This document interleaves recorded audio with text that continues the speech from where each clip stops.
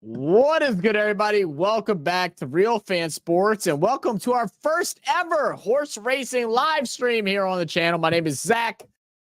I kind of dressed up. I did put a tie on, but I ain't gonna lie, bro. Apparently, I've gained some weight since, at least in my neck, gained some weight. Getting this thing to close was a son of a bitch. So I just threw on a button down. I do got me, some dress pants on, some good old Argyle socks. The pink dress kicks. We're ready to rock and roll. I had to dress up for the occasion. Thank you, Eric. Oh, okay. Let me see if let me get one thing, because it messed something up. So give me a moment. So I'm trying to see if I can see comments. Oh, there we go. Gimel said, "Who the F are you?" What do you mean? I don't know why my comments are not working through here for whatever reason right now. So is what it is. I'll just have to look through the other way. That's fine. We will have Sinbad joining us in just a little bit. But like I said, we are live here for the Melbourne Cup, which is going to start in about an hour's time. As the race starts, we got a little bit of time left beforehand. How we doing, Sinbad? What up, Mesa? Say giddy up. Give us a who the F are you? What do you mean, who are you? What do you mean? I low-key want to try and leave this room and come back. Guys, I'm going to leave the studio and I'm going to come right back, okay? Give me 1 second. I'm going to see if it's going to fix this issue that I had. Give me 1 second.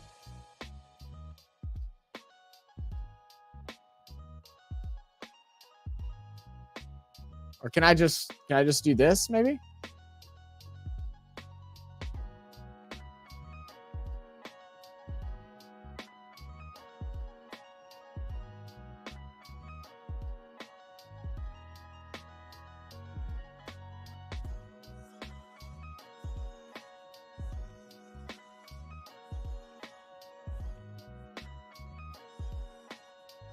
Nope. Didn't work. Didn't work. I tried. It didn't work. That's okay. I can get through here. What's up, F1 Gamer or Daniel? What up, man? How we doing? 51 minutes. Yeah, 51 minutes. Yeah, we're getting close. Bring back the chair. Damn, tough. I was just trying to exit the thing. I couldn't just leave the chair up. We got the ice cream music track. Yes, sir. We got the ice cream music track. That's what we're rocking today.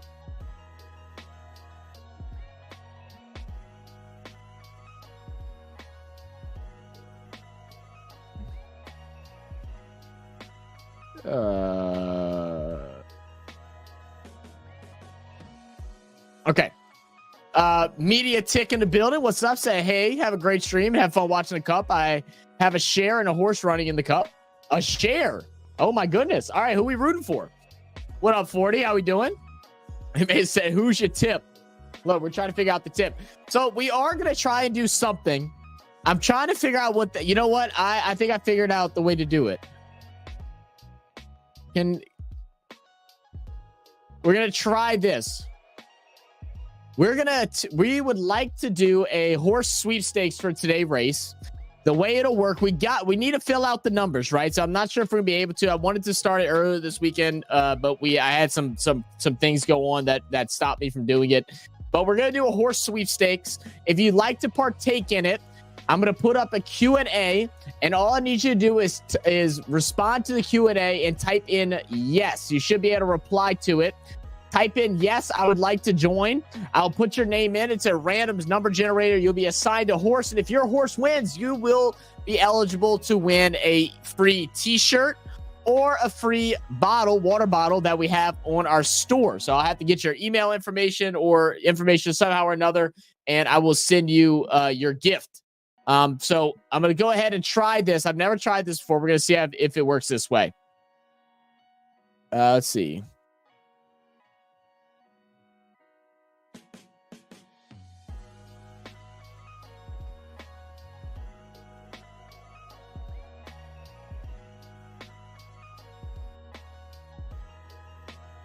All right. Just started the Q&A.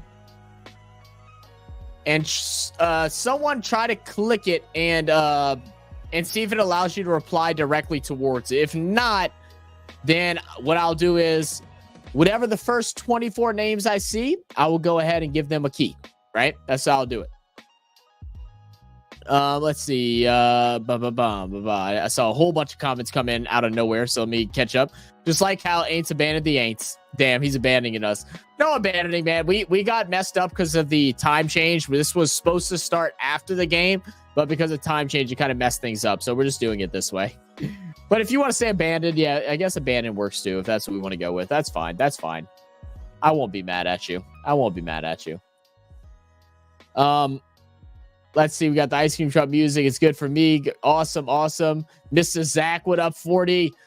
Let's see. What's to the game? Laugh out loud. Zach, you are a true Aussie on the inside. It is on Australia not to stop and watch this great race. There we go. True Aussie. That you heard it here first. We sure aren't rooting any horses. I'm not into that, Zach. I won't judge if you are. We aren't rooting. You're not rooting. I mean, look, Gimwell, you do whatever you feel like is best in your time. Brian said my daughter asks to be picked up. Guess what time? Oh no. Oh no. Denver said do a multi-bet. I was, again, other things I wanted to do. I was going to do just like a fun bet on the channel for the race. I can still try to on my phone. So I will look after everybody kind of gets in and gets settled. My horse is just fine. Number 7, jumping from barrier 13. Horse number 7, jump from barrier 13. All right, there we go. Let's see. F1 Gamer said hi. It works. I typed no, by the way. Oh, you typed no. Okay. I wonder if it's going to allow me to review it. I was trying to see if it was going to let me review it. Oh, it does. It just types it in the chat. Okay. I got it. I killed mine, but I'm in. You're in the studio? Let me know when you get in the studio, SB, because I don't have the thing up. I'm looking through YouTube since the issues that I messed up, guys. I started the video up as a private video on X or a private live stream. So now it won't let me go back and look at the comments. So I don't know. We're trying to get, what is it? Mugged? We're trying to get mugged. Is that how you pronounce it? That's what we're trying to do here.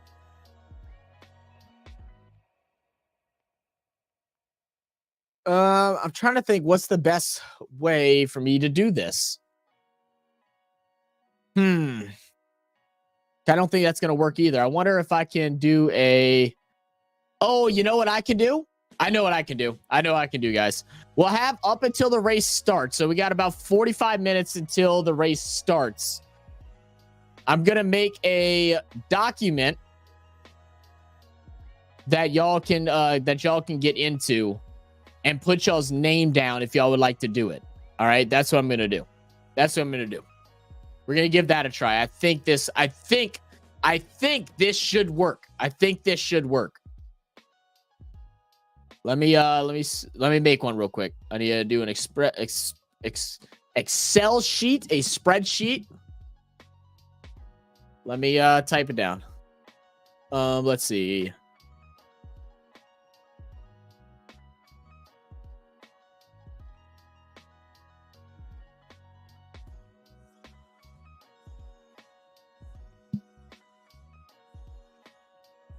It's not going to look pretty and fancy like I would normally try to make it look, but that's okay. We'll work with what we got, right? All right.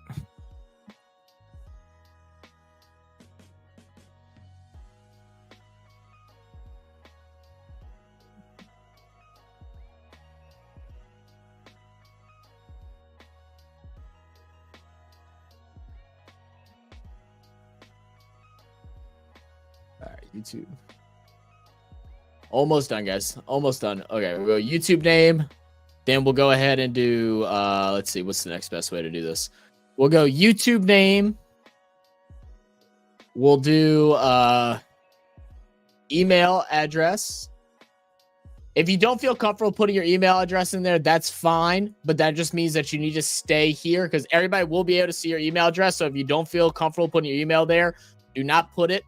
But you just need to stay here till the end if we're able to get enough people to fill out. We'll do as many as we can. If we don't get enough people and one of the horses, this is how we'll do it. I figured it out. Guys.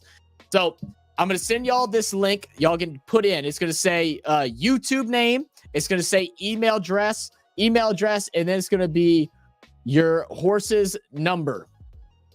That's going to be for me to fill out. I am filling this out. Do not fill out.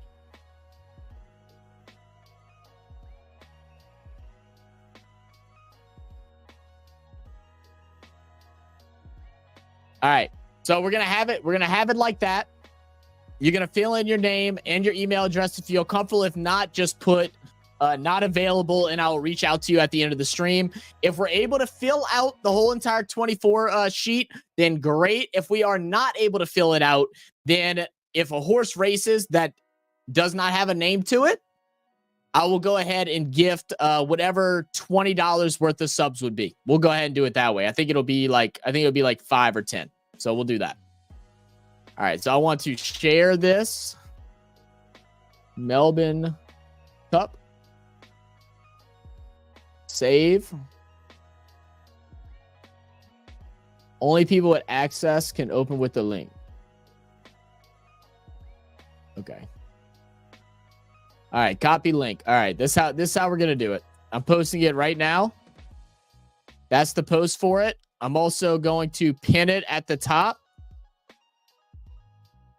And if y'all see anybody new come in, this is gonna be a big job that I'm gonna ask everybody. If you see anybody new come in, tell them what the link is about, or if you have the link copied, whatever, you can repost it. But let me go ahead and bring in Sinbad here. Let me turn my volume down to this thing a little bit. Everything is so loud right now. Why is everything so loud? All right, let me bring in Sinbad. What up, SB? How we doing, brother? Let's see. Can you hear me, SB? I'm good, and I hope you can hear me. I can hear you. Sound good. You're going to be nonfiction today, bro. Okay. Perfect. All right. Well, you get to be nonfiction today. Congratulations. It's a big shoes to fill, man. It's everybody's favorite person here. Fantastic. So let me go through some of these. Perfect. Let me go through some of these comments real quick, and then if anybody has any questions about how the sweepstakes work, let me know down below, and then we'll have.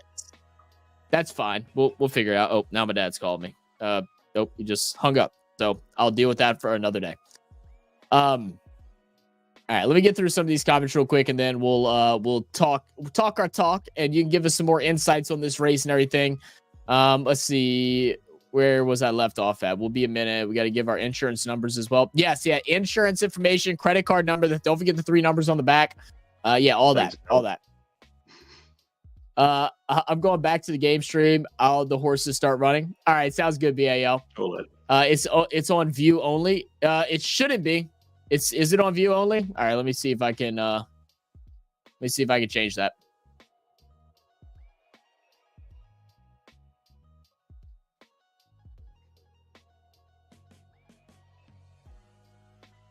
It should not be on view only. Oh, okay. Commenter. Here we go. All right. Yes, main star. You get that link. Me. Get on camera. Let's do it one more time. Get on camera now. Hey, anybody's welcome to join. I will drop the invite link as well. What up, Cody? Before all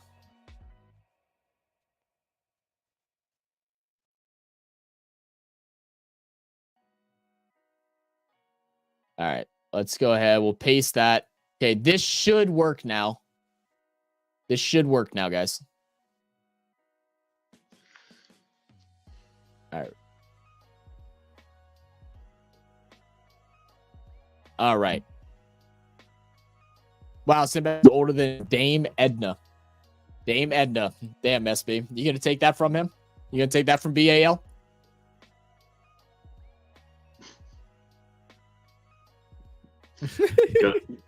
Gonna have to. Gonna have to take it how you take it. What up, Cody? Maso say hello, handsome. Look at Maso being nice for once. How lovely. How lovely. So all right, so the race, man. We did a couple videos, mainly watching the 2015 race, man. Give us a history lesson, man. What's this race all about? Why is it so important? All that good stuff.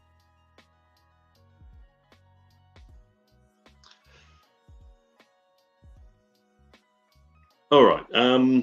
Yeah. So today we have a race that had its first running back in 1861. There's a legend that the horse walked all the way from New South Wales, which is false, but it was a great legend for many years. The race has been dominated for the last 30 years by foreign horses. Today's field, again, another example. Prior to that, though, Australia and New Zealand probably shared the wins. So many horses come from New Zealand to race in Australia. So many winners. So many as yearlings. Today's race, 23 runners. We have 15 that have come from overseas, mostly from Europe. 4 of them are bred in Australia, 4 of them are bred in New Zealand. We have the overseas runners, and it's a mix of overseas owned and trained horses who are keen to win the prize. Likewise, many Australians have gone to Europe and America and picked up various horses to try to win. Beautiful. And sorry, I'm just dealing with this delay. Oh no, you're just fine. Now, I don't know why I'm having I'm having to accept people to allow to edit it. I don't know why it's making me do that. So guys, go ahead, and it's going to ask you to be accepted to edit. I will go ahead and accept it. So I do have that up. So whenever you go and click the link, it will ask you. It's going to send me a message, right? So just go ahead, let me know whenever you send it, and I'll get you in, and we'll go ahead and pull a number at we'll do the numbers at what we say at it starts right at 10 p.m. my time, 3 p.m. your time. So like 5 minutes beforehand? Do you think that's enough time, or do you think we should do 10 minutes?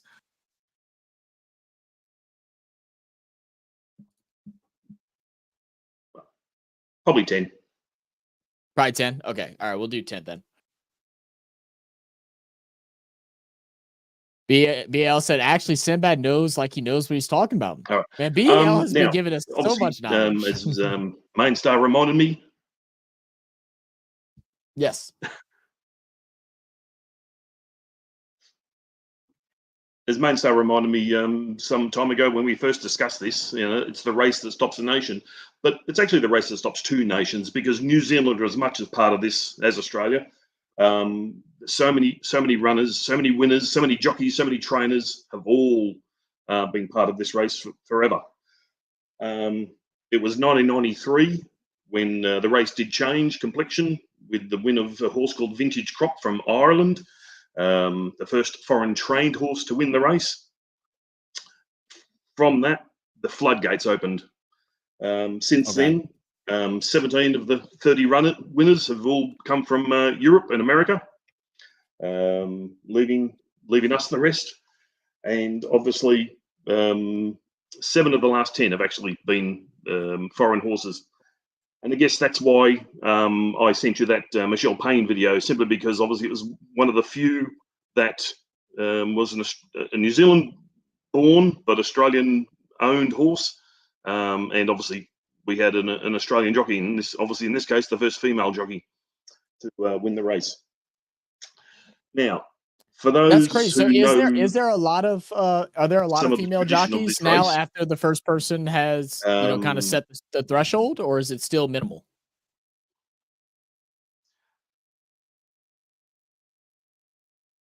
Oh, there's always been a number of female jockeys. They wouldn't obviously get their opportunities for all sorts of reasons. Now, these days, we have a number who are getting the opportunities, and several of them are top of the heap. They're in huge demand, like any leading jockey. So there's no rampant sexism in the sport as there was. Awesome. Yeah, I'm excited for it, man. Like, I haven't watched horse racing in probably since I was a child. So again, it's been a super long time. A lot of the tradition of the race. You can keep going. I know you're on a little bit of delay. Are you on delay because you're listening through? Are you listening through YouTube, or are you listening through the StreamYard? Yeah, obviously with the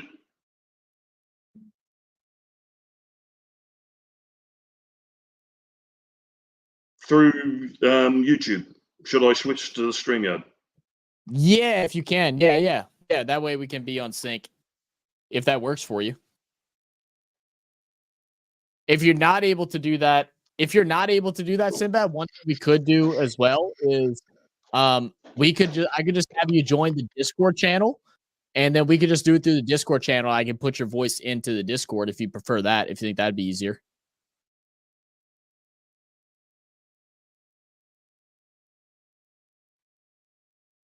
I'm going to try right now. How's that? Yeah, I hear you now. Are we like on sync? And I'm getting no feedback. No delay, nothing. I'm good. Oh, we're good? All right, perfect then. All right, beautiful. Now we're set, guys. Now we're set. And sure enough, I lie. And now you lied. Let's do this. Let's see. I'm trying to remember how we did it for the AFL game. Like I said, would it be easier for you just to join the Discord call, and then we could do it that way? And then I could just play your voice through the Discord call, and you don't have to worry about a camera or anything, but we'll just have your voice in the background.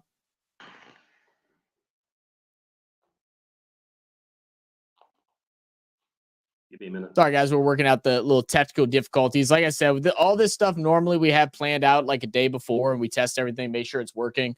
I had just an eventful weekend, to say the less.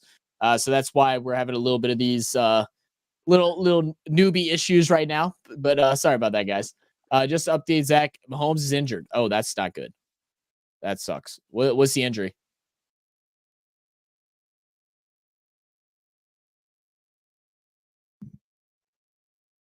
Okay.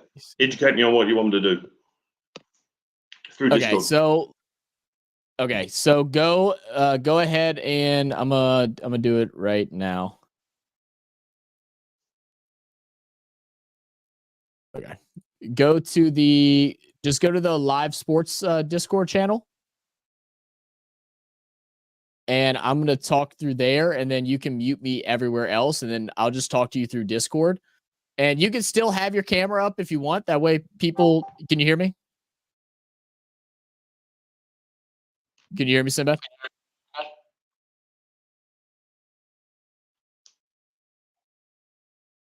Oh, okay. You muted your mic. I saw you muted your mic. Okay. Oh, okay. Oh, okay. Yeah, we can do it this way. Does that work for you? I can hear you clearly. You can hear me? Yep. Yeah, I hear you through here. Okay. Yep. This works out perfect. We'll do it like this. Okay. I'll explain later. Sure. My mom just came in. Yeah, my mom just came in. She goes, why are you dressed like that? Don't worry about it, mother. Don't worry about it. It's all for the vibes. Okay, so now that we got it synced up, let's get a quick regroup here. So this race, man, why is this race so important to Melbourne and in Australia? Okay, all right. Again, the race that stops the nation, 3:00 every first Tuesday of November. Before it became an international race, horses came from all over the country. So whether it be your suburban trainer that everyone knows, whether it be some farmer from who knows where, 1,000 miles from anywhere, if they had a decent enough horse that qualified for the race, they got to run. There are legendary stories of that sort of example where a horse comes from a certain town or certain area, and the totalisators and bookmakers are cleaned out of cash because every local backed that horse. There are stories like the one in the Michelle Payne video where people have backed that 100-to-1 shot because it was, a girl riding the horse. And sure enough, their $20, their $50 has come good. So it's a race that has always involved everybody in the community, Australia-wide. It's a public holiday here in Melbourne, but the whole of Australia takes interest. So much, a little bit like your Bathurst, like the grand finals, everybody takes an interest. And in this case, they take an interest for this 3-minute horse race. And that, whether that's having their own bets, whether that's just watching it, or as we're doing today, whether that's a sweepstake through your workplace, through your school, through any environment where you have other people. Everyone wants to get involved. in some way. Awesome, man. And so you've told us, which is crazy to me, that a horse race shuts down the whole city, basically, man. Everybody stops working and everybody just goes out there and celebrates it, right? Well, essentially, also, real quick for everybody, I actually fixed the link this time. It should work. Y'all should be able to just go in and do your comments. I'm sorry, like I said, I didn't get to do the test stuff like I wanted to, but y'all should be able to just go in and make whatever comments and changes. Also, I will go ahead and fill yours out as well, Sinbad, so you don't have to worry about it. No problem. Now, as you just said, obviously it's been a public holiday. So, as I said, the race started in 1861. 15 years later, the government of the day said, "Why are we sitting here discussing law? And let's go to the races." So they called a public holiday. Ever since then, 1876, it's been a public holiday in Melbourne. So, obviously, all the regional areas of Victoria have also decided mostly to make it a public holiday, and as I think Mainstar will tell us in a moment, people anywhere in Australia just take the day off. Right. I should have made this private. Vicky, we're not doing a football game. We're doing a coverage for a live stream right now. I mean, you're more than welcome to stay. We're watching a horse race. If you'd like to stay, you can. But please mute your mic if you can. Now, of interest today, I found one particular runner, not a tip, although it's a very good horse. As I said, the race is an international race these days. Horses from all around the world come here, and they're prepared in a particular way, which is not the traditional Australian way. The traditional Australian way of preparing a horse for the Melbourne Cup is to, one, try to qualify the horse over a particular distance in a race worth a particular value, or try to do that in the lead up to the race and have a long 5, 6, 7 race program to eventually reach the Melbourne Cup. So there's one horse today, number 14, Zardozi, qualified 12 months almost to the day, and now has been on a long program to ultimately not qualify, but be fully prepared for the race. And coincidentally, trained by a guy called James Cummings, who happens to be the grandson of one Bart Cummings, who won this race 12 times. This guy knew how to win this race in this exact method. So his grandson has now taken on that particular method to prepare the horse for this particular day. Awesome. So are you telling? So how much money we got on the line today? Sinbad, are we any bets today? Me personally, no. I don't partake in the punt these days. I used to, but not any longer. I still have a significant interest in the industry, but no longer put my own out. I got you. Fair enough. But I want to add something quickly. I do have a small family connection to this particular race. A cousin of mine, his son was a strapper, and he was a strapper for the 2012 winner called Green Moon. So that particular family Christmas that year was a significant highlight because he brought along his cup. Well, the strappers, the owners, the jockey all get a cup, and the trainer. And he brought his along that year that we all got to enjoy. Awesome, man. Hell yeah.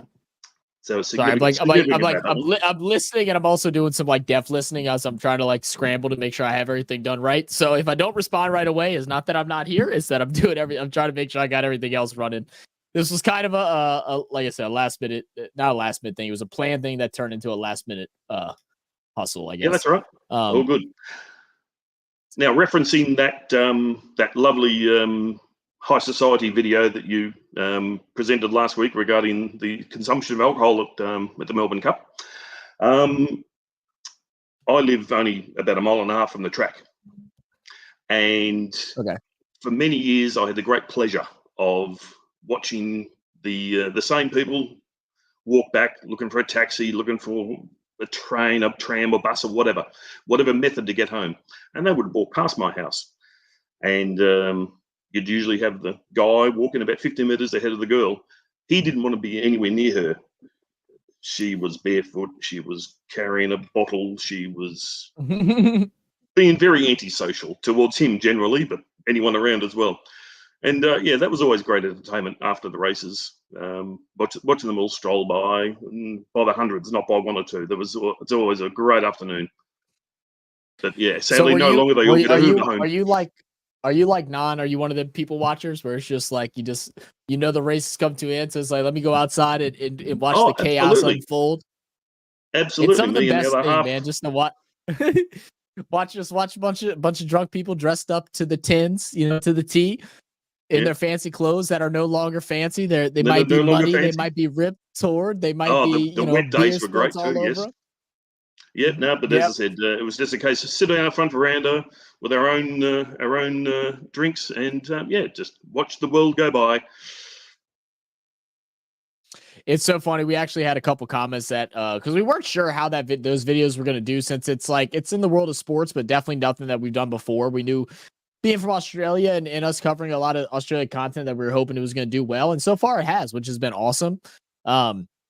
But we've had some funny stories being shared, and one of which was a gentleman commented how there was a pretty missus that walked by, and the wind so kindly liked to blow in a great direction for bits to be showing, and they just looked at each other, smiled and laughed, and it's just went on without their day. And I'm just like, yeah, it's like the raunchiest upscale event. It feels like oh my god, as I see this commercial, dirt just get flying out. Like, it's just what it seems like. It seems like it's a super upscale event that gets extremely raunchy. People get magged, I think is what the commentator had called it in the video.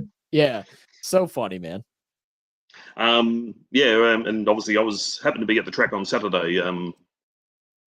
Another relation happened to have a Sharon horse that raced, didn't do as well as expected. As I mentioned to Main Star earlier in the chat, it appears that the bra industry is closed down in Melbourne, because I don't think one female wore a bra on Saturday. Down bad, man. Yes, it was a good viewing. I can only imagine. I can only imagine. BAL said one of the Sky commentators is called Nick Luck. Sounds like Cockney rhyming slang to me. Cockney rhyming slang, huh? BAL, you'll be interested to know that we import a lot of your English racing commentators this time of year. Their season's over, so they all swarm over here to become experts for the various channels that are covering this particular meeting. So you might recognise one or two. Oh, really? And then likewise, during the remainder of the season, whether they be English, whether they be Irish, whether they be New Zealanders, again, so many come here for the regular part of the season. Obviously, we race 4 months of the year here. The weather doesn't get too bad like it does in other places, so we're able to race all year. So is there any underdog stories being developed or anything like that? Any specialty cases for this race today, or moments, whatever? Well, as I said, in these days of the race being very internationalised, there's not a lot. Again, 2015 was a unique year. I'm certainly not aware at the moment of any special stories as such. Again, as I said, that number 14 Zardozi is of interest, given the name, the Cummings name. But again, outside of that, it's some are calling this I guess a typical year. There's no standouts as such. And I think the betting shows that as well. The favourite's about a $7 pop, and there's only a few that are well into triple figures. Let's see. Gimel said, Zach, ask him about my last comment. Okay, let me go back up. And I do see a couple comments coming in as well. What up, Flash? How you been, brother? I haven't seen you in the channel in a while. Hope you're doing well. Test Kate said Melbourne Cup is one of the hardest races.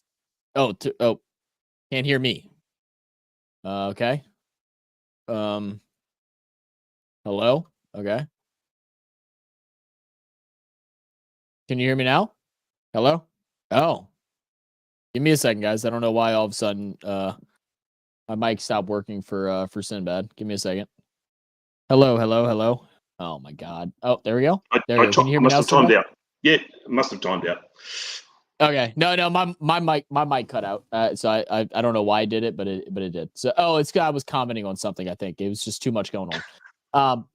But let's see. But yeah, it's SK. Yeah, I would imagine so. I mean, that is, horse racing, I feel like, is one of the more unpredictable sports. Like, it's really a hard one to bet. I mean, you're always going to have your favorites and stuff, but I find it could be unpredictable at any moment. Oh, look, absolutely. I'm just thinking back to my own punting history, as I said, no longer, but in the past, I've certainly had a few wins and probably more losses on the Melbourne Cup. Actually, my first winner was actually one of those imports I speak about. So, well, that was a long time ago. Yeah. And yeah, look, subsequent to that, we've had some a lot of stories come out after the race. Obviously, not all necessarily are revealed before the race. There was a grey horse that everybody in Australia fancied back in the day in 1992 called Sub-Zero. He was very much a favourite of the public, and then on his day he was known as a bit of a mud runner, and sure enough, the heavens opened, and so the race was effectively delivered to him. Subsequent to that, he became a clerk of the course horse. So essentially, he lived on track for the next 15 years, and had a job with the corralling the horses and being involved, and very much again remained a crowd favourite. That's awesome, man. So, and you told us today the weather's been beautiful. The track looks good. I know they were worried about it being a little bit dry, but they've been watering it. So is still the case? It's still been pretty dry the last couple of days? Well, yeah, it's been a relatively dry spring. From history, I'd have concern for a lot of the horses later in the day. They will start to feel it in their legs. Hopefully none suffer any more than a little bit of soreness, but the fear is that obviously one or two might actually break down and not be able to race again. It does happen. Actually, tomorrow morning, I know that I'm off myself to a local beach where they take a lot of horses to walk through salt water. And it's a great opportunity to take some photos and talk to jockeys and whatever that might be there, just to that are exercising the horses, getting some saltwater treatment in their legs. Interesting. Alternative beach for anyone who's in Melbourne. Yeah. So Gimwell wanted me to ask you this. He goes, what he said, this is a lot more entertainment than the race. All the trash talking and us screwing around, messing up? Yeah, probably so. Gimwell says, I do have to say there is some controversy with this event. For example, bad flooding because of Flemington Racecourse. Is something around that area? Yep. Okay. So it was spring of 22. So 2 years ago, we had some bad flooding.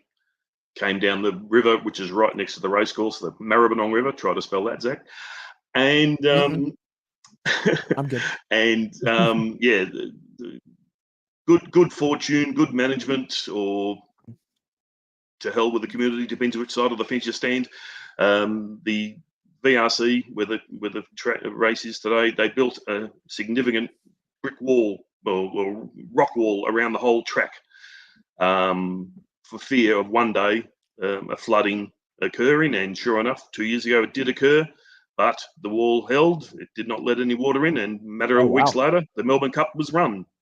Do you think we could hire whoever y'all hired to do the same here in Louisiana for our levies? Because we could really use some help. All right, and hopefully lickety split, as we do have another hurricane entering the Gulf right now.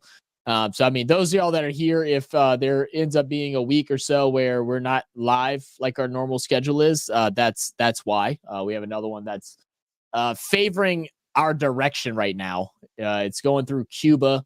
So hopefully that slows it down, though. So hopefully it slows it down. It doesn't build back up too fast. So hopefully it's, just some light rain, some wind, but we'll see. You do live in a good part of the world, don't you? The odd tornado, the odd hurricane, the odd whatever else happens. Yeah, I mean, tornadoes aren't that crazy out here. It has to be a really bad storm that really causes a tornado. But with the hurricanes, tornadoes are come along with it. So yeah, it's a fun time. We've been lucky so far this year, though. Thank God. Can't say the same thing about those that suffered through Hurricane Helene and the other one that I'm forgetting the name of.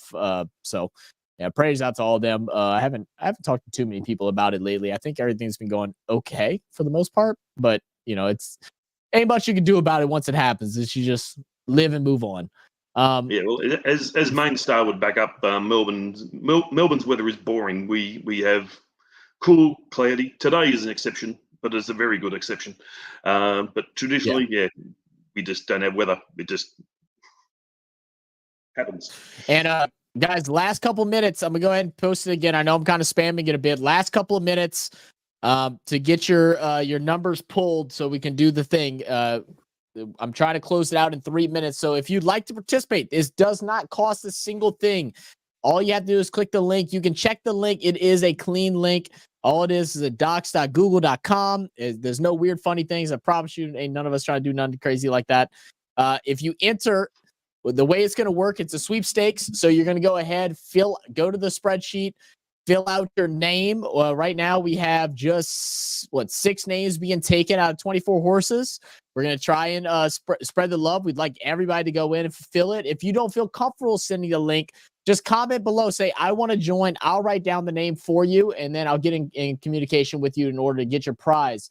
If your horse wins, then you will be gifted a free item from our merchandise store, which it'll be either a t-shirt or a cup. I think we have a couple other things as well, but it's going to be any item that's under $30. I will purchase that, and we'll get that delivered to you ASAP. So please go and fill out the link. Like I said, if you're not comfortable, please just message down below. I'll fill your name out for you. I know I don't like clicking random links on the internet either, so I don't have a problem with it. But I want everybody to get the opportunity to win. But regardless, the way I'll do it, if we don't fill out all the horses' numbers, then what I will do is gift a I guess $20 worth of gifted subs or $25 worth of gifted subs to the community if nobody's horse in particular wins the race. I did see, I used to live next to Eagle Farm. Problem was all the punters missing in my hedge on their way to the pubs. Oh, God. They just swarmed there to get the sun. Racing is just a bonus. Oh, that's what it is. They just want to enjoy the sun, huh? Yeah. I was just going to say quickly, obviously it's something probably unique with Australian racing too, because all the racetracks were established. The moment the city was established, they put a racetrack in, and so essentially, Melbourne here have 4 main racetracks. 3 of them are within minutes of the city. Same with Sydney. Same with Brisbane. Same with Adelaide. Same with Perth. Every major city has a racetrack just within a few minutes of the city itself. You don't have to travel out miles and miles to find it. Yeah. Let's see, where else was that? Well, it is if you're a ginger main star. Yeah. I'm not a big fan of the sun myself as half ginger. Yeah, sun. Look, I've always said I got 2 colors, white and red, and white hurts less. So, sunscreen is my best friend. I did have one weird moment when I was working out, when I was working, doing landscaping and cutting lawns and stuff like that. And I used to wear a tank top. Like we call them wife beaters. I don't think they're accepted to be called that anymore, but that's what we call them. And it would be so funny, man, because I would be like red as can be, like shoulder to my elbow. Then like below my elbow to my hand would actually be pretty tan. Like, I mean, I didn't get too tan, but it'd be pretty tan. And then underneath my tank was like the bright white light of, whatever. And people used to joke saying I look like a Neapolitan ice cream because I was white, red, and then dark tan. It's funny. A little bit like here in Australia, we drive on the left-hand side of the road, so your right arm sticks out the window or hangs on the window, and invariably it's the darkest part of your body. Yeah. All right, so it is the time. I will get the last opportunities for everyone to go fill it out or to put your name in the chat. If you want to take part in the race, you don't feel comfortable clicking the link, that is not a problem. Just say, hey, I would like to join, and I will go ahead and put your name down. Just make sure you're here through the end of the stream. That way I can get your information or figure out a way how to contact you so I can send you your stuff. So I'm going to drop the link one more time down below. If you'd like to take part in the sweepstakes, just say, hey, I want to join, and then I will add it. Let me find. Actually, I gotta find the link. I know where did you send me the sweepstake link to? SB, did you send it to me on Discord or email? I can't even remember. I think it was Discord. Yeah, I think it was Discord. Yes. Yeah. Let's see. Let me find it.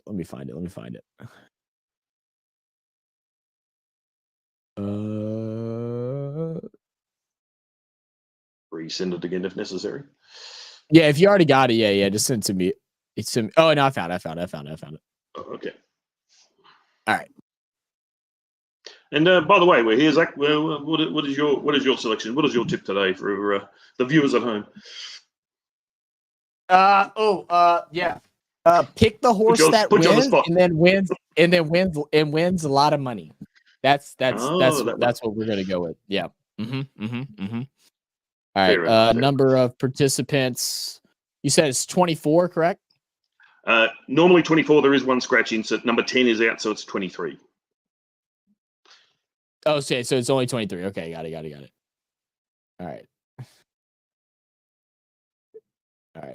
Again, I think there's 1 or 2 US bred horses in this year, so. Star, Zach, Fiction. While you're doing that, Zach, if me or non win, that will also be a gifted membership as well. I just want somebody to root for.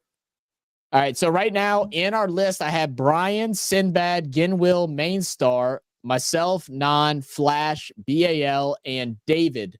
If anybody else would like to join, speak now or forever hold your peace, because I'm putting the rest as not available. I will. Someone go make some noise in the other thread. Yeah, I just posted on Discord as well. So if anyone that's on Discord, you can just comment down below on the link if y'all want to take part. I did add everybody. I don't think we've got any replies yet. No, we have not. Let's see. But I'll stick with it because they just showed. Well, I added you in to give you your random horse. You can still stick with Okita Soshi. And if that horse wins BAL and that horse wasn't picked by anybody through the random number generator, then you know what? I'll reward both. You know what, BL? Since you're so nice to us. Now they're showing Sea King. Beautiful sunny cloudless day in the Melbs. Which horse are you going for? Thinking Buckaroo myself. Buckaroo. Nope. Will it be luckier with the Melbourne Cup or YouTube algorithm with getting a sub? What do you think, Zach? I don't know. Again, well, you're due for one though, brother. Again, last chance. I see a couple more people coming in. We got 5 minutes to the start of the race, roughly. So I have the names that we have so far entered in. If you like to take part in the sweepstake, all you got to say is yes, I would like to join, and I'll go ahead and put you in. I see Tessicate. You haven't joined in yet. Would you like to join? You're more than welcome to. I know I saw a couple other comments. Joe, if you'd like to come join in, I saw you comment earlier. Brian, if you'd like to join in, any of you guys. Daniel, I know you say you don't really care about the race, but it don't matter. Maybe you can win a prize. That's all that matters. So please, if you'd like to join us, please. I'd rather have more names in here than less. But yeah, what are some advice that like a commentator could give as far as betting and stuff like that? I mean, obviously, like, you know, someone that studies it knows like who their trainers are, you know, what their progress has gone throughout the season and stuff. But in general, like you said, it's such a hard race to predict. Absolutely. I was just going to quickly read out. I happened to do the form yesterday, so I thought I'll just impart my words of wisdom. What they're worth, who knows? I see 5 main chances. It's very hard race to pick one. I see number 1, Vauban. I see number 9, Absurd. Good name. Number 12, Okita Shusi. Number 13, One Smooth Operator. And number 15, Sea King. Again, all foreign horses, all brought in from overseas to contest this particular race, and whether it be because they've contested maybe at least one race in Australia on a hard track, which tells me they at least can handle that particular situation, or likewise they've obviously competed in some quality events overseas that deserve a look. Do you have a link? Do you have a link for me, Sinbad, that I could use for the name of all the horses and stuff? Or is there like I just Google that? Yeah. Give me half a second. Sorry, you're throwing me there. Yeah, my bad. I've like didn't think about it until like just now. That's all right. That's all right. I might be able to find it. Oh, I found it. Because there's plenty in the Discord. Yeah. But yep, good. The only other thing to consider as part of all of this is there's 100,000 people at the track. They're making a lot of noise, and they're about 3/4 way through their drinking allowance now. They're going to make a lot of noise. They're going to make a lot of noise when the horses jump. The horses race 800 meters down that straight, and they go past all of that noise to begin with, and then around the back and down the straight again at the end to a lot of noise. So it has been known that many horses simply cannot handle that particular facet of this race. There is so much noise coming out of the grandstands, coming off the grass, the flat. That makes sense. That definitely makes sense. All right. Well, we got 2 minutes to start the race. I'm pulling up the sheet, making sure it's all good. It is good. Let me go ahead and share the sweepstakes so y'all can see y'all's numbers.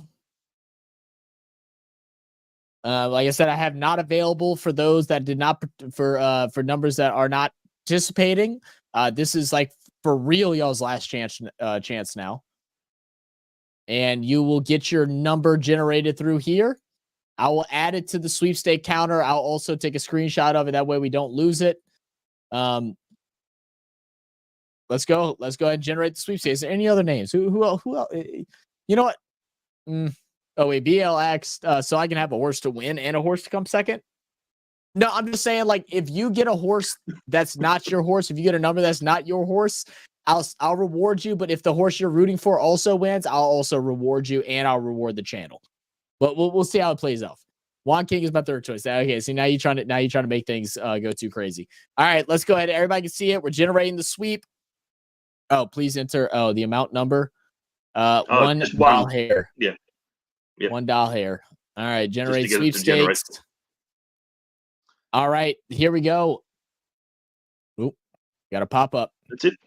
All right, this is it. So I'm assuming this is numbers 1 through 24 to tell them their horse. All right, so no, it's out of order, so you'll have to look at your own horse name.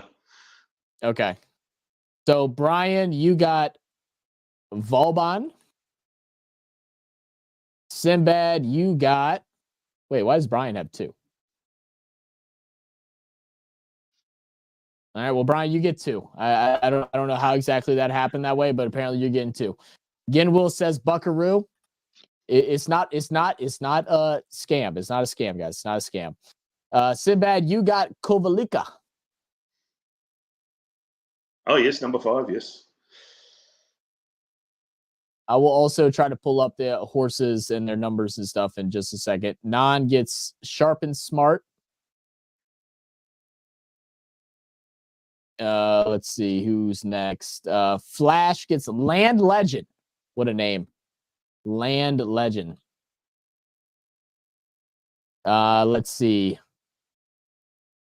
BAL gets One Smooth Operator. That's what I was hoping to get that one. And let's see. David gets Manzois. Where's David's name at? I know I'll put David's name on here. Oh, I forgot to add this. That's fine. They're going to be a couple of minutes late, so you've got a few minutes. Yeah. Manzois. Let's see where else we at. I got Mostly Cloudy. That sounds so ass. Like, why would you name your horse that? I guess that's who I'm rooting for. Mainstar's got Trust in You. Trust in You. Trust in You. And I think that is it. Did I get Flash's name? I don't see Flash's name in here. I did get Flash one, right? Yeah, Land Legend. Yeah, okay. All right, so that's everybody. Let me double check. 1, 2, 3, 4, 5, 6, 7, 8. I got 1, 2, 3, 4, 5, 6, 7, 8.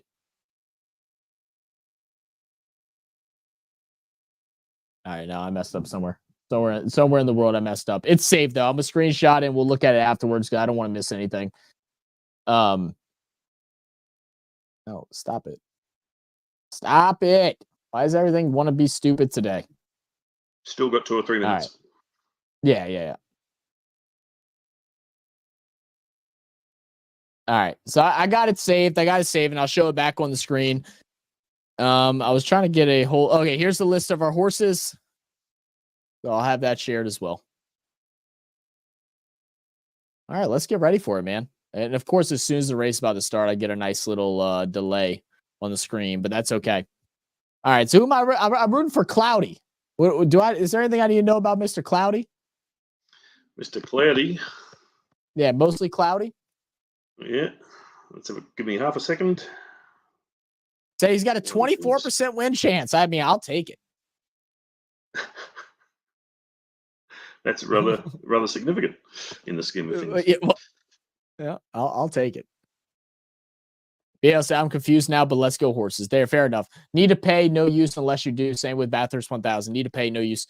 No, you don't need to pay. You don't need to pay. That's what we're saying, Brent. It's free. Do you want to join in? I'll give you one of the free ones. Let me pull up the other website.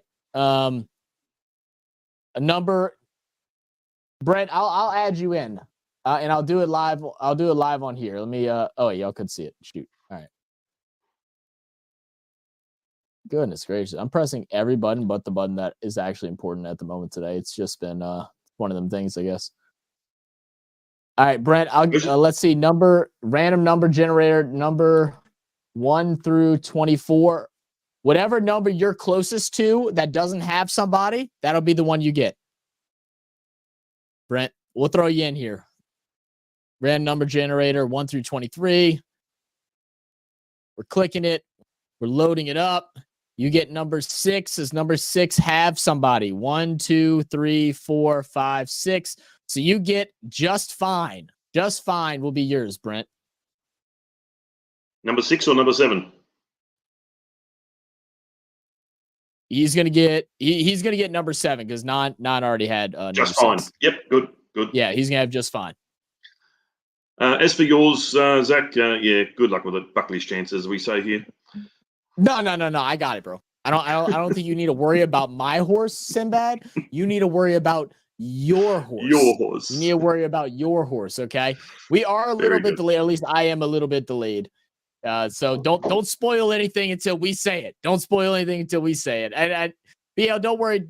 All you're rooting for, BAL, is you're rooting for one smooth operator, and then you're rooting for the other horse that you said you liked too. Okita I don't Sushi. even Okita Sushi. You're rooting for both of those. So those are horses. What's that? 6, 7, 8, 9, 11, and 12. You're rooting for horses 11 and 12. Okay, Zach, are all your horses in the barrier? They've just jumped, yeah? No, not yet for me. I'm still seeing them getting loaded in, man. All right, mine are just jumped. All right. Last one just loaded in. All right, you're about 20 seconds behind. And they're gone. They're gone. So you can see the long straight here. It's just long. And to the right-hand side of the vision, it's just people, tents, toilets, bins, and more people. All I know is 19 is struggling right now. 19, I need you to get up on it, baby. Get up on it, 19. It's 2-mile right now, race. 7 is up. Take your time. No. Take No your time. It's a 2-mile race.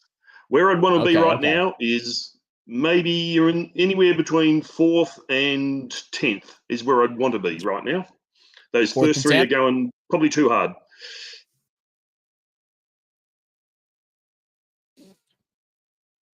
All right. I mean, a good friendly lead for the top 3 races. Just fine. Circle of Fire.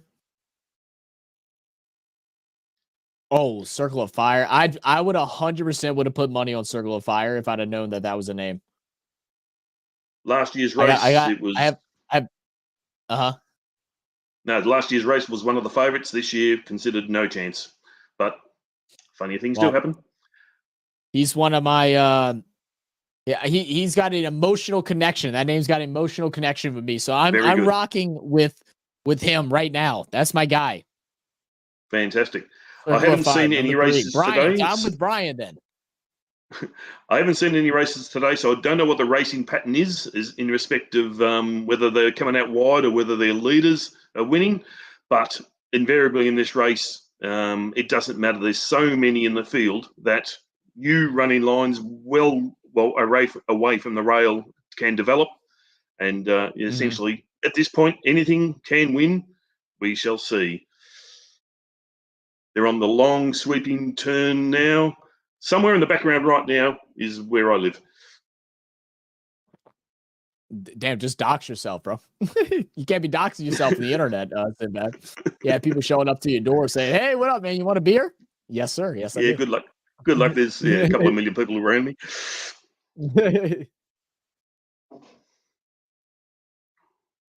Rolling 7 and 8, just fine at first. Second, Land Legend, Circle of Fire in third. Okita Sushi is at fourth right now. Zordozi at fifth. Manzois just takes the sixth place. Now Zordozi jumps up to fourth. They're rolling right now. The one white horse, bro, just making us look bad right now. We can't even be fast if we're horses. Coming off the turn.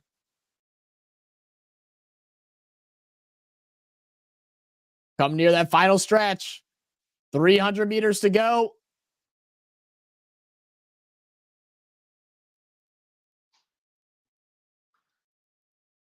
It's a close finish. Go. Come on, go. Go. 90 meters. Is by a neck at the moment. Two of them pushing. Oh, my goodness. It was so close. I think the one off to the left took it. Is that number 11? Did 11 take it? That's what the cameraman thinks. BAL won. Oh my God, BAL just won. No shot. No shot, BAL just won.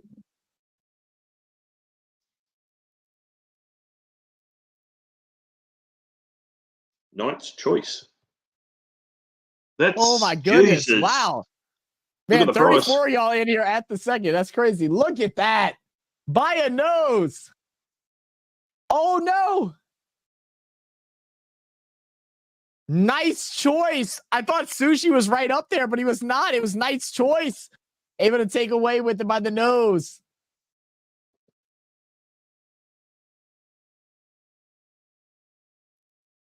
There he goes. Look at that.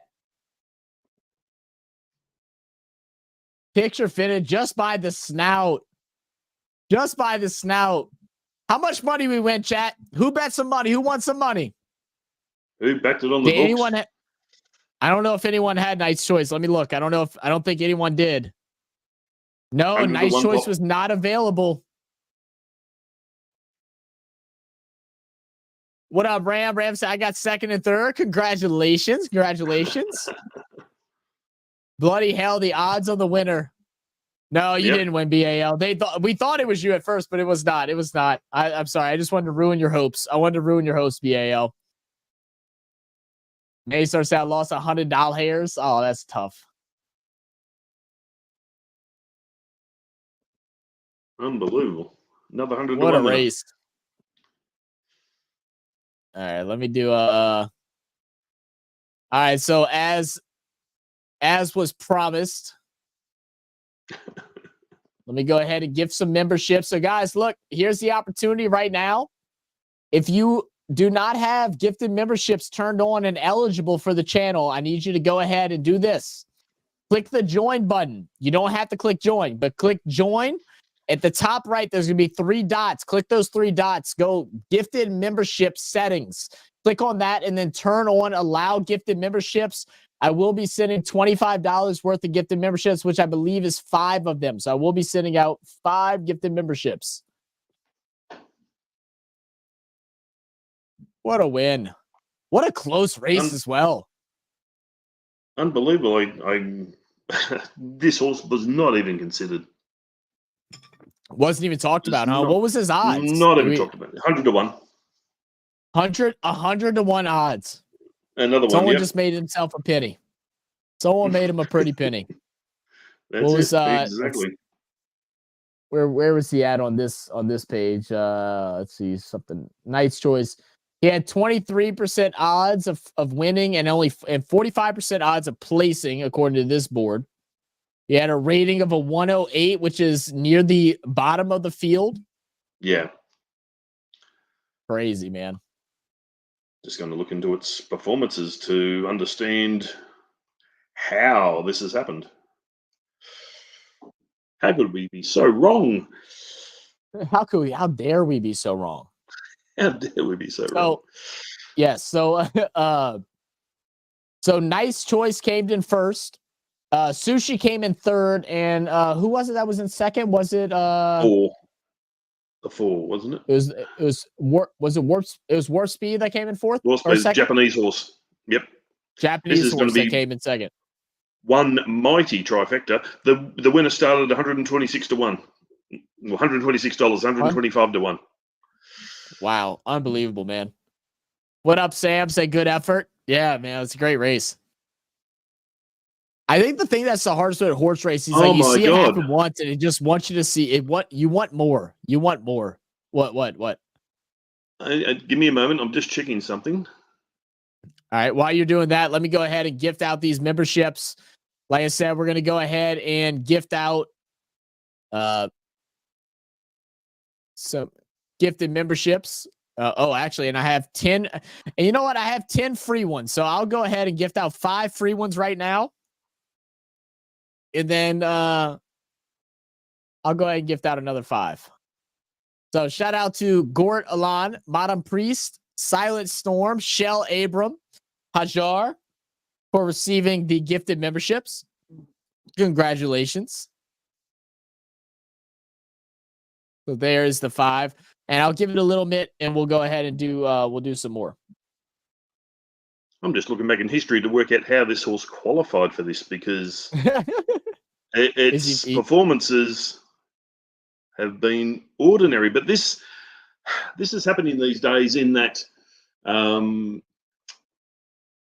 you nominate your horse, you have either already qualified or you try to qualify it during the spring. And then in the last week, I think about 5 horses were all deemed not permitted to run because they weren't deemed sound. They weren't fit, or they had a slightest of injuries concerns, and the industry does not want to see a horse injured or worse in this race. It's the race that stops the nation. It's a race gets all the coverage. The worst thing they want is to see a horse injured or worse in this particular race. So they go through every runner with a fine-tooth comb, and they check them for everything. And if a horse has a suspect issue, they say, you're out, you're not running. And so the horses that potentially wouldn't qualify or wouldn't get the field because their qualifications were too weak get a run. And I think that's what's happened here. Wow.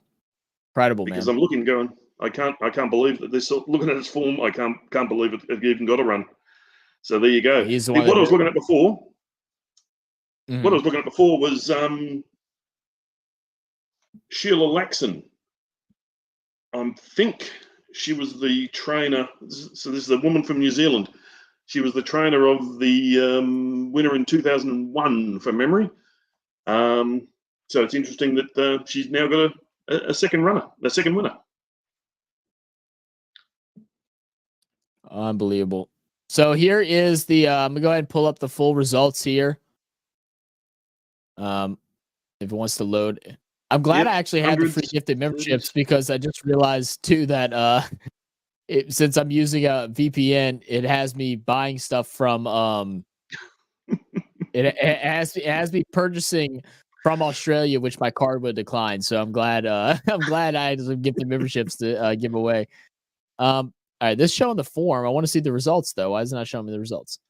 It showed the results at first. Let's see, let's go back. Well, right now, this is what we have first through fourth.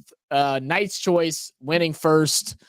$101 odds was is what this website shows. Warp Speed and the number 4 horse took second, $31 odds, and then Okita Sushi with the $20 odds takes third. Unbelievable. I still don't believe it at this point. Obviously, yeah, this horse got in on a very lightweight because of, in comparison, very mediocre performances. But it found on the day again, whether it's an issue with the track, it wanted a rock hard track. This spring, I had a look. This spring, it's raced on wet tracks consistently, which obviously it doesn't like. So it found the right conditions on the right day, and it's found a way to win. And again, the trainer knows how to train a Melbourne Cup winner. They've done it before. Okay, so how many times has the trainer won a cup before? Again, just the once. They trained a horse. Yeah, they trained a horse called Ethereal. It won what we call the Cups double, the Caulfield Cup and the Melbourne Cup, which are about 3 weeks apart, and it's quite a unique situation to win the double. So she's come back nearly 25 years later and knocked off this particular race again. Done it again. And what is that? Like, how historical is that to have a trainer or someone affiliated with a team to win multiple times? Is that a common occurrence, or is it more on the rare side? It's certainly rare. Again, however, we have the exceptions. As I mentioned earlier, we have the Bart Cummings, the grandfather of who ran fourth there, Sardosi. He won 12, and he just kept knocking them over. From the mid-60s, I think his first one, all the way through to not long before he passed. 2008, I think it was the last one. And with regularity, he'd keep picking up a Melbourne Cup. He'd keep picking them up. Good people with good horses, obviously, would send their good stayer to him, knowing that he was the best. No, he was the best. Absolutely. So, look, guys, I want to do this, right? Because I really wanted to gift out a shirt today. And since we didn't have anybody that was on our sweepstakes actually take it, I'm going to go ahead and drop the link one more time to our spreadsheet. If you don't feel like clicking the link, that's completely fine. Just say, hey, I want to join. And what I'm going to do is I'm going to do another random number generator. And whoever the winner is, I will gift a free t-shirt to. A free t-shirt or a free cup, any item from our item shop, which I guess I could pull up right now. Let me go ahead and pull that up. Use the advertising opportunity, absolutely.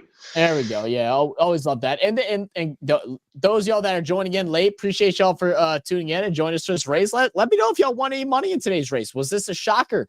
Obviously, I'm seeing history was made today, which is crazy. It's a horse that was 101 odds to take it, to be able to go ahead and walk away with the win.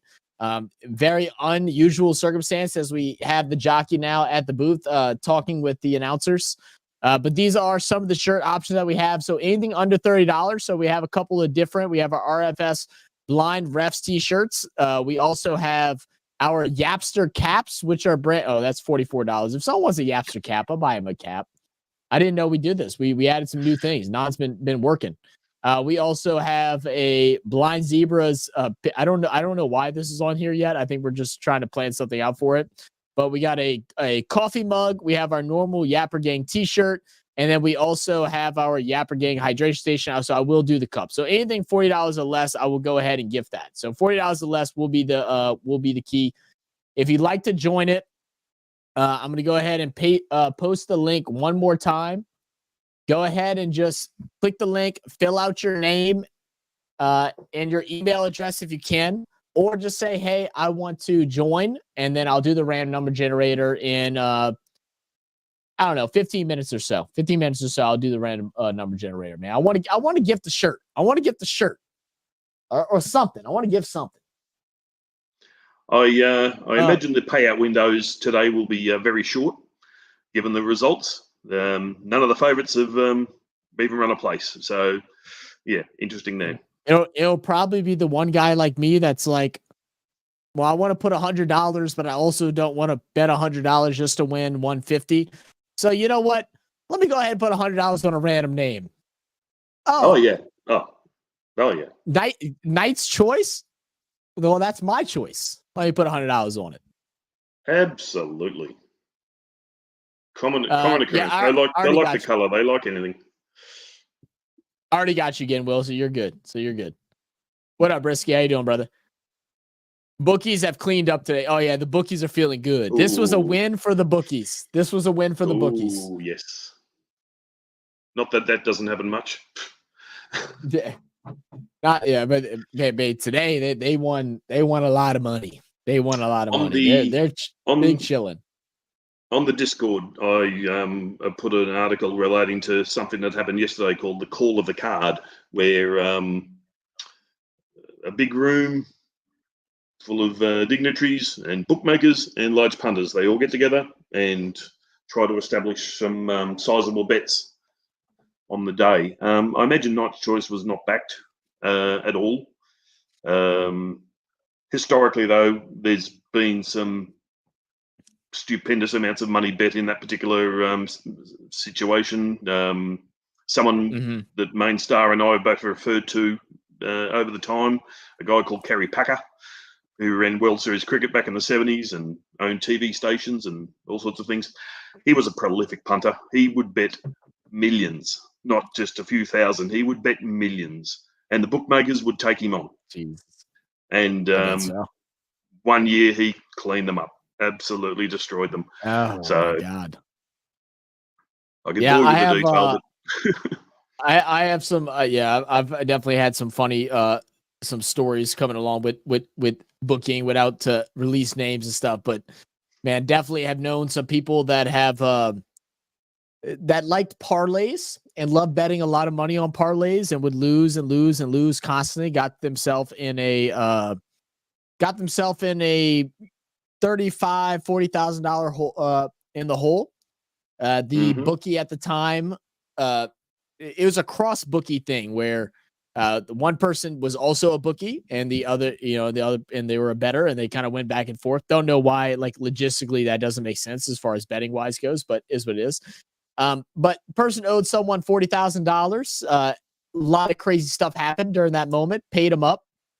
And then the next week, the person lost $60,000. The other person, the person that took the $40,000, lost $60,000 and had some issues. And there were some addresses that were named and some other funny or crazy situations that happened. Look, guys, don't mess with bookies. It's just, especially if you ain't got the money, gamble responsibly. They got those damn phone numbers. If you ain't got it, don't bet it. Please don't, for the love of God. In relation to your bookmakers, obviously bookmakers have existed much like the English situation, have existed in Australia forever. We've had listening using the restroom. Government-run totalisators in Australia for over 50 years. So essentially, the government have allowed and controlled betting on racing, horse racing, on sports forever. It's only in the last 20 years or so that organised English bookmaking firms have entered the country and effectively taken over with all their gimmicks in relation to money back on second and third or bonus bets and all this sort of business. Prior to that situation simply didn't exist, and the industry ran very well on their share of the taxes from bookmakers and the taxes from the totalisator. And I was fortunate to work for one of those totalisators back in the 90s, and that was a lot of fun. Oh, I can imagine. Let's see. How does it feel as an Australian? Our Australians are taking over RealFansSports. Man, they haven't taken over, but it's always been a big part of the channel, man. That's what we do. So those of y'all that are new to our channel that maybe have came to join us during one of our videos that has released, or if y'all joined us in any of our previous videos, we cover sports from all over the world. I mean, I feel like that's why we got our unique community that we do. It's a very unique community across the space of YouTube, and we just like doing all of it, man. I mean, look, get on Discord, push what you want to watch. You know what? Straight up, I'll say, y'all tell us y'all want to watch something, we'll watch it. We have a F1 event coming up not too long from now. About 3 weeks from now, we're gonna do a F1 race. I think it's the Las Vegas the F1 race is gonna be held in Las Vegas, so we'll be doing that. I know we have some people that want us to check out some comedy and stuff like that, which we got to figure out if we're able to or not yet, but We want to cover everything. We love sports, man. It's just all it is. He did that in a posh gentleman's club in London too, Main Star. Wait, hold on. What are y'all talking about? Y'all are talking shit over here somewhere. Flash said, I always wonder how rigged it is for the bookies. A relative got his training license banned involving a horse he trained and the John's brother for race fixing. Anytime that money is going to be bet on in sports, there's always going to be risking the chance of something like that happening.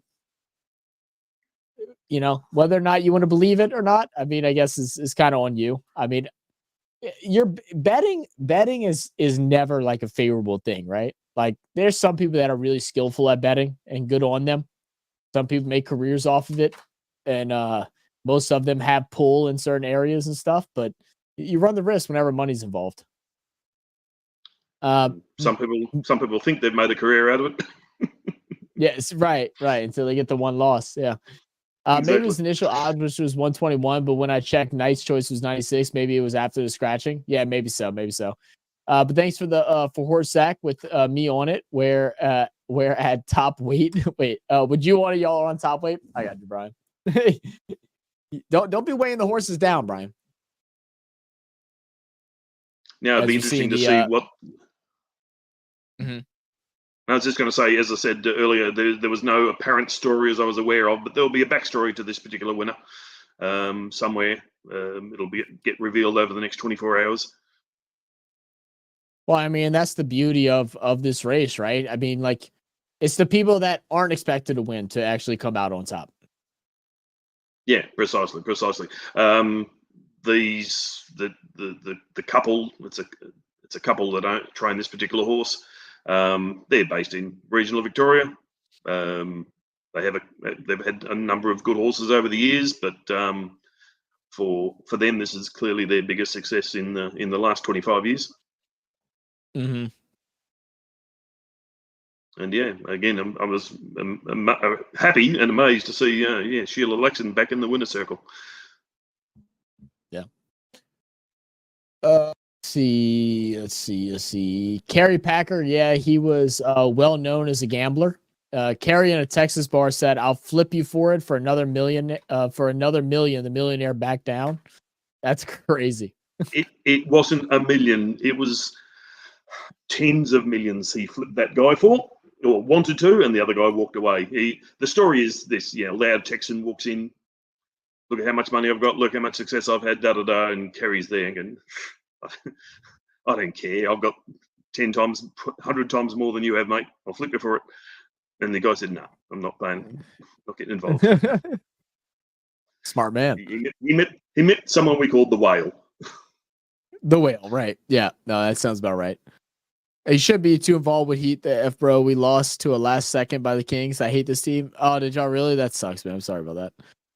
Bruce said, how does it feel? Oh, yeah, no, I read that. No, he's lying. He respects us. Miles, kilometers, spelling, everything. That's un-American. He doesn't respect us. Yes, he's so stupid. Eddie McGuire is talking. He is talking. Oh, yeah. Eddie y'all can not talk, like him? Eddie had a nickname, Eddie Everywhere. He was the president of my beloved Collingwood Football Club. Hi to everyone out there who hates Collingwood. And he was the main presenter on everything for the channel that he worked for. And he was pretty much on TV 24/7 for about 10 years, and always pushing his Collingwood Football Club as well, to the point where everyone just got sick of him.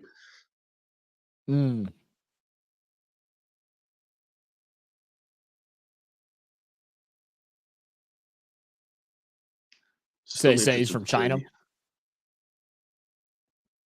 Sorry? He said something about from China? No. Yeah, he flew in from China. No. I see an announcer just say flew in from China.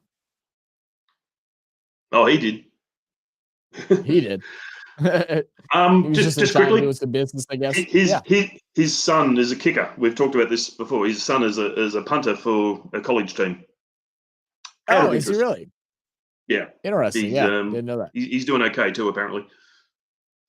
Awesome. Trying to work out what I've done with my laptop. Do you see the Brisky Lee matchup, Zach? No, I haven't looked at any fantasy at all this weekend, man. Eddie, the mouth of all bullshit. Eddie will talk into the mic until it gets dark. If it means he'll get to listen to his own voice. I feel like we need to get him a Yapper Gang t-shirt. Oh, I need to get him a t-shirt. Eddie will not stop. More interested to see more about the connections of this particular horse. No, everything takes you to a betting website. It's so frustrating. Yeah. Pretty much. I like the lady's little necklace she has with the horseshoe on it. That's pretty nice. Kind of looks like a hook, but pretty cool. What do we got here? All right, so let's see. Let's do a randoms number generator, and we'll do a thing for the shirt.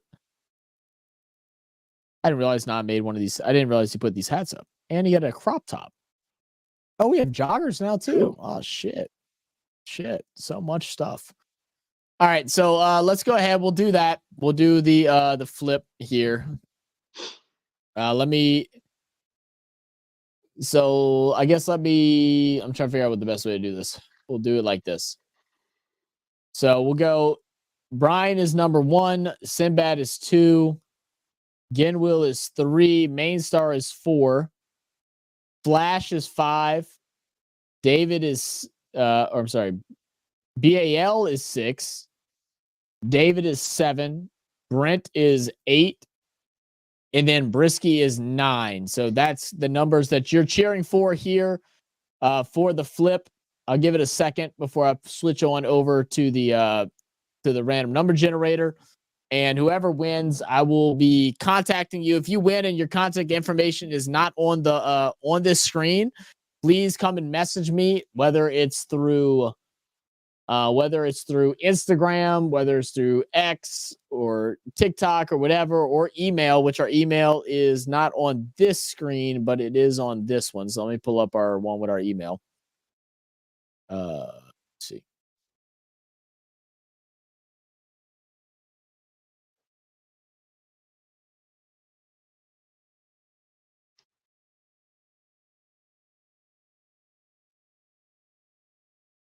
Hip.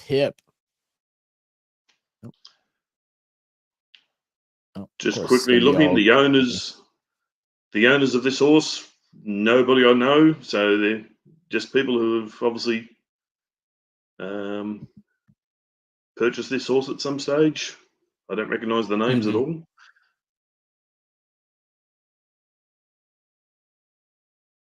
Again, there's a comment there. Brian says, obviously, it ran well over 2,400 metres. Yes, it did, but in what I would call minor events compared to everything else in this particular field. So again, as I said, I suspect more than likely it's simply because it struck a lightning hard track, which is exactly what they wanted. Do they drug test the horse? Absolutely. Yes, they drug pre and post all horse and post race. All horses get drug tested. Let's see. I saw a couple comments where I missed. Eddie was talking about. Okay. Let's just see how all the drunk fillies and blokes in the crowd are. That should be the after show, right? Not this. Now we're getting the news. That's what we should be getting. Would you like me to the aftermath? Would you like me to walk down there and do a live stream down there? That'd be awesome. Watch them as they file out. As they file out, that'd be hilarious. RFS Shoey, yeah, I promised I would do one, so I'll do a Shoey. I'll do a Shoey before we get out of here for sure. Sinbad, if you Briss, if I win, Sinbad can have it. Okay, fair enough, Brisky. How the heck did Scotty Mac win a horse race? How the heck did Scotty Mac win a horse race? What's that mean, Bell? I don't know. I was trying to figure it out too. Britt said, I don't know if that she laughed out loud. I wasn't sure, but I feel like I wasn't here for most of the race. Laugh up. Oh, that's okay, man. It's just a giveaway. But yeah, if you want to do it that way, that's fine too. They do drug test the horses. Gotcha. All right. So let's go ahead and do random number generator 1 through 9. I'll do it all on screen for y'all. Random number generator. It already did this. So we'll go 1 through 9. Are we ready? Are you ready for the results? Who wins the shirt? 1 through 9. Generate it. And it is 6. And the winner of the randomly number generated shirt will be number 6, who is BAL. Look at that. BAL gets the shirt regardless. There we go. There he goes. All right. So BAL, what I'm gonna need you to do is let me pull this back up.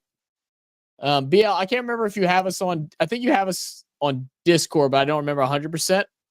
But if you do not, I gotta move some things around real quick. All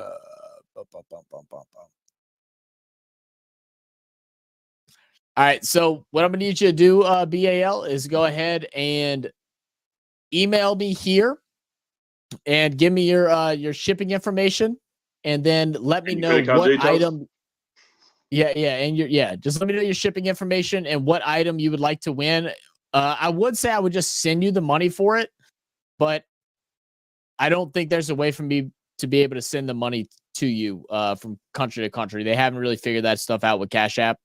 If you know of a way, then I could do that too. If you'd rather just the cash, I'd like you to get a shirt though. You know what I'm saying? But go ahead and send me your information, and then we'll go ahead and get any of these items. I'll go ahead and drop the link for the store down below, and you can just go ahead and comment. And you want something, BAL. Comment and let me know what you want. Anything $30 or less, anything $40 or less, I will send out to you. Anything $40 or less. Yeah, I think that covers everything, right? Yeah. Unless you want the hat. I'll do the hat. So $44 or less. You let me know what you want. Do you have mugs? We do have mugs. We have this. I think this is the only mug that we have, but I think we could add another one. Currently, this is the mug that we have, our RFS 3 Blind Zebras mug. That actually works for you too, because you can't stand the yellow flag, so you can use it to make fun of people. So I will definitely send you that. Oh, and this is Australian, so I didn't realize that. I didn't realize that every time when I would use a VPN, it's converting everything to Australian. I was wondering why certain things were more expensive than I thought, because I was like $20 for a mug is ridiculous. I was like, what are these prices?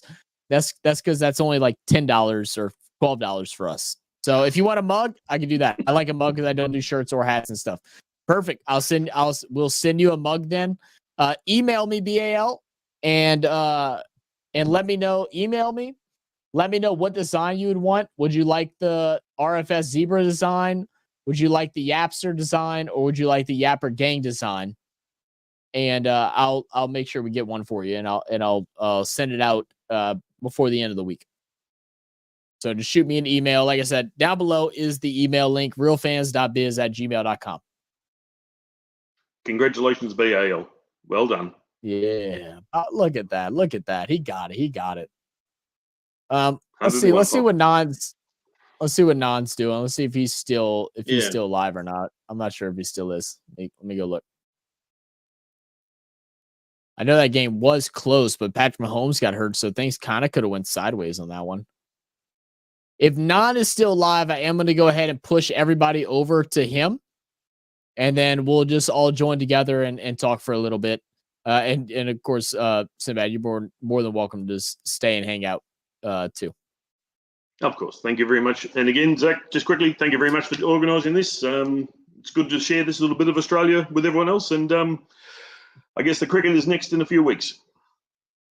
Yeah, not too far away. Not too far away. So appreciate you, SB. Thank you for always for being your supporting channel and all that good stuff. We'll catch you later, brother. Thank you. Thanks, everyone. All right. Peace out, man.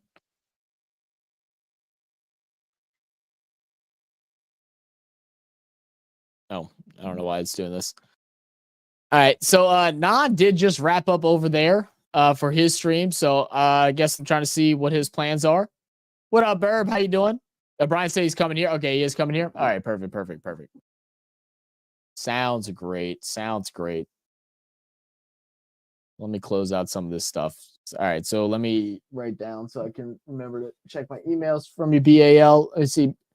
BAL said, I feel so special. I'd rather dare Zach to wear a Bucks jersey again, Will. I have to buy a Bucks jersey. I'd rather send you a bug. Cheers, Sinbad, for the great insights. Yeah, man. Hey, Sinbad's hold us down. And I am sorry for like this stream being a little bit wonky, I guess, especially in the beginning. Like I said, personal things happened this past weekend, so just wasn't as prepared as we're supposed to be, but also didn't want to not, cover the stream. I want to be able to do it, have a good time, chill and relax. And boy, was it. I mean, the fact that we have the Knight's Choice win, unexpected winner, 100 plus odds to take it, I think is phenomenal. I think it's a great way to have it done.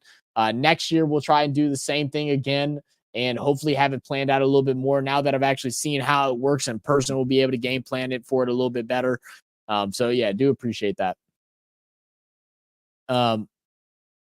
Let's see. Good stuff, Sinbad. Yes, sir. Yes, sir.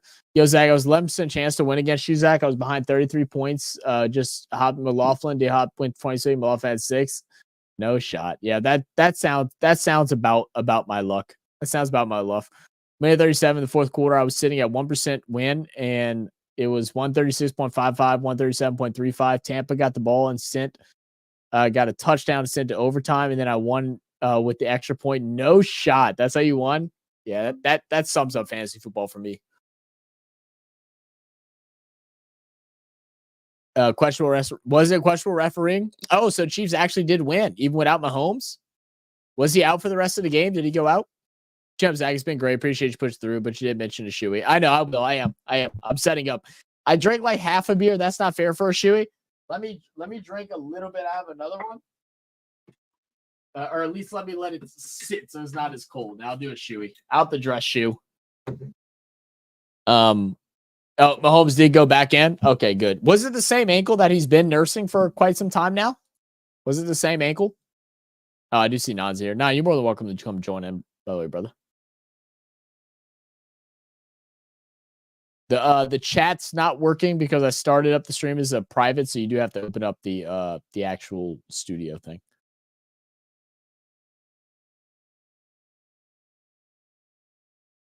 But Not is in the background for now, so he will be back in. He'll be in here in just a second. Oh, there he is. What up? Yeah, what's up, man? I was saying Mahomes only went out for one play.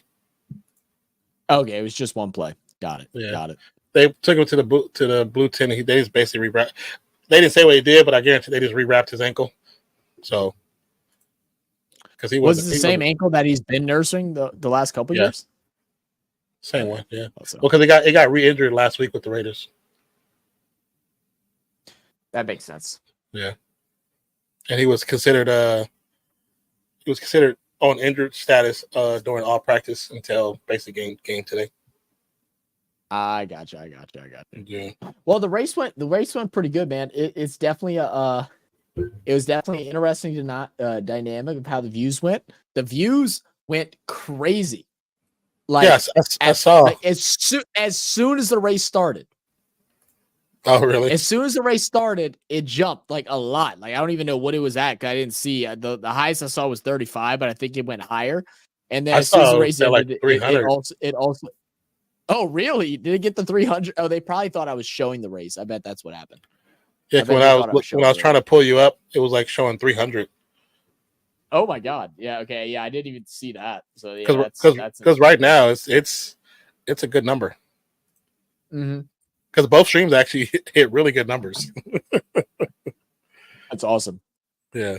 But so no, we weren't able to fill out the whole bracket, and it was a non-named winner that took the race. So I went ahead and gifted out the gifted memberships that were available. Yeah, so I saw you. I did all 10. I just did all 10. Why not? And then it's beginning of the month. We still got time.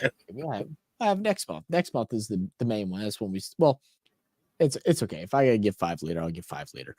But I went ahead and did a just poll because I want someone to win a T-shirt and a item from our store, which BAL won. So BAL opted he told me you won for a coffee mug. So yeah, he told me. And it was funny. We thought BAL's horse actually won too, which was crazy. Oh, really? It was meant to be. It was meant to be. Sinbad said must have been my face why they left.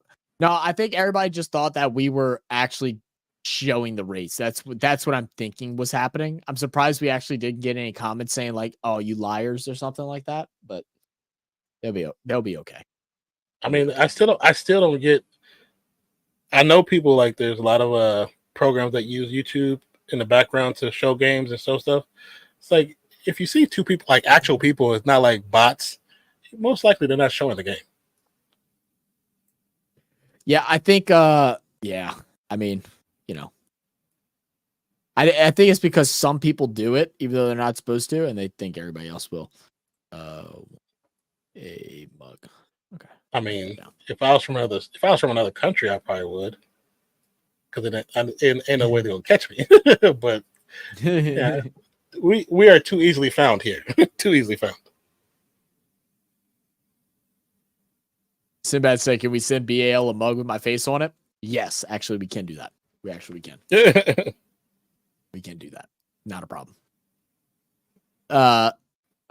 Let's see. I won the sweepstakes. I'm second in pick'ems and came third in the race. I don't gamble. What the fuck is wrong with me?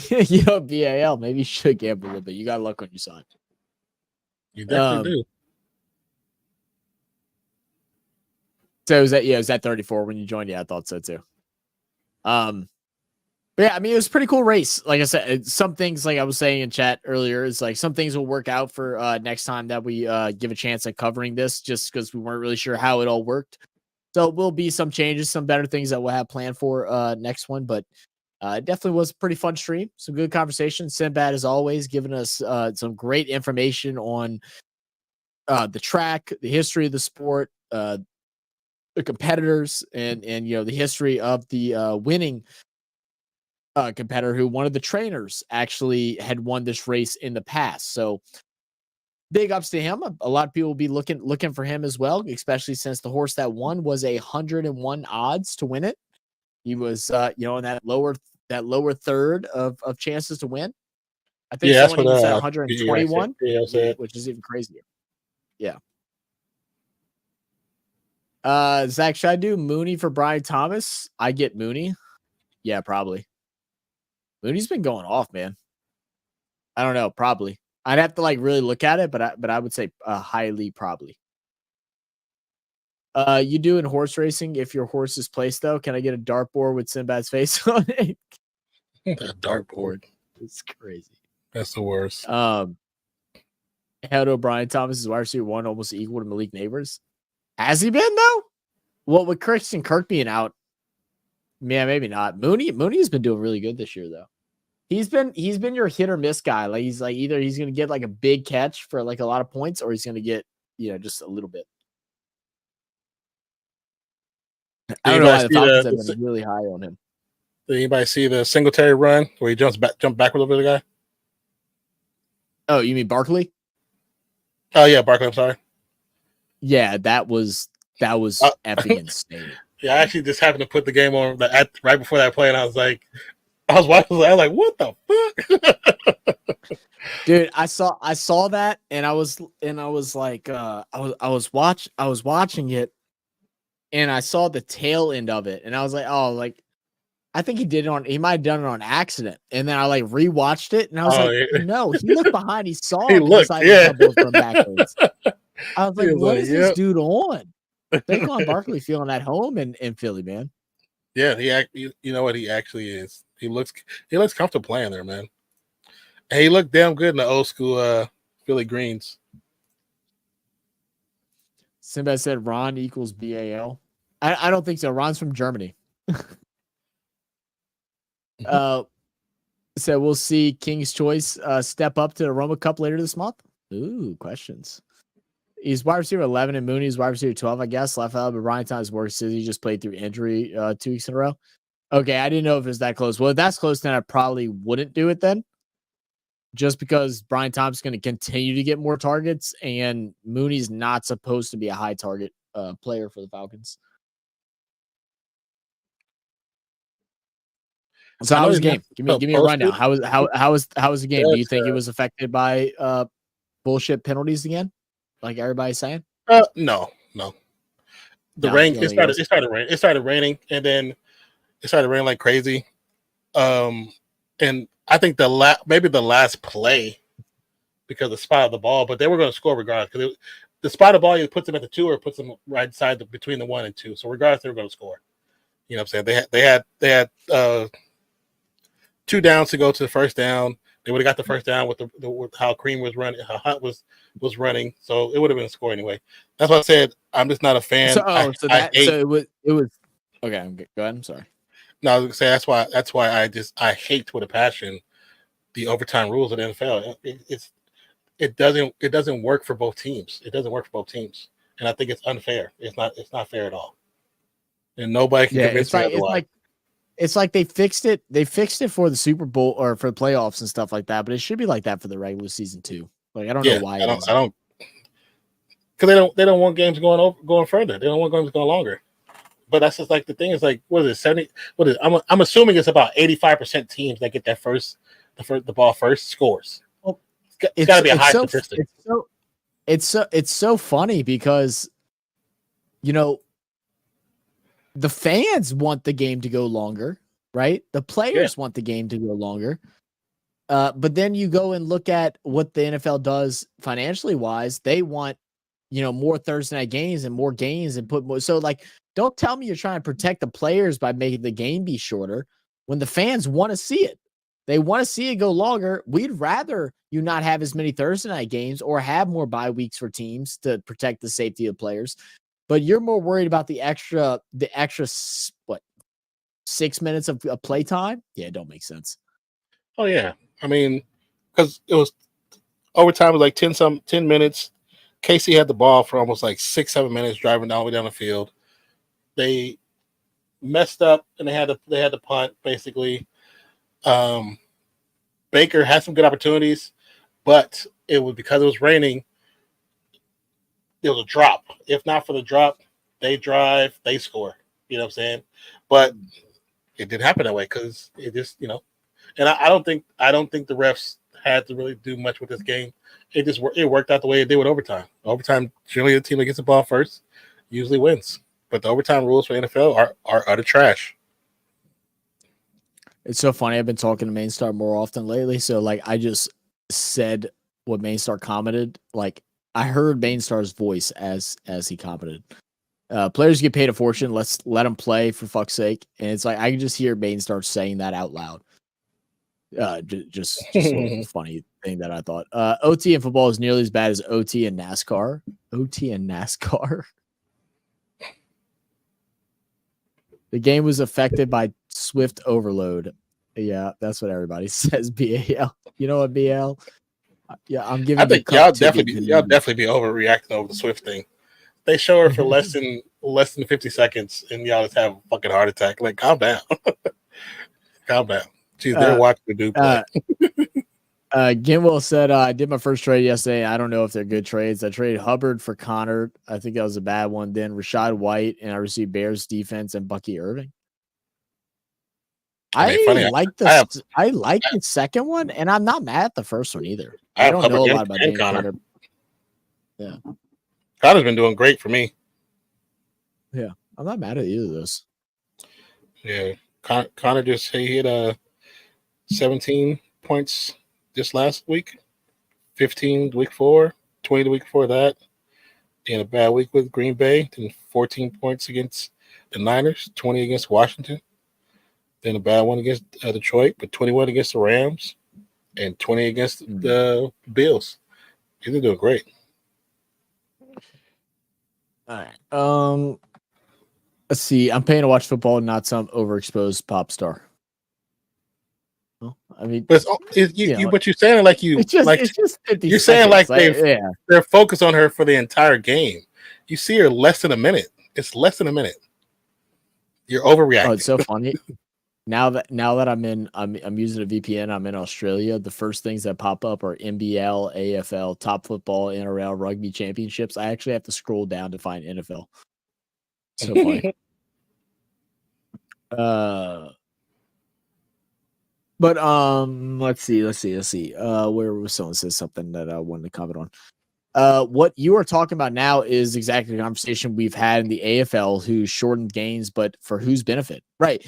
Exactly. It's yeah. Yeah. No, Well, that's the thing. exactly You cannot say, oh, we care about the players' safety, so we're shortening games by changing overtime, but you're adding games to the season. That doesn't correlate that way. You're still adding more wear and tear to the body. So if you want to make it safer, you add an extra bye week if you're going to add games. You stretch out the season, doesn't affect anybody. You still get your money. I don't think there's a singular fan of the NFL or a singular player in the NFL that isn't like there should be 2 bye weeks. Bye weeks should start week 5, and there should be 2 bye weeks spread out between. And I think if you have like a Thursday game, I think especially if they give you a Thursday, because not every team gets Thursday, but if you get a Thursday, there should be a bye situation there. If you got to travel to New England, Brazil, if you got to travel to all these places, you should get a second bye week. Because you should have a bye week before every Thursday night game. You should have a bye week before. Well, not after. After you. I mean, I'm saying. I thought you were going to say before, like the UK trips. I think you should have time. Oh yeah, true. I agree with that too. Yeah, for sure.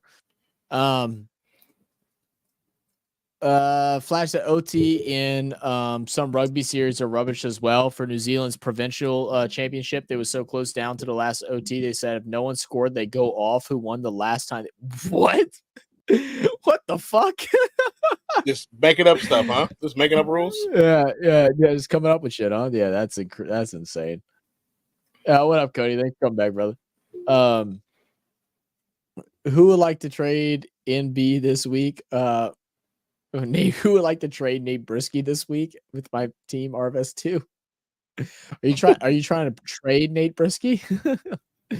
Troy has the #1 run shot defense. Brisky put everybody on his team on trade block. Yeah. E1 seconds is too much. Now, if it was Kate Mara, I wouldn't complain. So who are you trying to get rid of? Who are you trying to actually get rid of, Brisky? Because I know you'll put everybody up there, but you're specifically trying to get rid of specific people. You just trying to get someone to bite at a fish. Yeah. Like, throw a line and no, I actually don't want to get rid of him, but I'll give you this guy. Yeah, exactly. So who are you really trying to get rid of? It's not working tonight, so I'm all over the place. That's tough. Raptors over the Nuggets right now, 109-98. 76ers down to the Suns, 94-93. Spurs beating the Clippers, 82-72. Cavaliers beat the Bucks, 116-114. Pistons beat the Lakers, 115-103. I told you that length, the athleticism length, matches the Lakers game. That's why. Celtics smacked the Hawks, 123-93. The Nets beat the Grizzlies, 106-104. I think the Lakers are actually going to be a better team than they were last year. I think it'll be better. Yeah, I am actually like, after watching the opening couple of games, I'm actually for the Redick hiring. I think he's just playing them the way they should be played. I don't think he really did too much yet. I'll say that yet. Okay. Well, I'll agree with that. I'll agree with that. That he's not trying to force a scheme on a team that can't fit this scheme. I'll agree with that. So he's just doing what a decent coach should do. Yeah, I will agree with that. Working off their strengths, not their weaknesses. I definitely think he's doing that. What up, Vasu? How you doing, brother? Kings come back from behind to beat the Heat by 1 point. They were down the entire game. Jazz beat the Bulls, was telling me that. 135-126. Rockets beat the Knicks. That young core of the Rockets smacked the Knicks. That Knicks experiment is not looking that hot right now. Are they running like 3 right now? What is there? They're 3-3 right now. Oh, 3-3. Yeah, I've only heard about them losing. That's why I was so confused. Yeah. Oh. Timberwolves beat the Hornets 114-93. Thunder beat the Magic 102-86. Trailblazers beat the Pelicans. What the hell? 118-100. Y'all should have won that game. Our whole team is out. Oh wow. Pacers. No CJ McCollum. No Herb Jones. No Zion. No. What happens there? No Hawkins. I'm not sure. What No happened to Dejounte Hawkins? Murray. No Trey Murphy. I don't know. Trey Murphy is the shoulder, right? And then Hawkins is the hand. I don't know what Zion's injury was, but yeah, we were literally missing 7 of our like normal playing 9. Wow. And it's so crazy because fans are like, well, we should still beat them. It's like, okay, like we're only missing our whole starting lineup, but yeah, we definitely should beat them for sure. For sure. And Mavericks lost to the Pacers 134 to 127.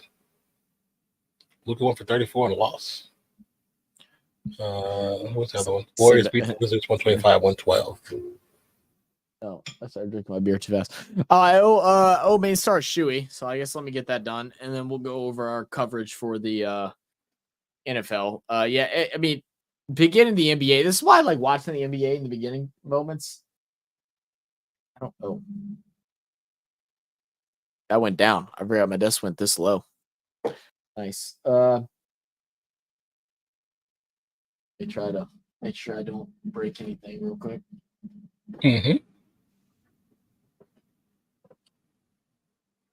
Oh, please stop before the shelf.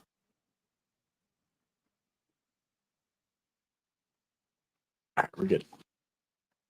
All right, here is my Melbourne Cup shoey. Ugh. Don't smell that. I don't think these will taste like a shoe. I don't think this tastes like a shoe. I'm trying to put you up. Now I'm putting himself full screen. I'm trying to put you full screen. Before I forget, because I totally was like drinking the beer and like forgetting as I was like almost halfway through, and I was like, oh shit. Cheers to the Melbourne Cup 2024. Shout out to Knight's Choice. I didn't win. BAL won our other sweepstakes, so shout out BAL. Here's that.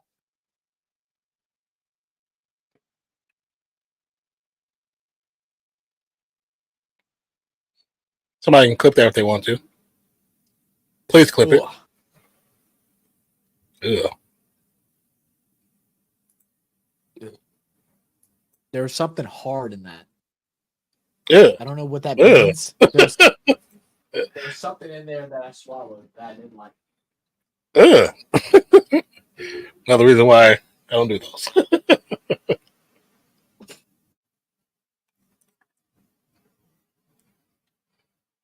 He said, now Zach ends up with athlete's tongue.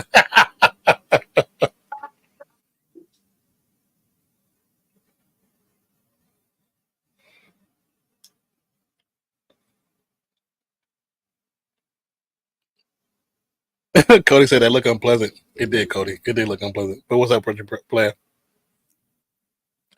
And another one tasted like shoe.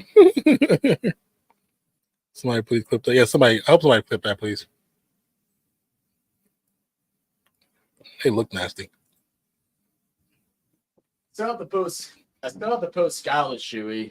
I Did don't you know, edit dude. it? The last two. No, I haven't yet. I got it. I just got to work on it. I was going to do that this weekend, but yeah.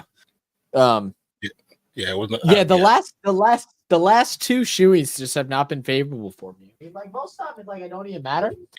I don't know what that was. There definitely was something that was a little, and I tried to like mentally avoid it so I could follow through with it because it almost came out. I was about to just be like, "Yep, it's done. Let me spit it out," but I held strong. You know.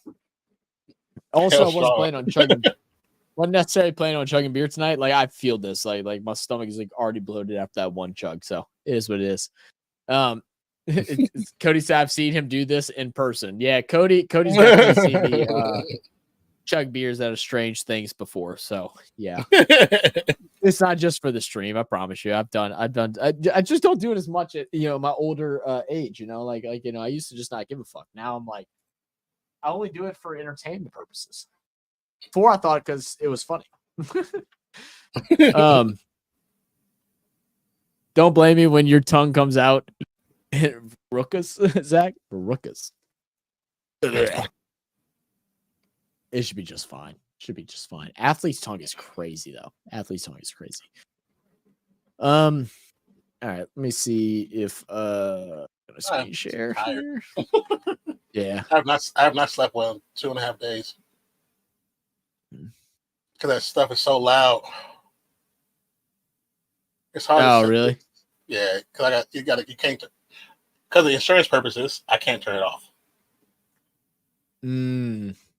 So even though I can use my own insurance, but their insurance is also on my stuff too. So their insurance wouldn't cover them if there was something wrong with the ground.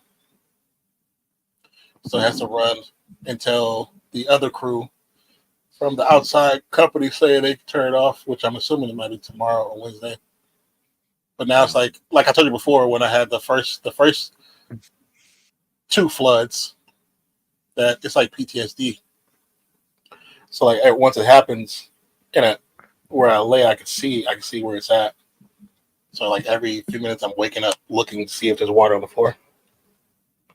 Now I'm just like, I'm just feeling like it's always going to be there. Yeah, I ain't gonna lie, bro. It just doesn't seem like a fun time. Just doesn't seem like a fun time. Dude, the unfortunate of your apartment with your apartment flooding. I mean, at least you skipped 1 year. You know what I mean? At least you skipped 1 year.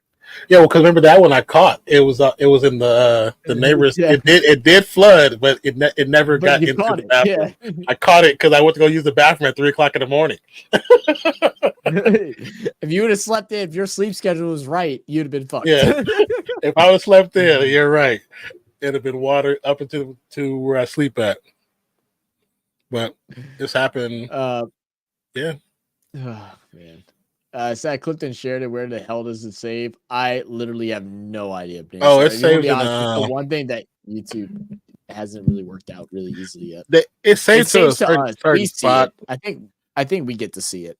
Yeah, but it's just weird because it's just not done the right way. Let me see. It said better than athlete's foot in your butt crack, and it's a big athlete. Oh my god, that sounds miserable. I've never had athlete's foot. My cousin had it one time. It was like the randomest shit too. It was like we literally were just like we went to this park and it was like storming, and we walked to the park and it started storming us, and we just kept playing around doing whatever the hell we were doing. We were younger, and then came back and he had it. It was nasty. Gimwell said, "You see how Chase Young might move to the Bengals, Zach?" Oh, I saw that. That's fine. I could really give a shit about Chase Young. Came out, he looked great, and then didn't do jack shit, so it's fine. Yeah, well, there's gonna be some interesting trade stuff that's gonna go over the course of the next deadline's at 3 p.m. I think, so like the next 15 hours, 18 hours, something like that, or no, 16 hours. Seeing your boy Michael Thomas talking trash on Twitter. Always. I was like, that dude is toxic. He's toxic. That's why he's not playing in the league. I mean, he's still a millionaire, so you don't give a shit. Yeah, he's still a millionaire. Not in the league. Yeah, because 40 sent to him, I was like, that's why nobody likes you. That's why nobody likes you. Basically. Cody says, also definitely not the strangest thing I've seen Zach chug a liquid out of. Yeah, probably not. Probably not. What is the strangest thing? I'm curious. I just want to know. What is the strangest thing? Not from Zach's really mouth, from Cody. Cody's gonna tell the truth. Well, I'm trying to think. Like, I don't even know what the strangest thing would be. I mean, I'll chug a beer out of just about anything. I mean, I'm pretty sure I've chugged a beer like out of a vase and different shit like that before. I don't know if there's ever been anything like super crazy. I mean, but I also will admit that there's not much that I would be like, no, I'm not doing it. I definitely would just do it. I have to give it a thought. Yeah, that's what I thought too. He's still 100% right. He's not the only person who called out Derek Carr. Chris Olave's brother also. Okay, we're also talking about Chris Olave's, but that was a bad pass. He shouldn't throw that ball there. But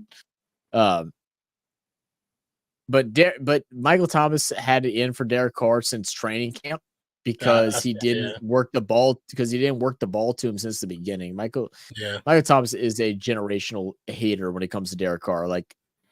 That's just facts of how it all goes, to be honest with you.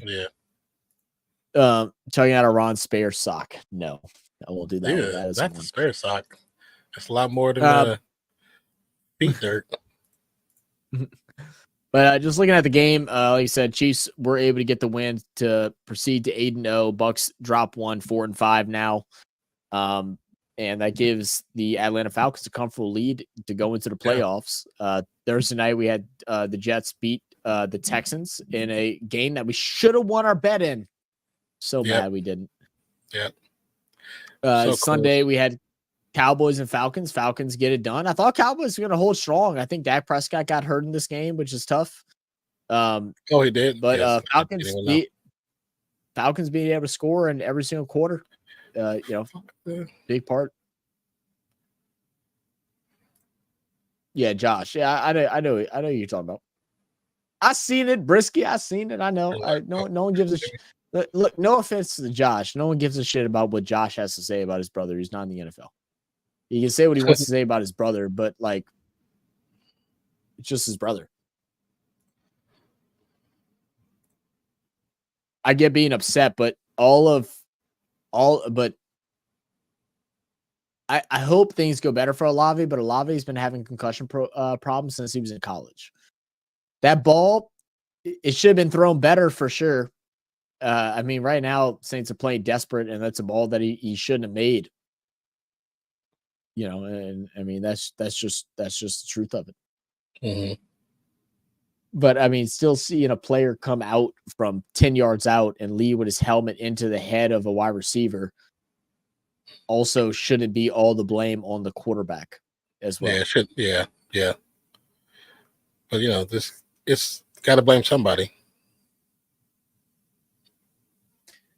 I once knew a raging alcoholic who was so drunk he spewed up in a bucket and then drank it. That's wow.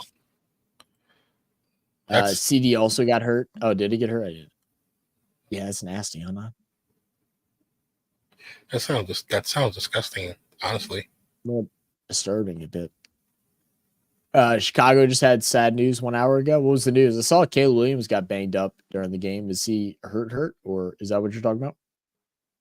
Yeah. What do you think? Yeah. What do you think of the DA sacking? I mean, about time. I mean, I'm glad that they finally stepped up and did something. I think Mickey, I got 2 comments on it. One, good. Look, I will always, I never like to, I will never be a person that hopes on a man's firing. So like, he deserved to be fired. It's a business. He hasn't won games, 7 straight losses, especially in 3 of those losses were games that our team has led in statistical ways that a team has never lost before.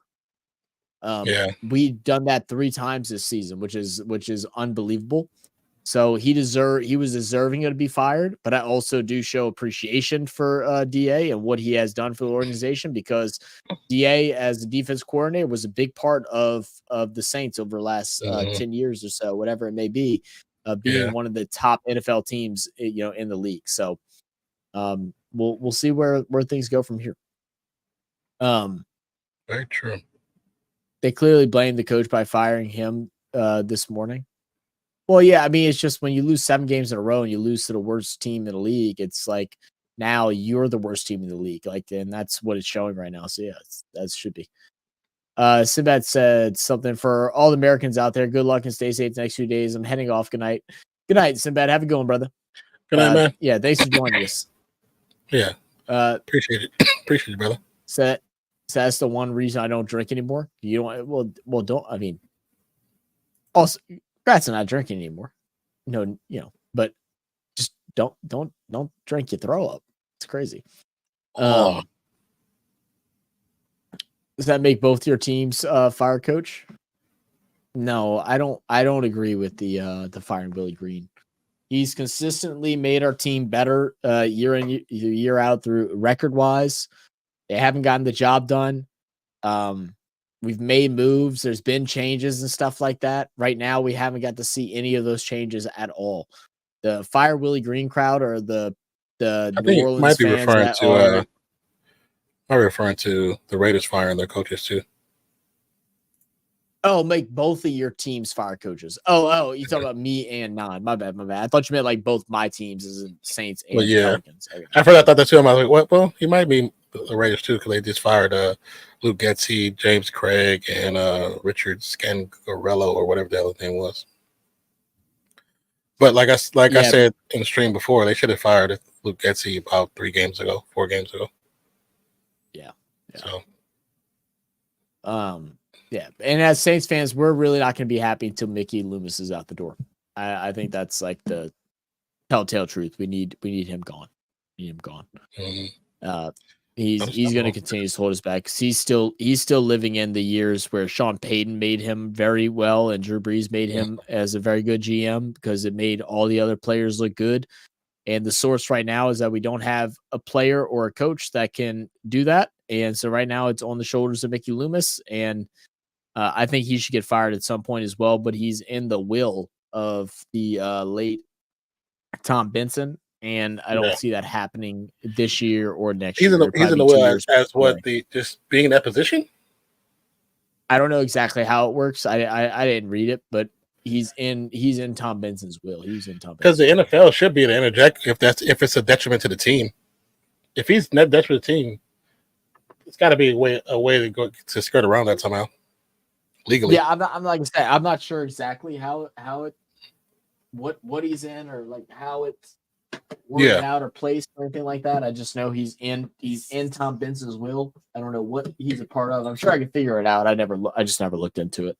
Mm-hmm. But it's definitely a little weird. You know what I mean?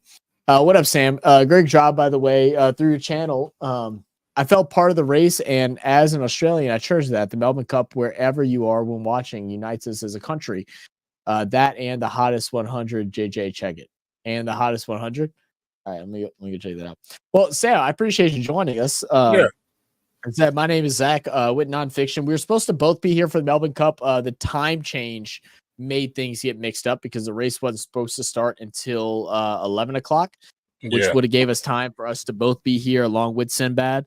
But unfortunately, because of the time change, it messed things up a little bit. So we had to go a little off cup.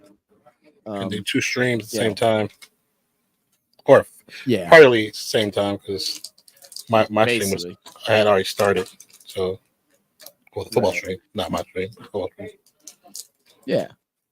So but yeah, appreciate those kind of words, man. We love to check out sports from all over the world. We want to continue doing that. We want to continue checking out different sports and sports like today with horse racing where we don't know a whole lot about. We don't want to fake like we do, and that's why we brought in Sinbad to be able to give us a more like expert analysis and background around the race to give y'all a bigger insight. And that's something that we hope to continue throughout our journey as a channel is to do it that way. Is to not claim that we know everything and anything or anything like that, but to bring different guests that are, members of our channel or other content creators and different things like that to give you all a good viewing experience. So, Saints outgained the Panthers by 150 plus, ran 15 plus yards, won the turnover battle. Yeah. Over the last 20 years, teams had gone 275 and with that formula now 275-1. Yeah, exactly. It's just, I mean, someone had to be blamed. He needed to be fired. Like I said, I'll never wish firing on somebody. Even as much as I wanted him fired, I would never wish it. I mean, he still has kids and family and all that stuff. I like to look at the bigger picture with things like that. But it was time for him to go, and we'll see where we go from here. I mean, what was your thoughts? I mean, have you heard anything, Non? Like, what was your thoughts from like an outside point of view for the Saints? Yeah. I mean, I knew it was coming if they kept losing. So there's no way you're going to keep losing and nobody gets fired. So you knew it was coming. If they were to, it's like we talked about before. Besides having all the injuries and the defense not wrapping up, what they haven't been doing for the last pretty much this whole season. So that in itself, it looks bad. Then you having the injuries on the offensive side of the ball, or players just not being able to catch the ball, or Derek Carr going down. You bring in the young buck, and he looked good for about a quarter and a half, and then he looked like a rookie again. It's so many factors that come into that situation. It's hard to say, it's just on one person. But it's so funny. It's like we talked about. It's so funny. We talked about. It's so funny. We talked about the rebuild situation. Neither one of us are like big into rebuilds, or at least pushing for rebuilds, just because they don't always work out that great. Like it should be worth it. And maybe they were right. And I mean, in hindsight 2020, they were right. But at the time, it's like I still stay with that until it's needed. I don't think you should do it right now. It's needed, and Saints are about to go through a struggle, and it's going to be rough. And I hope the fan base is ready for what they asked for. That's my biggest concern. I hope they are ready for what they asked for. No, they're not. That they're ready to lose a lot, and that they're not going to expect it not to be that way. And that, yeah, exactly, and that they're not. But you have to be willing to watch people develop and not give. Trevor Penning is a great example. Rookie year looked bad, got hurt. Second year looked decent, then looked bad, then got hurt. This year looked bad the first 2 games, but he's been looking great the last 6. So you got to have patience through it, and I don't know if they're going to, and that's my biggest scare, because right now, New Orleans sports fans are on a surge to just get anyone that's fired that wasn't their guy, and they're like, oh yeah, if I was a scout, I would have known this dude wasn't good. Sure, you would have. If you were a scout, you would have been fired a long time ago. Sure, you would have. You know what I mean? It's one of those things where no matter who you draft or who you pick up, you never know how they're either going to gel with your team or how they're going to, as far as it being a rookie, how they're going to be in the league. Not every rookie, just because they're number 1, is meant to be great. We all know that. We've seen some of the greatest busts to come into the NFL, look great in college, but come to the league and you're like, yeah, you're not meant to be here. And it's not just Jamarcus Russell. It's Vince Young. I mean, it looked great in Texas, came into the league, and he was not mentally ready. They did not get him ready. Texas didn't get him ready. Matt Leinart. Vince Young is arguably the best college quarterback to ever come out of college. Yeah, but when he came into college, he wasn't ready. He was not ready. Yeah, there's got to be some patience and stuff like that, and that also does not talk bad on anybody, any of the creators that we talk to or work with that they're wrong, because we're not saying that. It's just an opinion. Again, guys, love opinions here. Well, I mean, it's an opinion.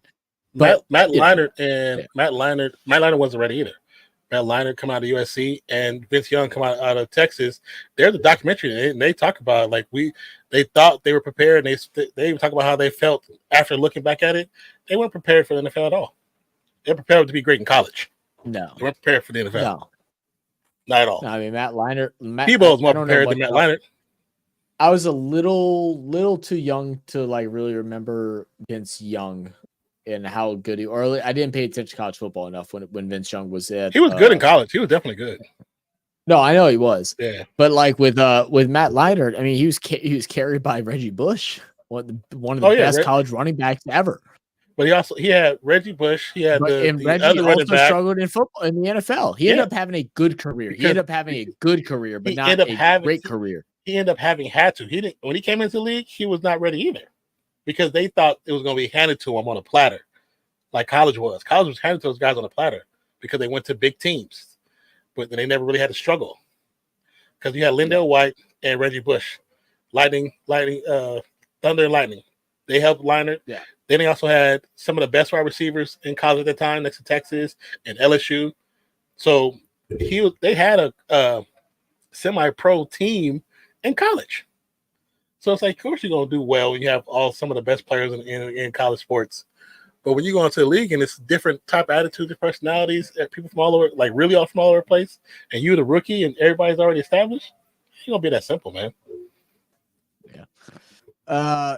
You boys doing great considering time zone, etc. Appreciate that, man. Sorry, we're trying, man. All this stuff is still very new to us, man. So I appreciate and no one has said anything bad about us being a little mixed up and stuff like that. I think we weigh more on ourselves with any of that stuff. Is just because we want to be better. We want to give you all the best. We actually just forgot about the timing change. That's honestly, we just forgot. That's really what it is. Yeah. I wasn't even thinking about it.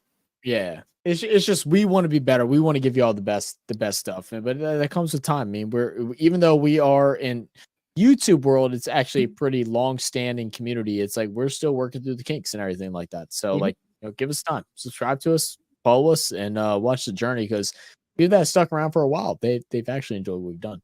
But I mean, enough of that bullshit. I don't agree with Willie Green. Oh, so you don't like Willie Green, Gimel? So let me know why. What do you think? Because I know there are some bad sides. So I would like to know what you think from an outsider. Gotta say she's going to sleep. Who said that? Scott. Oh, Scott, say you going to sleep? Okay, I'm gonna call you in just a second. I do see Mozzie in the building. What up, Docs? What up, my guy? Yeah, handle things for just a second. Let me call her real fast. I'll be right back. Say MS, my guy. Get Uzi. Get Uzi. Hope all is going with you, Mozzie, brother. Peace and love, my guy. Says Nate, you won that fair and square. I got whooped. MS, good game, but can't beat the rules if you play like that. Oh yeah, you took the New Zealand game, yeah. Maysar says if Tonga play a full game and come from behind, they will, I'm assuming will win versus Australia. I actually worried about the loss to come to us. You'll be drinking car till Christmas.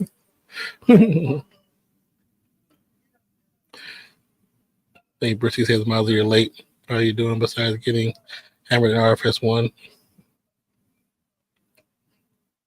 Gilmore says, I like Willie Green. I mean, I don't agree him getting sacked.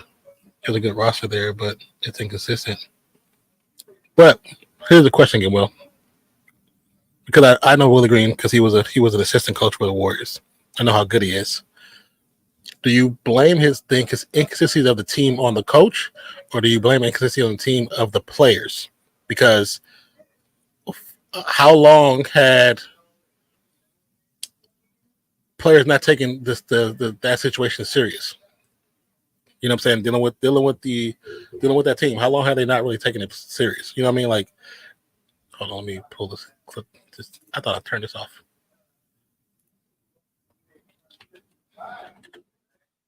Okay, there we go. I was like, where's the game coming from?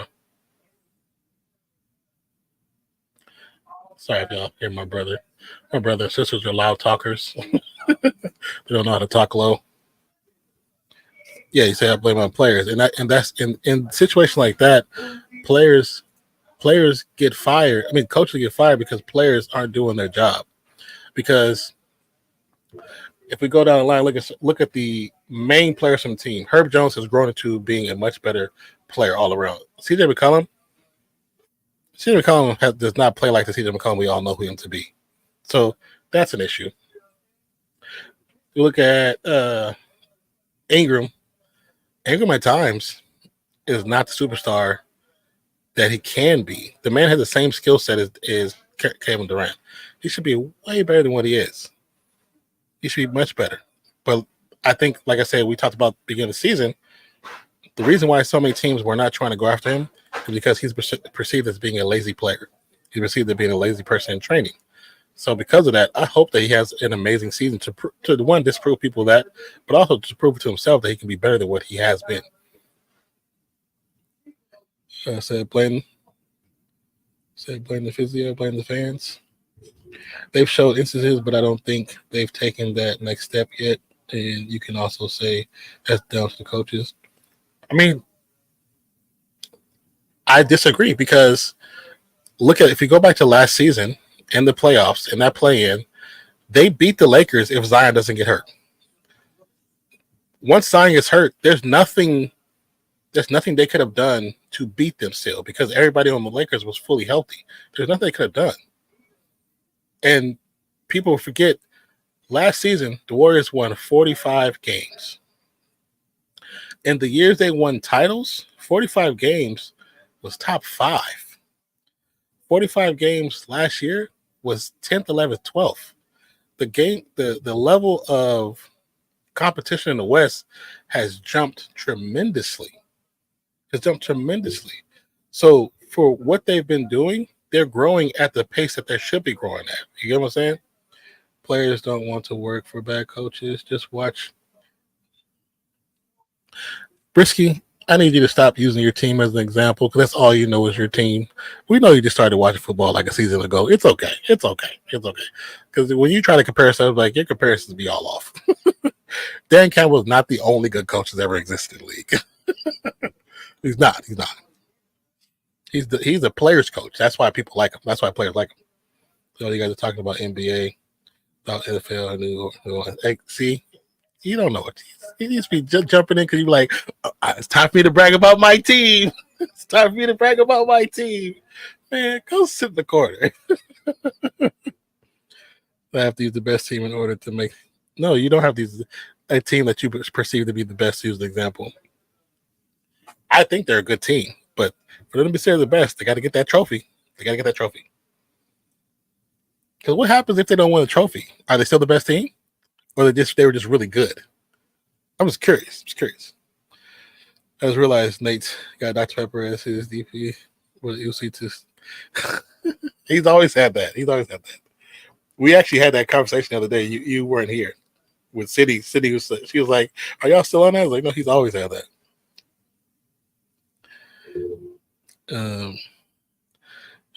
You have the best record, but you aren't the best till you. Yeah, exactly. You might have the number one record, but if you don't win the chip, you're not the best team.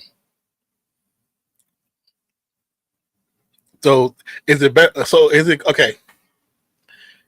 You want a trophy for winning the season? Or you want a trophy for winning the entire thing? You want just for the 17? You want a trophy after that, or to the playoffs as well? Because if you want it just for the beginning, y'all could be great till the end, just lose before playoffs, losing the first round of playoffs, and then if you're happy with that, cool. If you're happy with that, cool.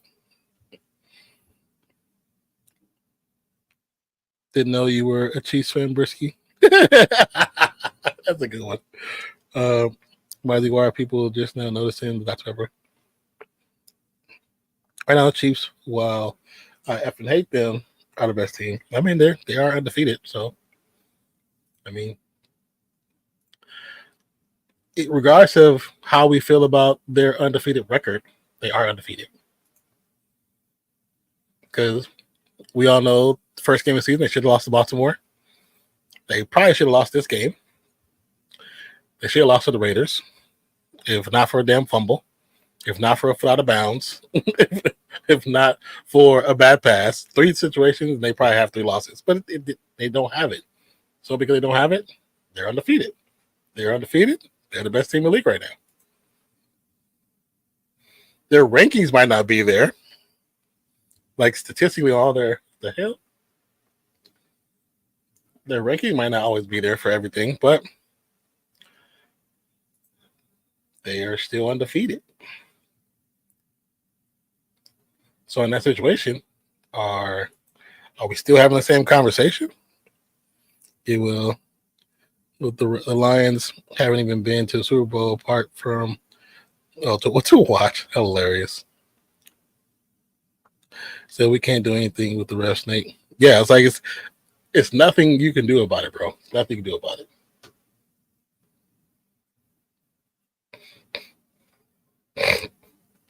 Because right now, Detroit 7-1, Washington 7-2, Kansas City 8-0, Buffalo 7-2. So those are technically the best teams in the league. But still got Pittsburgh at 6-2, Houston at 6-3. They're leading the division, and Atlanta 6-3, leading the division. The NFC West is a shit show. Even though 5-4 is leading the division, that's a shit show because they're basically one game apart. But when you look at the top 4, Detroit, Washington, Kansas City, Buffalo. Those are the best 4 teams in the league right now. In regards if your rankings had you at number 1, there's a team that has 0 losses. So, in order and by definition, they're technically the best. I don't know if you keep up with. Oh shit! What's more fraudulent? What's more fraudulent, Chiefs or Cavs record? I heard the Cavs are legit. I haven't seen them play, but I've seen like little highlights of stuff. I heard they're legit. I mean, honestly, we all know it's the Chiefs because the Chiefs should have lost to Baltimore. Like I just said again, should have lost to Baltimore. They probably should have lost tonight. Like you can't say, oh, well, somebody put the weather machine on. That's how they won. I mean, it happened. They lost. They won. Then a fumble by Gardner Minshew. If you don't fumble, we win. So I mean, I know that's 3 at least. You know what I'm saying? I know that for sure, 3. But it don't matter if it never happens. If they're undefeated. So no, because best team isn't based on record. Context matters. If context matters, you just. Okay, so you just said they're ranked number 1 and everything, so that makes them number 1. But that's about ranking, right? That's about ranking. So you can't use that argument and then use the argument earlier to say that's why they're best. I would say I didn't hear the earlier conversation. I have my headphones off, but I would say that the Lions are the best team in the NFL right now. I say the reason why they're not is because one team is undefeated. They're not. I wouldn't say that the Chiefs are lucky in their stuff, but I don't feel like they've been as dominant or have. I would say that the Lions are the best. I think it's Lions, Chiefs. I think it's Lions, Chiefs, Ravens. There's four teams. Buffalo's also 7 wins. Buffalo has 7 wins. And I don't think it's Buffalo because I still think there's some things to get figured out. But I still think Buffalo's up there. But I really think the top teams right now are Chiefs or Lions, Chiefs, and Ravens are probably the top 3 teams that I would say right now are in the NFL. Yeah, but I'm saying. But I also think the Rams are about to go on a win streak. I don't think the Rams lose but one maybe 2 more games the rest of the season. Yeah, I mean they probably do because they got their health. But what I'm saying is, regardless of if they're ranked number 1, Chiefs are still. They have no losses, regardless of what we think about their record and how we think they've got their record. They're still undefeated. Oh! If I'm still picking favorites for a Super Bowl, I'm still picking Chiefs. Because Chiefs do what they have to win, but if I'm just saying like the best team, like I think the best team in the league right now is the Lions. But I think the Chiefs are still the favorite to win the Super Bowl because they are the Chiefs. Obvious favorite. Because of who they are.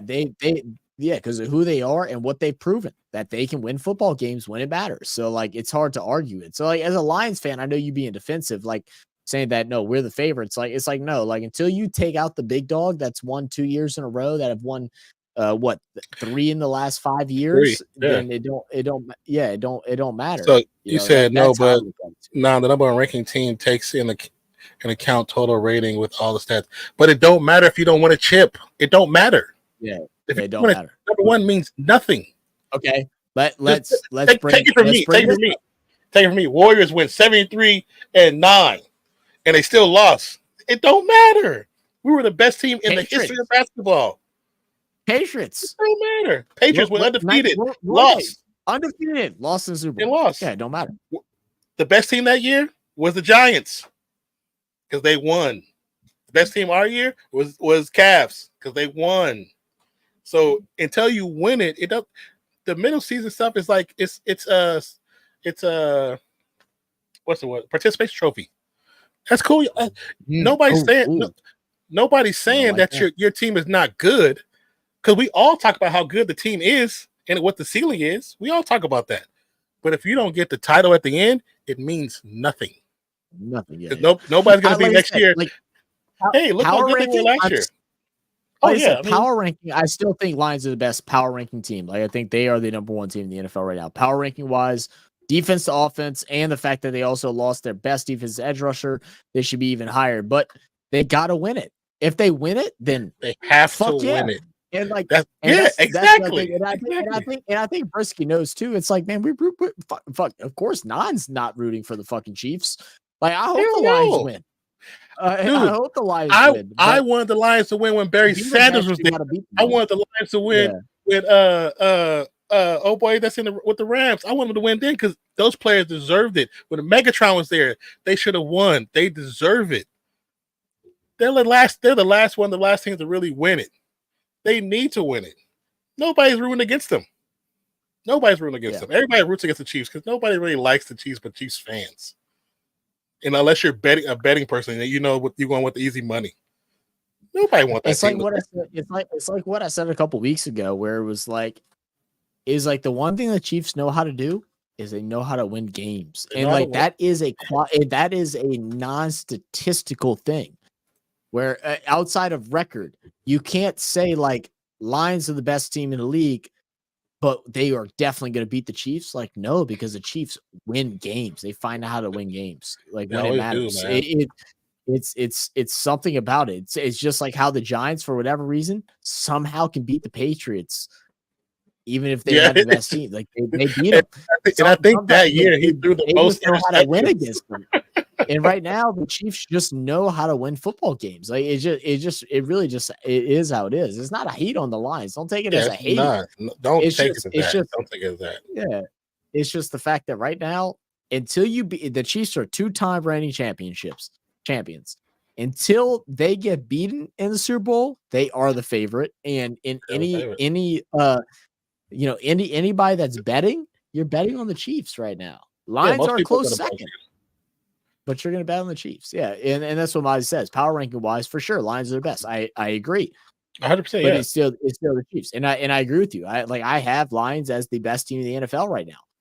But how many times have you heard me gas them up? Not the best. You obviously ain't watched my review of their season prediction, because I've gassed the shit out of them in there. So why are you arguing with me? Just go watch the video. You see, I talk very highly of them. Bruce said they do not deserve a Super Bowl with that horde organization owner. Are you talking about the Lions? I'm assuming that's what you're talking about. Then yeah, I mean I agree with that. If you're talking about the Patriots or the Chiefs, then I would disagree with that. Yeah.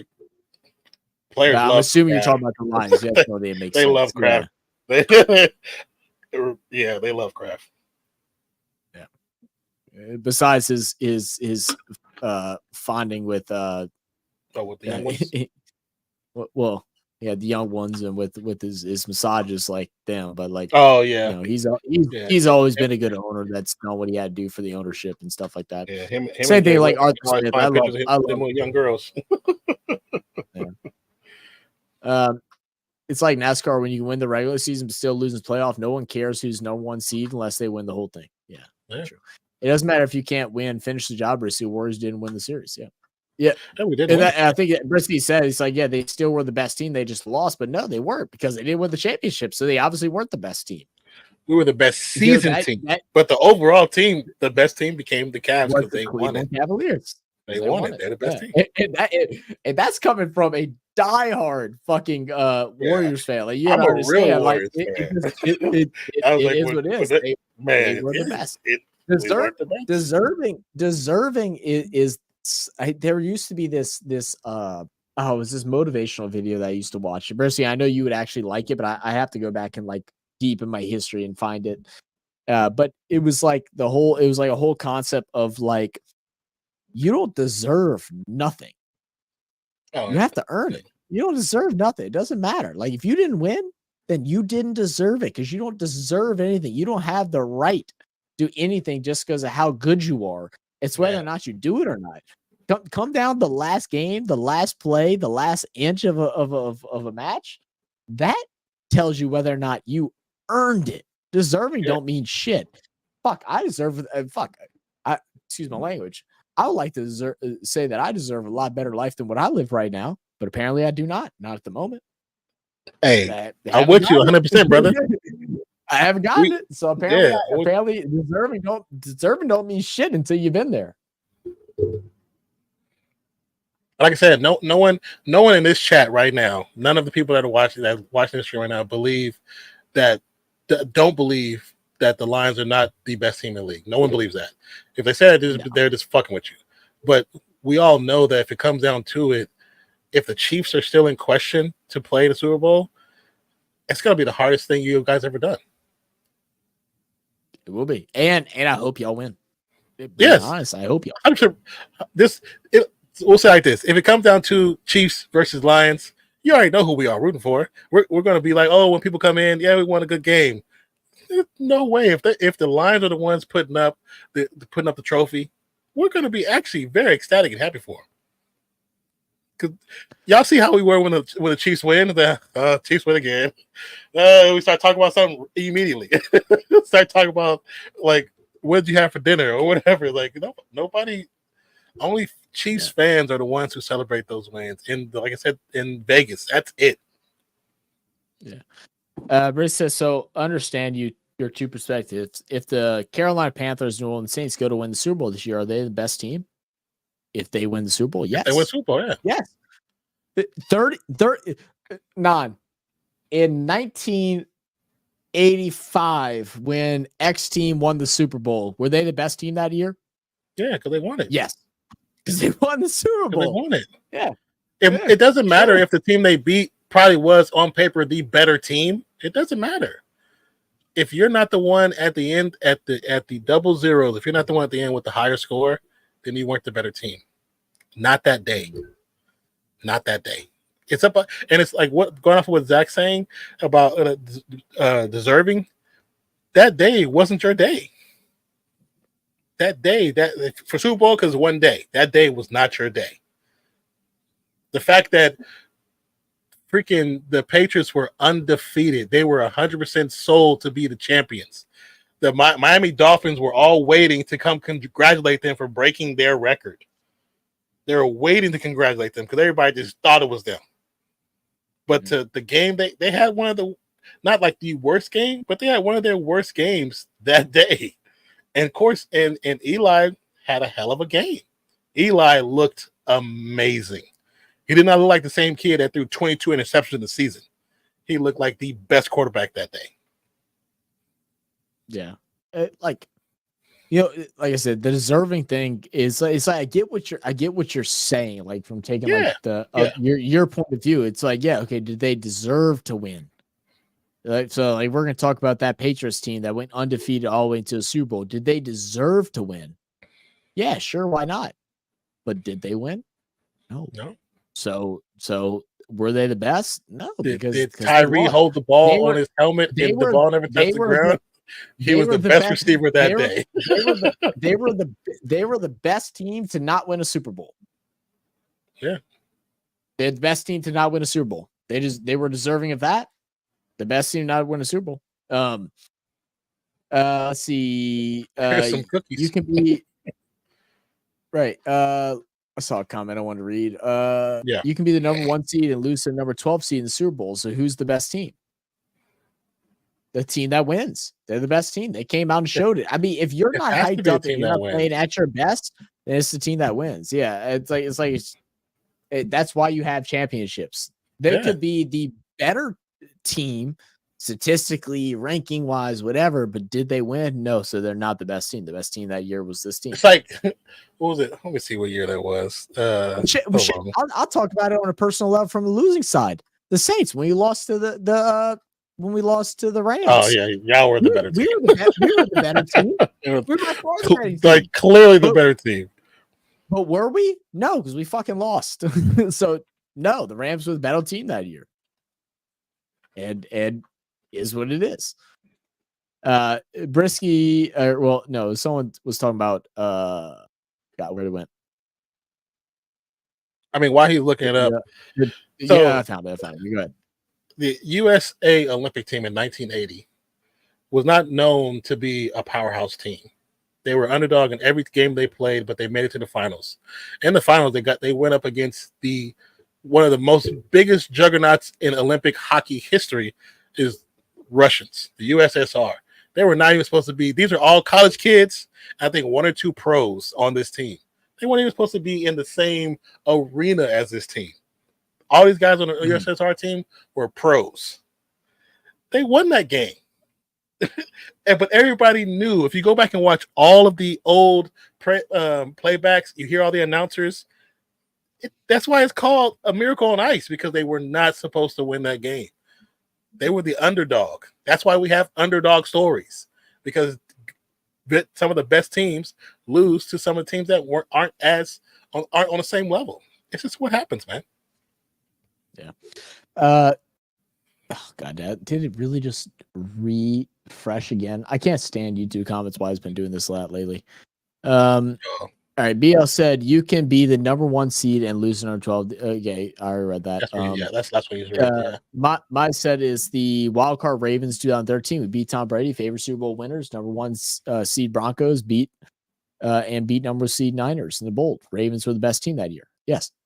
Let's say college sports, Brisky. How many times has a top ranked team get beat by a lower ranked team? Does that mean the lower ranked team wasn't the best after that result? They're the best that day for sure.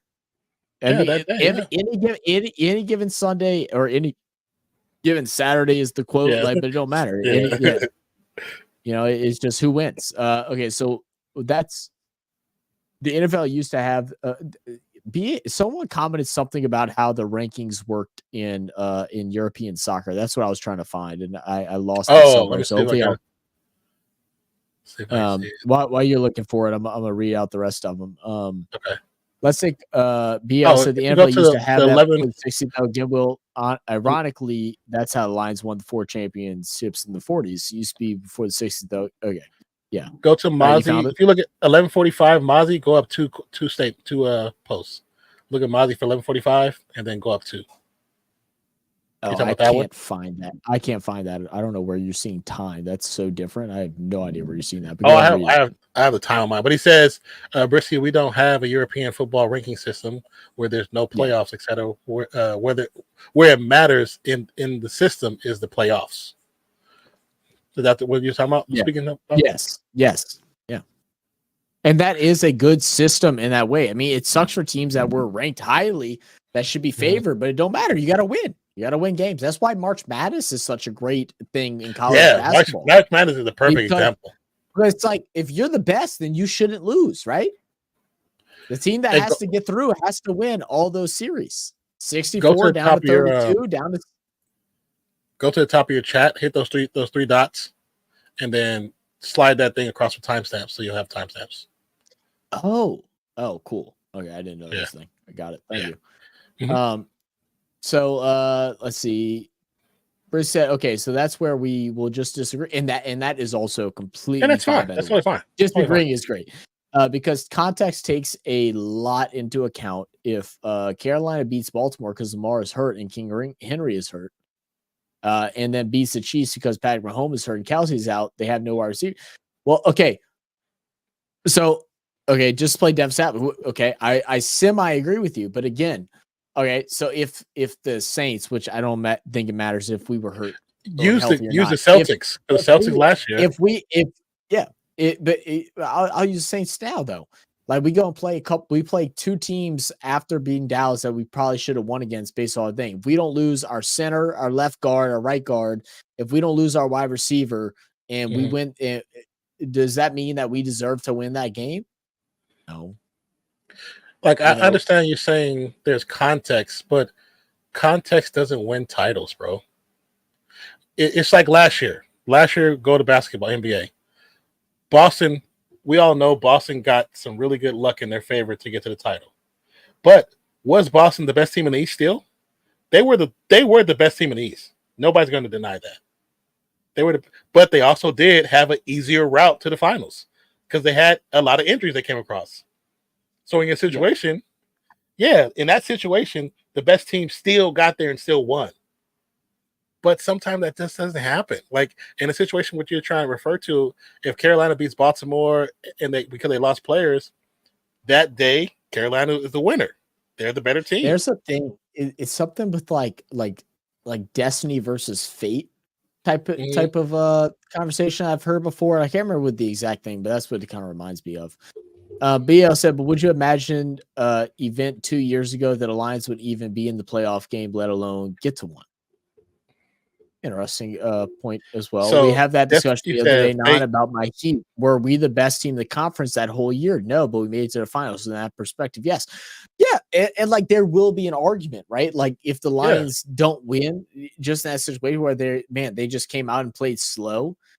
But like, at the end of the day, and that way you look, and the whole point of me asking Non was the team that won the Super Bowl in 1986, were they the best team that year? And 20 years from now, no one's going to look and be like, oh yeah, well, their regular season, they they led the league and this and this and this. So they really weren't the best team that year. No, they weren't, because there is the fact that who won the Super Bowl. I still think it's on the edge because of the Chiefs are 8-0. They're still the favorites. They're still the favorites to win. Lions might be the best ranked team, could be, and in my eyes, I think they are, but they're still not the favorites. The Chiefs are. They're 8-0. They figured out ways to win games when they shouldn't have. Right? Yeah. I mean, if this is what you're referring to, it says fate implies a lack of control or an inevitability, while destiny suggests a sense of purpose or direction that can be influenced by personal agency. Mm-hmm. That's probably like a quick synopsis of what you probably saw. Yeah, basically. Yeah, and a non like boom, boom, boom, boom, boom soundtrack in the background. That's like how you get all hyped up about it. Why is America so obsessed with playoffs anyway? Well, because playoffs are done differently than how it is in Europe. So like Europe, like your tournament, your tournaments are just based off of getting there, and then that's what it is. You got to win in order to make the playoffs. So being the playoffs just shows that you're within the top 16 teams in the NFL. So it just means that you're on the right course. Now, when you're on that bottom tier, it means that you're not there yet. And you got to figure out what is the reason why you're not, whether it's coaching, whether it's quarterback, whether it's receivers, whether it's defense and stuff like that. But it's a benchmark. So playoffs are looked at as a benchmark in U.S. sports. And right now with NBA, it's even crazier because with the NBA, it's a very divided conference. So in the NBA, we have East Coast and Eastern and Western conferences. Western Conference is way more competitive than what the Eastern Conference is. Yeah. So, for example, my Pelicans team, who made it to the play-in, didn't make it to playoffs, would have been ranked 4th in the other. They should have made the playoffs if Zion doesn't get hurt. They beat the Lakers. They beat the Lakers. No one denies that. But again, it don't matter because we lost. Yeah, it don't matter. Yeah. It don't matter. Yeah. We lost. Yeah. Like, that's what it is. Exactly. So, but that's why, because it's more of like a stand that is how they evaluate teams of whether or not they're in the right direction, wrong direction. Are you improving? Are you digressing? How do you play against good teams in competitive environments? Are you in the hunt? In playoffs, the game changes, right? So, like for the NFL, playbook is different. When you get into playoffs, your playbook is different. Refereeing is different too. Refereeing is different. Playbook is different. Regardless of how you feel, how it should be, but players act differently, or at least they should, because they should be more hyped, more excited because they're in these big moments and stuff like that. So it gives you a truer telltale sign of like what your team is all about. And that's why playoffs are very important. Playoffs are very telling. Teams that don't make it to playoffs are in the hole. Teams that don't make it to playoffs need big changes. Teams that make it on the brink need little to minor changes depending on what their situation is, what age, retirement, contracts, and all that shit.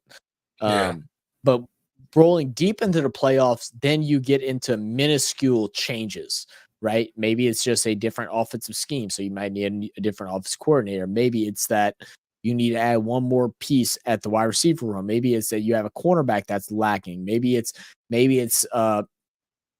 something to do with a assistant of an assistant coach. Like it gets minuscule when you're in that top 8 situation.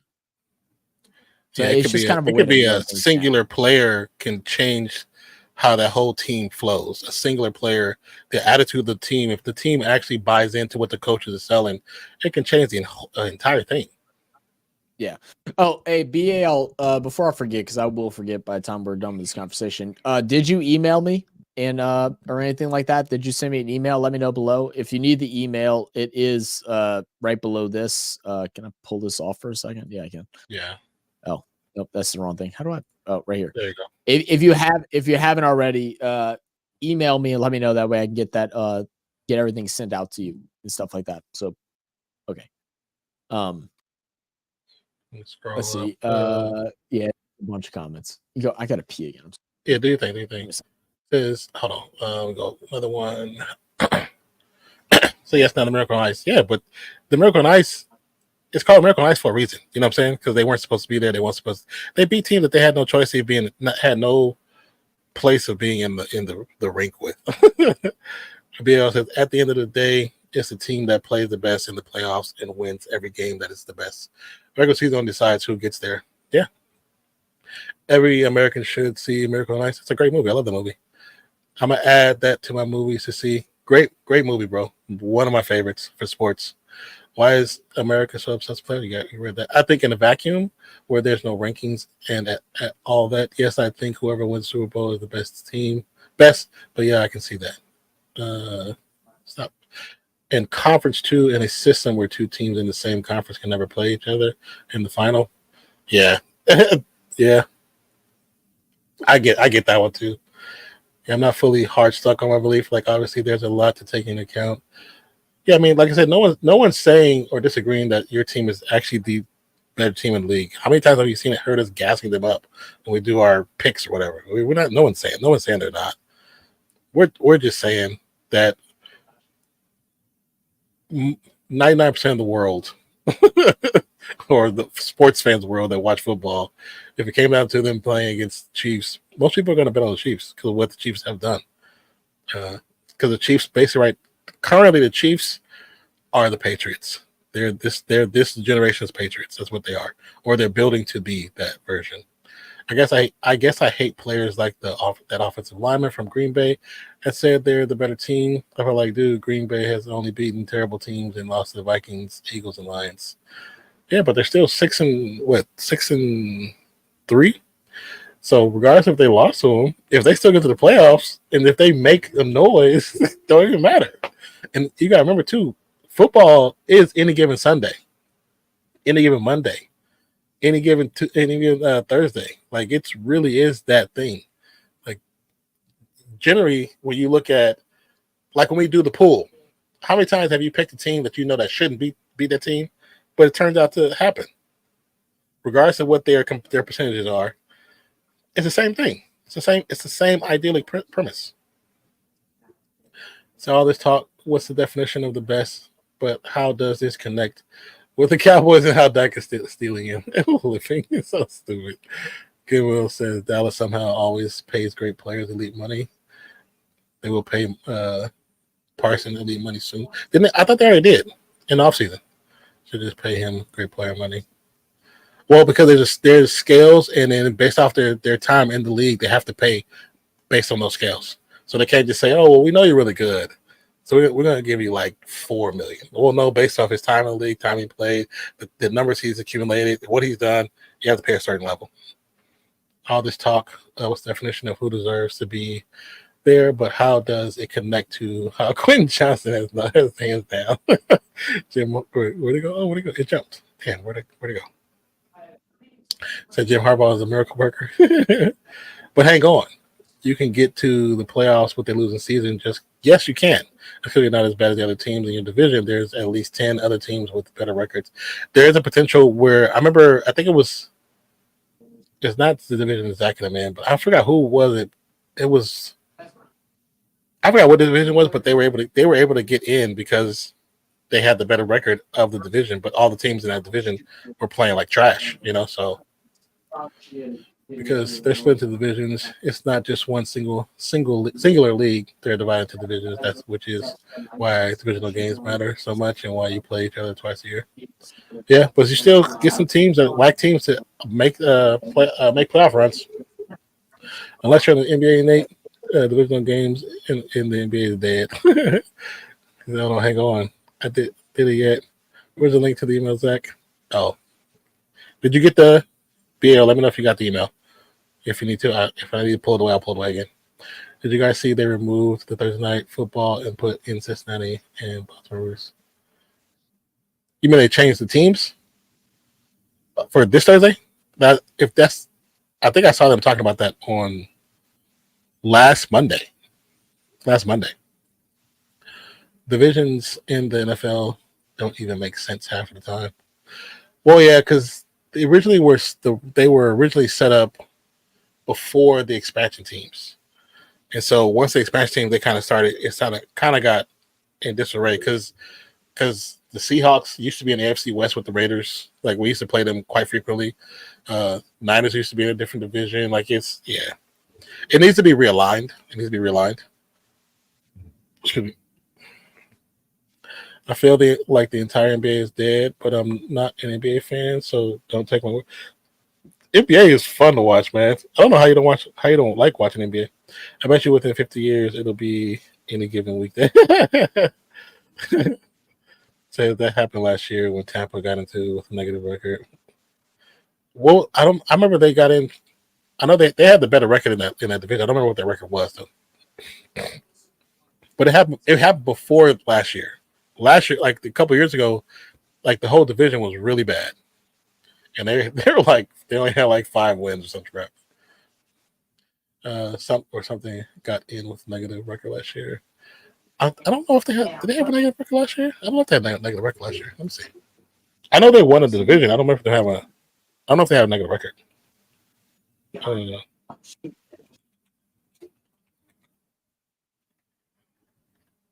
I know they won the division. It was. No, they had 9 wins. They were 9-8, so they had 9 wins. See, actually, I want you to ask.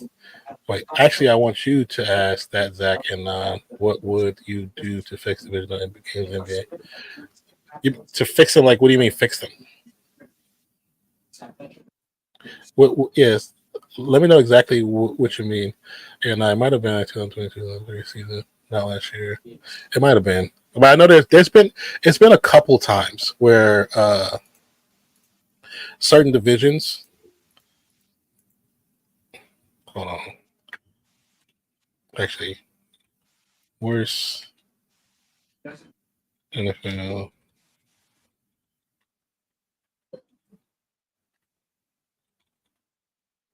divisional playoff teams ever.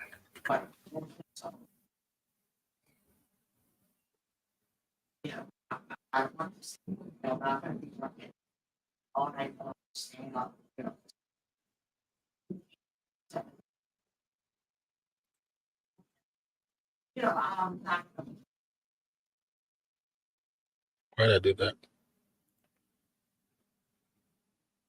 Okay. Sorry.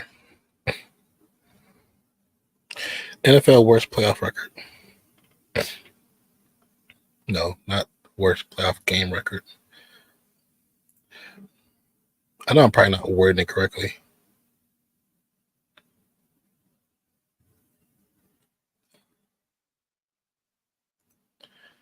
Oh, man. It says how to make NBA divisional games meaningful. I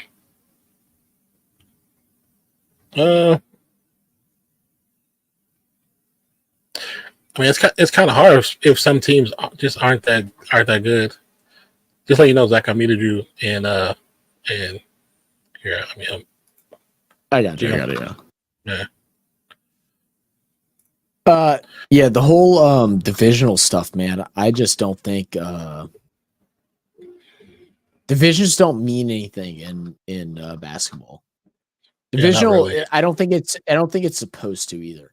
Divisional is just something that's there because you have to compete against this team, unless you try to create some divisional championship where they have like another inter-season tournament, which not going to happen. That's the only way it matters. I think divisions are only put there so they can actually create schedules. Basically, yeah, that's the only reason. I think that's really what it's for. Yeah, because the only divisional hate that I have, like in my division, and it's only because of a series of like 4 years, was the Spurs, and like I forget that Houston and I forgot for the longest that Grizzlies were in my division. Like it never bothered me at all. You know. Yeah. But I mean, like the Spurs was so dominant for so long, man. It's like but you know. Yeah, but it does it's too many games for it to retrospectively mean anything when you lose against them. Yeah. You know what I mean? Yeah. I would agree with that. Gil says how we can hear Zach, but his chair is empty. He turned into the chair. It says make the basket a foot higher than the maximum reach of the tallest player. Yeah, no, you can't do that because you got players. Players are. Wemby is 7 foot. What? And his reach is. you know how high you have to put the rim. Yeah, you have to read. You would talk about 12-foot goals and stuff. Yeah, and the whole court would have to change too. And you'd also have about 10 years of horrible shooting going on. I mean, it will be a handful of players that would adjust really quick because they're just natural shooters. But those players who fall in that that average to below average range, which there are plenty of them, it would not look good. And then people will complain even more, like, "Oh, Washington's ass." Well, you just changed the whole dimensions of the damn field, the court. Like, what are you expecting to do? Well, I mean, again, like just like knowing that, like I trained to try to be good at basketball, even though I was too short. But like you train to know where the basket is at all times, to where you don't have to see the basket to shoot at it. Yeah, and get in range of it. And that's you're repetition. it would take I would actually say it would take 20 years to develop it, because it'd have to be a kid that grows up getting used to practicing on a 12-foot rim instead of a 10-foot. But so you said 7'4" and his reach is 7'9". So if he's 7'4" and he puts his hand up, how far does his hand go up from his shoulder? His reach ain't 7'9". His reach is 7'9" this way, not that way. Your head is roughly a foot and a half. So you're telling me his? No, because he's 7'4". He put his hand up that way. That puts the rim away like 14 feet. Right. Yeah. No. No, well, not that high either. I mean, no, I'm being facetious. I'm being silly. Yeah, I mean, 7'9", you cut that in half to 3.5 foot. Cut off a foot of that 2.5 foot. So I mean, yeah, you're looking at 12 feet almost for one. It wouldn't be that quite that much, but it would change the art. Like I said, some players it'd be a foot and a half. So yeah, I mean, you'd be looking at 12.5 foot rim. Yeah, that would make sense. It would change the dimension of some of the shooting. It definitely changed the dimension. Like your Stephs, your Clays, your Paul Georges, your Dame, your CJs. Like there's certain players that no matter what, they're going to adjust. Like they're going to adjust and it'll be easy for them. But there's a lot of players that it wouldn't work. It wouldn't work. It would take a good question that BL just had. What was the average height of players, or how many? He asked how many players were taller than 6 foot when basketball was invented. I mean, basketball's been around for quite some time, but let's see. Average height of NBA players in what, 1950? I guess. I think it was 1950 something. 6. So the average basketball player was in 2021 to 2022. The average basketball player was 6. The actual date is 1891. I thought it was 19 something, but 1891. 1891 average. Yeah. Height. Yeah, I think average height back then. I'm gonna do a basic of this. It's gonna be hard to like really judge the math. Americans in 1891. I don't know if they'll have a statistic for that or not. The average height for Americans in the 1890s was 5'7". So what was the above average height? Let's do that. That might be the closest way to do it. In 1891, was the well, okay. Now this says So I mean, 5'7" was around that time was the average height. That was the average height, but I mean, well, so I guess to put that in comparison, the average height of a U.S. American today is something around like 5'11" for males, right? It's 5'11", 6 foot. I don't think it's 5'11" for men. The average height for men. I thought it was smaller than that. Height for men in the U.S. It's 5'9". Yeah, I think it was like 5'9". So it ain't that crazy. In 1890 to 1930, the average height of men increased to 176 centimeters, whatever that is, which I think that's about 5'6.5", 5'7". Yeah, because 167 centimeters is 5'5". So it's still like 5'6" regardless. And if the average American male in this day and age is 5'9". That's why I was trying to figure out what the above average was. Well, yeah, because I mean, when you look at all the giants of actual NBA back then, there was nobody playing as they were playing. Like, when you think of how big some of the big guys, the actual big guys. Oh wait, this one might tell you more detail.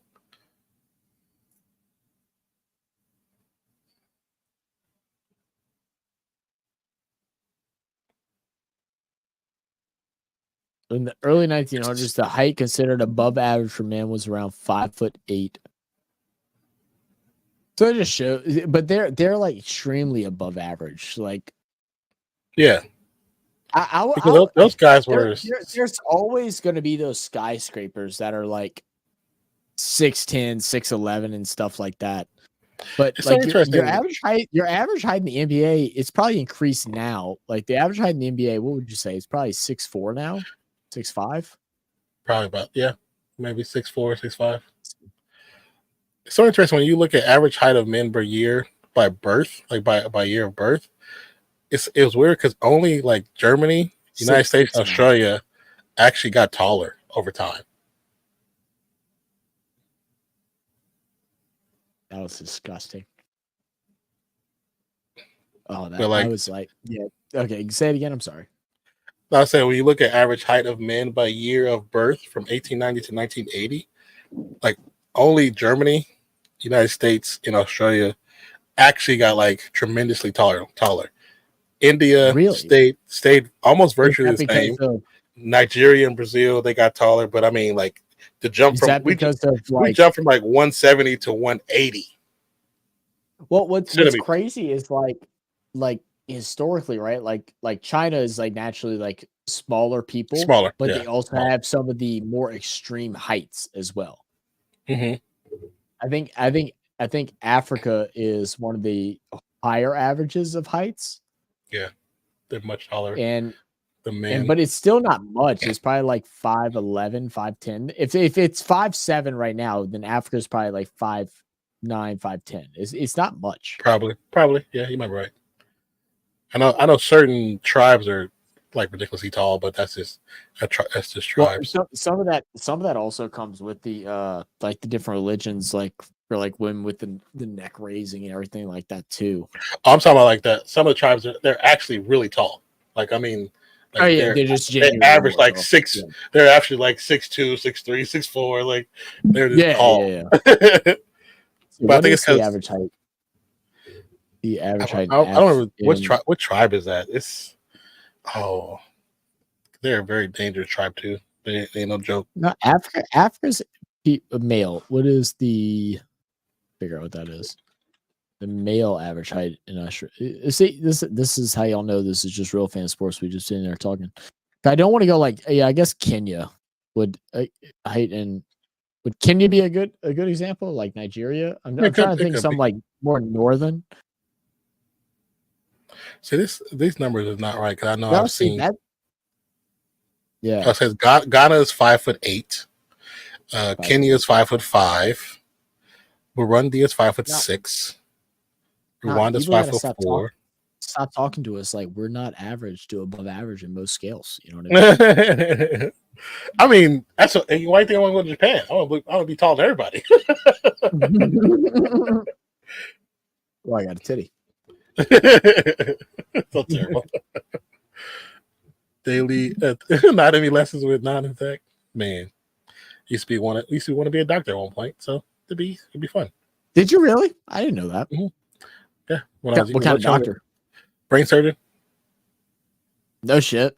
Yeah. I knew that shit was out of my cards as soon as I watched read the book on the guy that ran for president and one of the green. Oh goodness, what was his name? He has plenty of books. He has a book that was like popular for schools and stuff. What was his name? I want to say Chris, but I know it's not it. I know you're not talking about the other dude, but he's a Republican. Yeah. I'm trying to think of what the best way to put it. Yeah, I'm trying to go back and say in the sense of whenever they would just say, you know, a black heart surgeon that ran for president. Something I know Carter. It's something Carter. It's something. I know Carter. Ben Carson. Yeah, that's. I would say unless you talk about Ben Carson, he's a Republican. Yeah, that's what I was thinking of. He has a book that. He was like his whole story. I wish I could remember the whole autobiography of or not. Oh, they have a movie for it. Is it autobiography or regular biography? He has all. He has autobiography. He has a movie. He has everything. Auto means that they wrote it, right?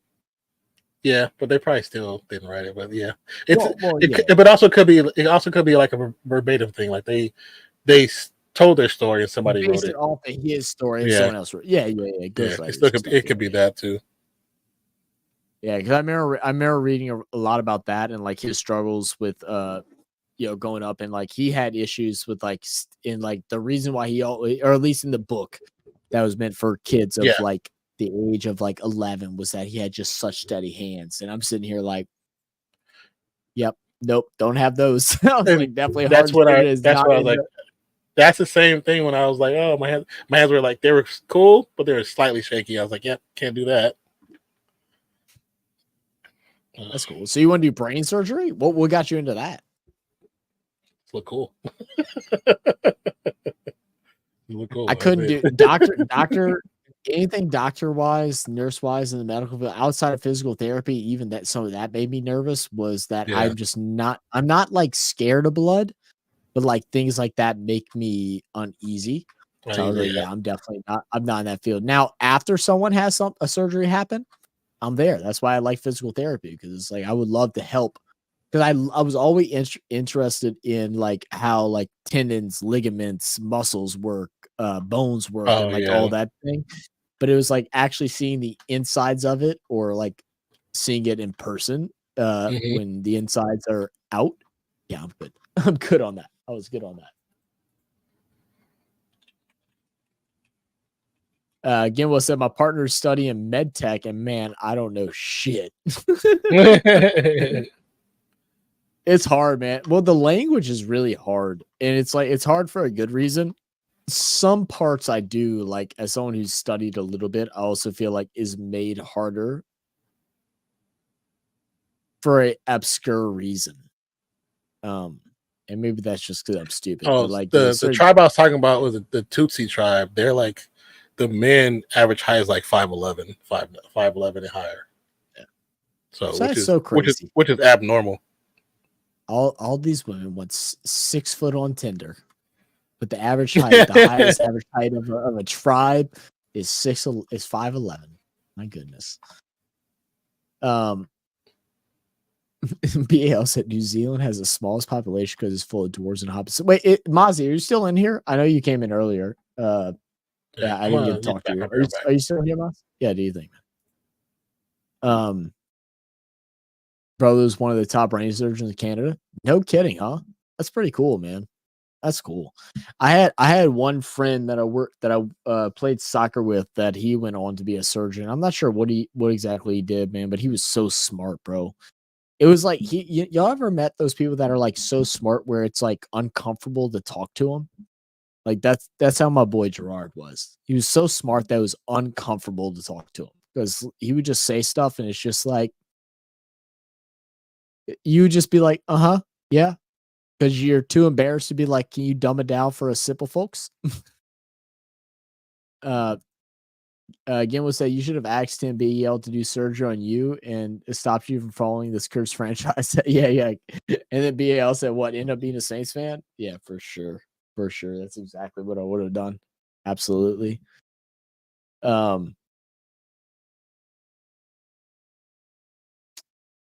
know I missed a lot of comments. Sorry. I was like I was saying earlier, we've had a lot of stuff go on this past weekend. So I do appreciate everybody being here, because it's definitely been able to keep my mind off of things that I got going on.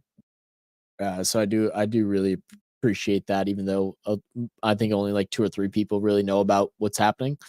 But these conversations definitely making things a little bit easier for me right now. BL, I just scrolled back and saw you didn't see the link to the email. So the email is this right here. Let me remove it. So realfans.biz@gmail.com. I'm going to go ahead and type it in. Go ahead and email me this, or email me and just say, hey, this is BAL.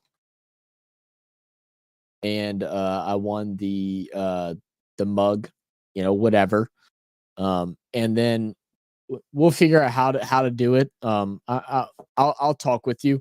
The easiest way for me would be to probably just send me your information if you feel comfortable with it. Just send me your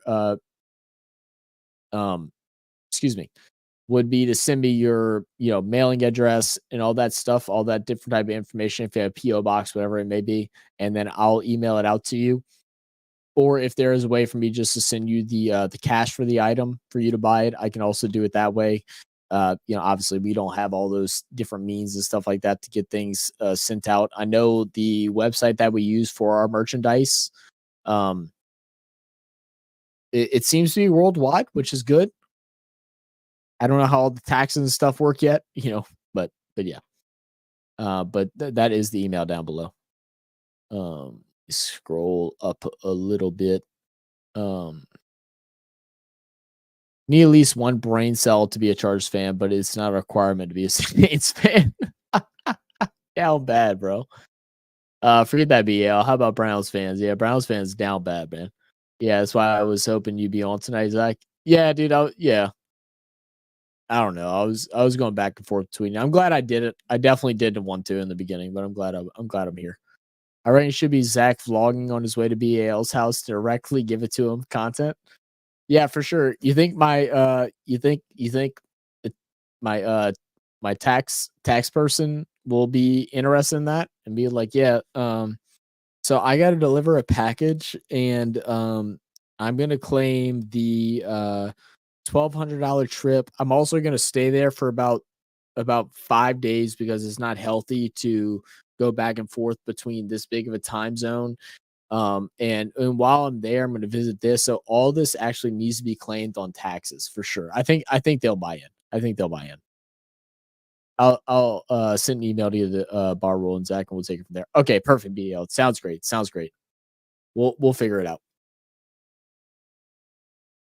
All right, let me go back in the comments from what I missed. I'm gonna scroll back, and Non probably had said most of it already, but I'm still gonna do so.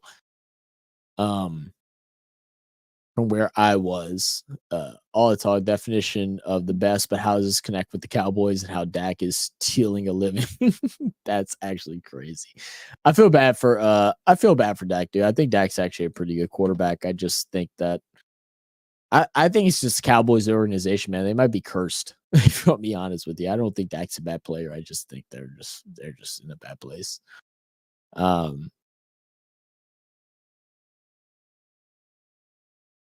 Just kind of scrolling through, reading, seeing if anything pops up to me. Did you guys see that they removed the Thursday Night Football and put in Cincinnati and Baltimore Ravens? Oh, did they do a removal? I didn't even notice that. No, I did not see that.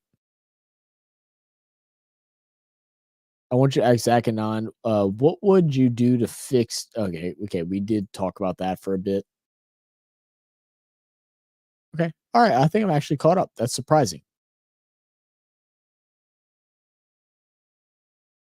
You could ship yourself in a shipping container, Zach, and I'd even let you use my mug to make noodles in it for the journey over, but not peeing in it.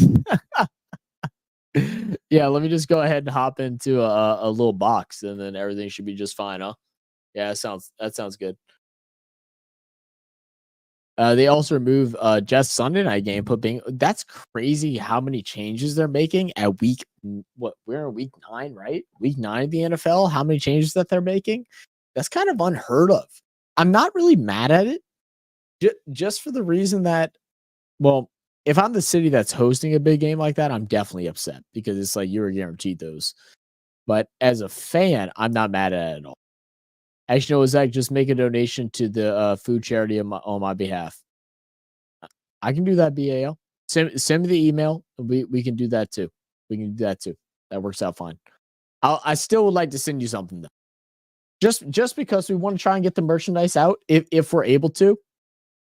That's our biggest goal with this stuff is we want to hopefully get some of our merchandise out.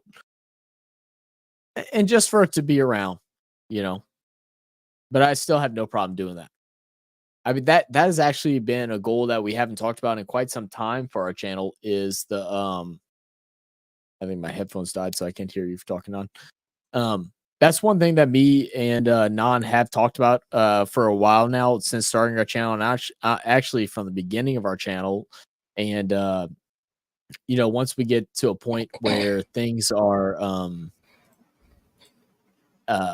in a good position, is that we want to find a cause, whether it's like a monthly cause, a yearly cause, or some type of donation. That's why we do stuff through No Kid Hungry. But we've also talked about wanting to donate towards, organizations that are like No Kids Hungry, towards schools and stuff to help feed young kids. Also towards donating towards, different local parks and stuff like that. Going out there and, basketballs, hoops, whatever, different things like that. That's something that we desperately want to do, is to give back as soon as we can. And we're getting really close to that. What did you think, Don? I mean, kind of. It depends on if it gets, because my thing is doing that. I would like to do it through sponsorships or support the channel. Yeah, because I mean, it's not something that either one of us can truly afford to do this on our own. Oh no, I agree. That's the same. Getting through sponsorships or different like fundraiser streams and stuff like that through different things like that, and definitely something we'd like to do. That's kind of the game plan. I did see JFB comment and said, "Yo, Zach, yesterday was a great day for the Saints, but there's one person who needs to be fired, Mickey Loomis. He needs to be gone." I know. We're edging closer. I think it'll be some time. I think it'll be 2 more years before Mickey Loomis gets fired, if you want to be honest with you, JFD. Speaking of Jets, I traded Breece Hall for James Conner and Browns defense. You traded, really? That's the trade you decided to make? Okay. Oh, you get Breece Hall. Oh. Okay. I'm actually not. I'm not actually that mad at that. I'm not mad at that. You get Breece Hall and you give away James Conner and a defense. No, I'm not mad at that. I'm not mad at that at all. Has the Browns defense even been good this year? I don't think so. That's what I'm saying. That's a good trade. Like, I mean, I know Connor's had decent numbers here because I have Connor, but the Browns, who fell for that? I don't know. Browns did last year. Yeah. So didn't Sun get like 24 points this week? He actually bowled out. He had a good game. But yeah, so to be honest, given the international nature of the stream, you should pick a charity that has a worldwide connotation, like head injury research or something. That's actually not a bad idea. It's not a bad idea. Yeah, it's trying to figure out. I feel like that's our biggest, and not comment on those too. Is like I feel like that's our biggest hurdle with stuff is because we're US based and trying to figure out organizations that we can trust to do things the right way. We can do the trees, the ones for the ocean and trees. Those are always good ones to do. Yeah, is to find things like that. But yeah, no, I definitely agree. You know what's one funny thing I actually learned today? So it was actually posted. I know I told you about how Alvin Kamara, after he signed his 2-year deal with the Saints, that Abita gave him a lifetime card for Abita. Mm-hmm. To get free beers for the rest of his life. And there were some people in the comments that were trolling him and stuff like that, and they're like, "Oh, you should at least get a touchdown versus the Panthers." Like, bro, like, and they're like, "Oh, he just signed a 2-year deal. He's been here his whole career." Shut the fuck up. But one thing I learned about Abita is that Abita is actually almost nationwide out here. Oh yeah. And I low-key want to see, because I saw them commenting on it, and I feel like they're going to be more in tune to their stuff. I kind of want to message them and be like, "Man, y'all ever thought about endorsing, sports channels on YouTube and stuff like that?" I mean, that's the next thing, right? Once you get the nationwide, are you trying to reach international? Because we know it's possible. Mm-hmm. It's like, oh, like maybe. I mean, my favorite case of beer is the Berry Pack. Fair Zach, but Mickey should not be involved in the new head coach selection. I mean, he's going to be, unfortunately, but Like I said, I don't think the reason why I don't think he's going to be fired yet is because Gale has a soft heart, and this is I am a no Gale hate side of the New Orleans Saints. I don't think Gale deserves the disrespect and stuff that she's had. I think these things kind of got thrown into her. Obviously she knew Tom Bisson was passing. It was given to her.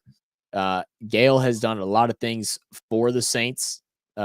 And for the organization and for the city of New Orleans. And, making big changes is a lot to deal with because she makes one wrong choice, then everything is gone.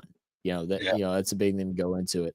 She goes and signs one GM that y'all don't like, then y'all are really calling for her next. But I do agree. I think we need a passionate head coach. And I think Riz, I think he's a guy for it. Very passionate head coach. Right now he's the interim, so who knows what happened. I just know it definitely shouldn't be our current offense coordinator. Some people were rooting for that. The guy spent most of his time being an offense coordinator, and same thing with Joe Brady. Joe Brady is one of those guys that's on that list. Joe Brady also coaches from the booth. No, you want a guy that wants to be out there on the field. You have to find a head coach that wants to be out there on the field. What do you think about that Non, as far as coaches that like to be out in the booth and calling plays from the booth rather than being on the actual field? I mean, if he's the head coach, most likely he's going to be on the field. Well, he'll have to be, but like as far as hiring a head coach, do you want a head coach that's historically more known for being in the booth rather than being out there with the players? Or do you think it doesn't matter? I don't think that really I don't think it has too much because most offensive coordinators, which end up being coaches, are in the booth.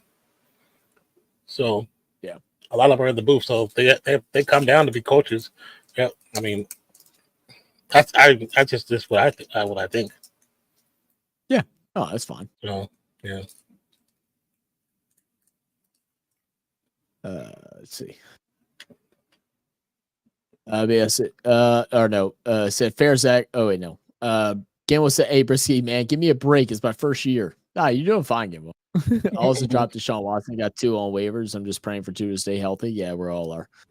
Just don't steal our defensive coordinator, Zach. But for real, I hope we can keep him. What Chargers defense coordinator? He'll probably be one up for bags if I had to guess. But I don't think what we need is a defense coordinator. We need an offensive-minded head coach. I think that's really what we need. Have you turned on Clint Kubiak? I haven't fully turned, but if he is full control of play calling for the offense, then I definitely have my worries. We get the ball at 4th and 1 at the 50-yard line, and we don't go for it. Where if we convert, we win the game. When we're dominating in the rush game, that is the most recent example of poor coaching that I've seen in quite some time. In a situation like that, could that have been an override situation too? Like nobody knows what the conversations are before those calls. It could have been. It absolutely could have been. It absolutely could have been. It absolutely because based on his play style, that's especially where he comes from, that's not like his style. No, I agree with that. that. Oh yeah, Ben Johnson is number 1 target for most teams. JFB. Yeah, well, that's the coach I'm talking about. That's the coach that I actually liked, but he's a sideline coach. He doesn't. Or I'm sorry, he's an in the booth coach, and I think he could be a good head coach, but I just don't know if that's what we need because right now we need culture. We need a coach that's out there on the field. That's well, that's what I'm saying. If they're coming to be head coach, they're not going to be in the booth.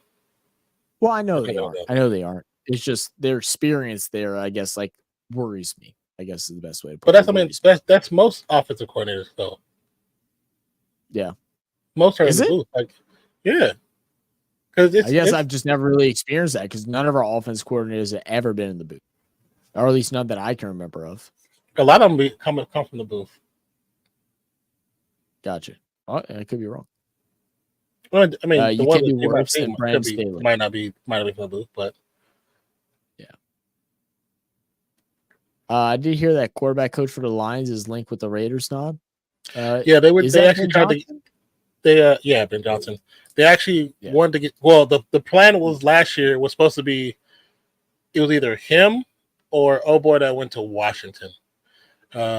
Washington. He decided. He came and interviewed. He interviewed with the Raiders. They thought the contract was on the table. He was ready to go, and chose to go to Washington. So then they supposedly sat on Ben Johnson, but I think Ben Johnson had just got a new contract. I think that's what he got more money from Detroit. So he decided to stay there, and he felt he needed another year or two. So, but I know he's going to be a high target for a lot of teams. That's why people were surprised that very surprised that the Lions were able to retain him. And I think it's just because they were like, well, give us one more year, let's get the Super Bowl, then go do your thing. That's what I was thinking.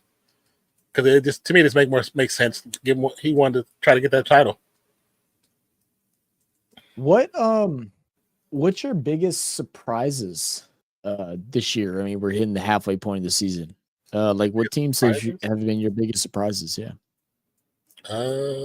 I'll say for me, it's been as far as biggest surprise as far as playing bad, it's been the Dolphins and the Cowboys, and I'm probably leaning Cowboys because Dolphins losing Tua, as much as I haven't been the biggest fan of Tua, affected them a lot. But the Cowboys, I did not expect them to come out playing this bad. I didn't expect them to come out bad, but when they didn't make no changes, I didn't expect them to be great. Yeah, I didn't expect them to be great. I mean, because they were good until they lost players on defense last year. Then they started gradually getting worse. So I didn't expect them to be great because they weren't, since ownership wasn't willing to make change, they're going to be the exact same. My biggest surprise was Philly. I thought Philly was going to be better than what they are. Even though they are 6-2, I still feel like they aren't as good as their record is. And Minnesota was a shock too. Minnesota, yeah. That's what I would say. Minnesota,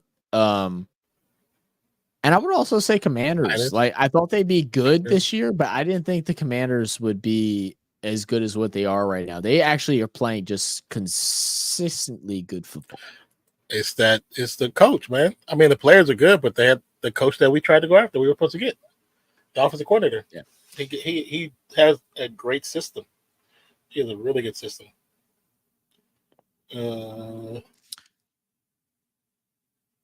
JFB said Washington was a big surprise. Ty messed up giving Mahomes D-Hop. I don't know if it matters that much, if I'm gonna be honest with you. I still love D-Hop. I would love to see D-Hop get a championship, but I don't know if he makes a critical difference. Do you think? I mean, oh yeah. I still think.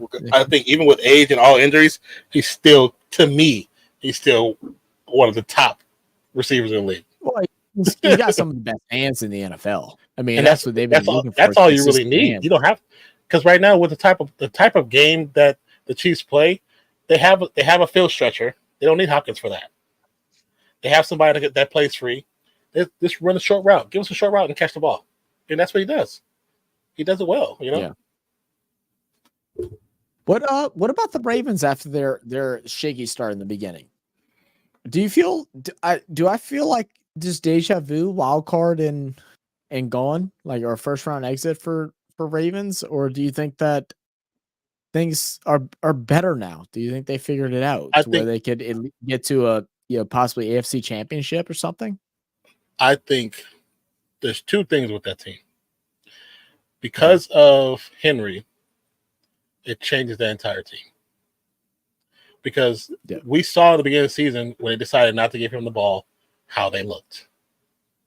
Yes. Barring him staying healthy, and when they started giving him 15, 20, 18, 20, 22 carries, and all of a sudden they started looking very dominant. I know you're thinking about Zay Flowers, which I understand because he's a small receiver, but he's still very capable of being a number one receiver. Yes. I think my question has always been the coaching, because he makes very suspect calls. Mm-hmm. I think them getting Henry was the best thing they could have done for them right now. They still need to get another receiver, and then they need to figure out if they're going to use was it Lively or Yeah, the main tight end, because one of them got to go. One got to go because they're not gonna be happy if you're not gonna spread the ball around properly. Somebody's gonna want to leave. And that's not gonna be till the end of the season. But I mean, I think Henry was the best thing they could have done. Yeah. You probably spot on. What's your thoughts on the Bears this season? I feel like they're exactly where they need to be. I don't know what is the record. 4-4 record. Caleb Williams still has looked shaky, but he's shown moments of excellence of what we expected from him. Right? We sat there. We said that he's going to have a lot of bad games, but he's going to have some good games. I'm sure they would like a better record now, especially that they're going to be fighting in a very tough division with the Lions and the Packers. But I think the Bears have done what I expected them to do this year, which was to be slightly above 500. I think they still can get 9 wins. I don't expect them to get 9 wins. I don't know what the rest of the schedule is, but I would say I saw them somewhere between 8 and 9. I think what did I put them at? I think they were supposed to get like 6 wins. I think 6 or 7. I know I have them underneath that. So do you have them underneath 6 or 7? Yeah, for what their schedule is. Because, Vikings I wasn't sure about, and then I assumed Green Bay was going to be a little bit better, like take another step, but they're still kind of in the same space. I figured Detroit would be a lot better this year, but Chicago. Wide receiver issue. Huh? What? Wide receiver issue with Green Bay. Oh, they don't have someone that they know they can go to. I think that's the biggest issue. I don't think they have someone that Jordan Love trusts in clutch situations. I think the Packers are a singular wide receiver that Jordan Love trusts to go to, because he doesn't have one. He doesn't have one that's his guy in crucial moments to be able to go win games. That's also a him problem, because when that back wasn't there, everybody was getting the ball. Yeah. Let's see. Everyone will get on the playoffs and lose to the Chiefs. Lamar will make playoffs and lose to the Chiefs. I think Henry could be the Mahomes stopper. Could be. They got to run the ball. We've said that. But we've said that several times. They got to run the ball. They have to stop him last year. Yeah. Just around thing. Last night I watched a 5-hour documentary about Joel Embiid. Man, that guy is something. Is just something, in a good way or a bad thing. I mean, I've always thought a lot of his initial background introduction to the league was actually really good, and then things kind of got cocky for him. Oh, yeah. I mean, we're huge. Well, I wouldn't say haters. But Joel Embiid definitely has his things. Now, the one thing I will say, I don't like how they're treating him right now at all.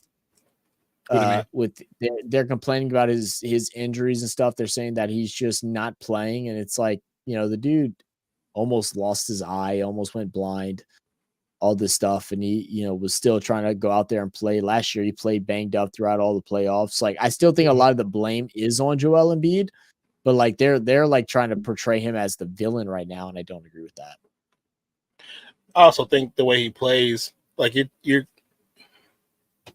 there's moments that you look really, really good, and then there's moments you just look like you're doing too much. Because what did we say last year? The reason he even got injured was because he was flopping. I agree. His flopping actually injured him and took him out of the playoffs.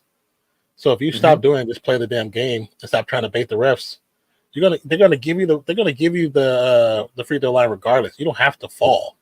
You don't have to do all that. It's just change up. You know what I'm saying? Just change up.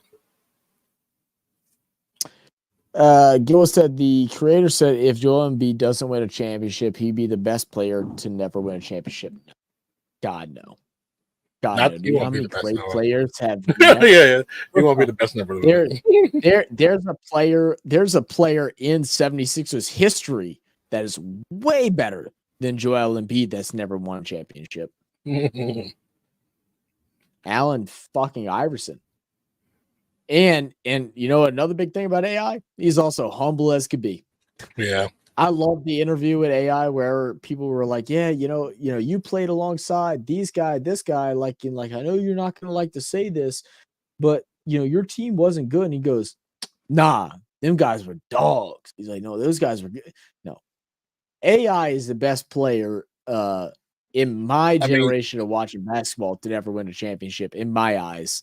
And it's that's not including the history of the players before me, including Charles Barkley, Reggie Miller, including Reggie CP3, Miller. like Yeah, like right. Patrick Ewing, John No, he's not. Stockton, like Charles Barkley. He's not even in the top 10. He's not even in the top 10. Not even close to it. As Not much even as I don't close to like it, him, in Karl my Malone opinion. still one of the best power forwards to ever touch the fucking court. Like one of the best. Steve Nash, This like is a one of the damn best. pervert. Yep, Steve Nash. Yeah. Yep, another one. Allen Yep. Iverson. I mean, I don't like him. I'm not a big fan of him, but James Harden still is a good. He's still going to go down in history as one of the best. He is. Yep. Right now, Dame Lillard. Like Dame. Yep. But very true. Yep. And the one thing most of those guys have in common, except like Steve Nash and Chris Paul and James Harden, is they were all in the East and they had to face Michael Jordan. Yeah. They had to face Michael Jordan year in and year out. But accolades and stats wise, do you agree, Zach? No, because stats in basketball are so it's easy. I won't say it's easy. It's not easy. But stats in the NBA is a lot simpler to come across than actual like. Yeah, because some players stat pad on purpose. We can watch Joel Embiid and like we talked about it. Joel Embiid was my favorite to win, not last year, but the year before that. He was my favorite. No, last year. Last year he was my favorite. Yeah. Leading up to thing, he was my favorite to win the MVP and win the championship. He got into the playoffs. I know he was banged up. I know all that stuff happened, and I watched him give up. He quit. I will never say a player is at his top of his game or at the top of the league, and he gives up constantly. Whenever things go wrong, whenever it's a 8-point difference in the game with a full quarter to go that you've given up, you can't be one of the best.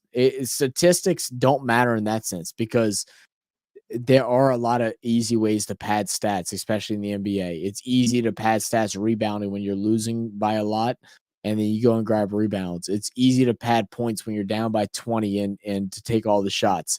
Mm-hmm. It's easy to do those different type of things. I mean, it's something that LeBron is claimed for a lot as well in his career, and there are a lot of moments where he, in fact, did. Unless you are the greatest scorer or the greatest rebounder or the greatest assist maker or the greatest playmaker or whatever, yeah, you're not there. There are guys that are way better than you. I mean, I would say, I would low key say Dennis Rodman is a more influential player than what Joel Embiid has been in his time spent in the NBA. Yeah. I mean, he doesn't have the stats, but he's way more influential on those championships. Oh yeah, because if not for Dennis Rodman in the last championships for Michael, I don't think they win it. I don't think because Dennis Rodman, he was averaging 22 boards a game. He was averaging 22 boards a game. Like he was very, very important. Brissy said, I think everybody can agree on that. So again, Stafford is the king of stat pounding. Nani's asking to hate on it though.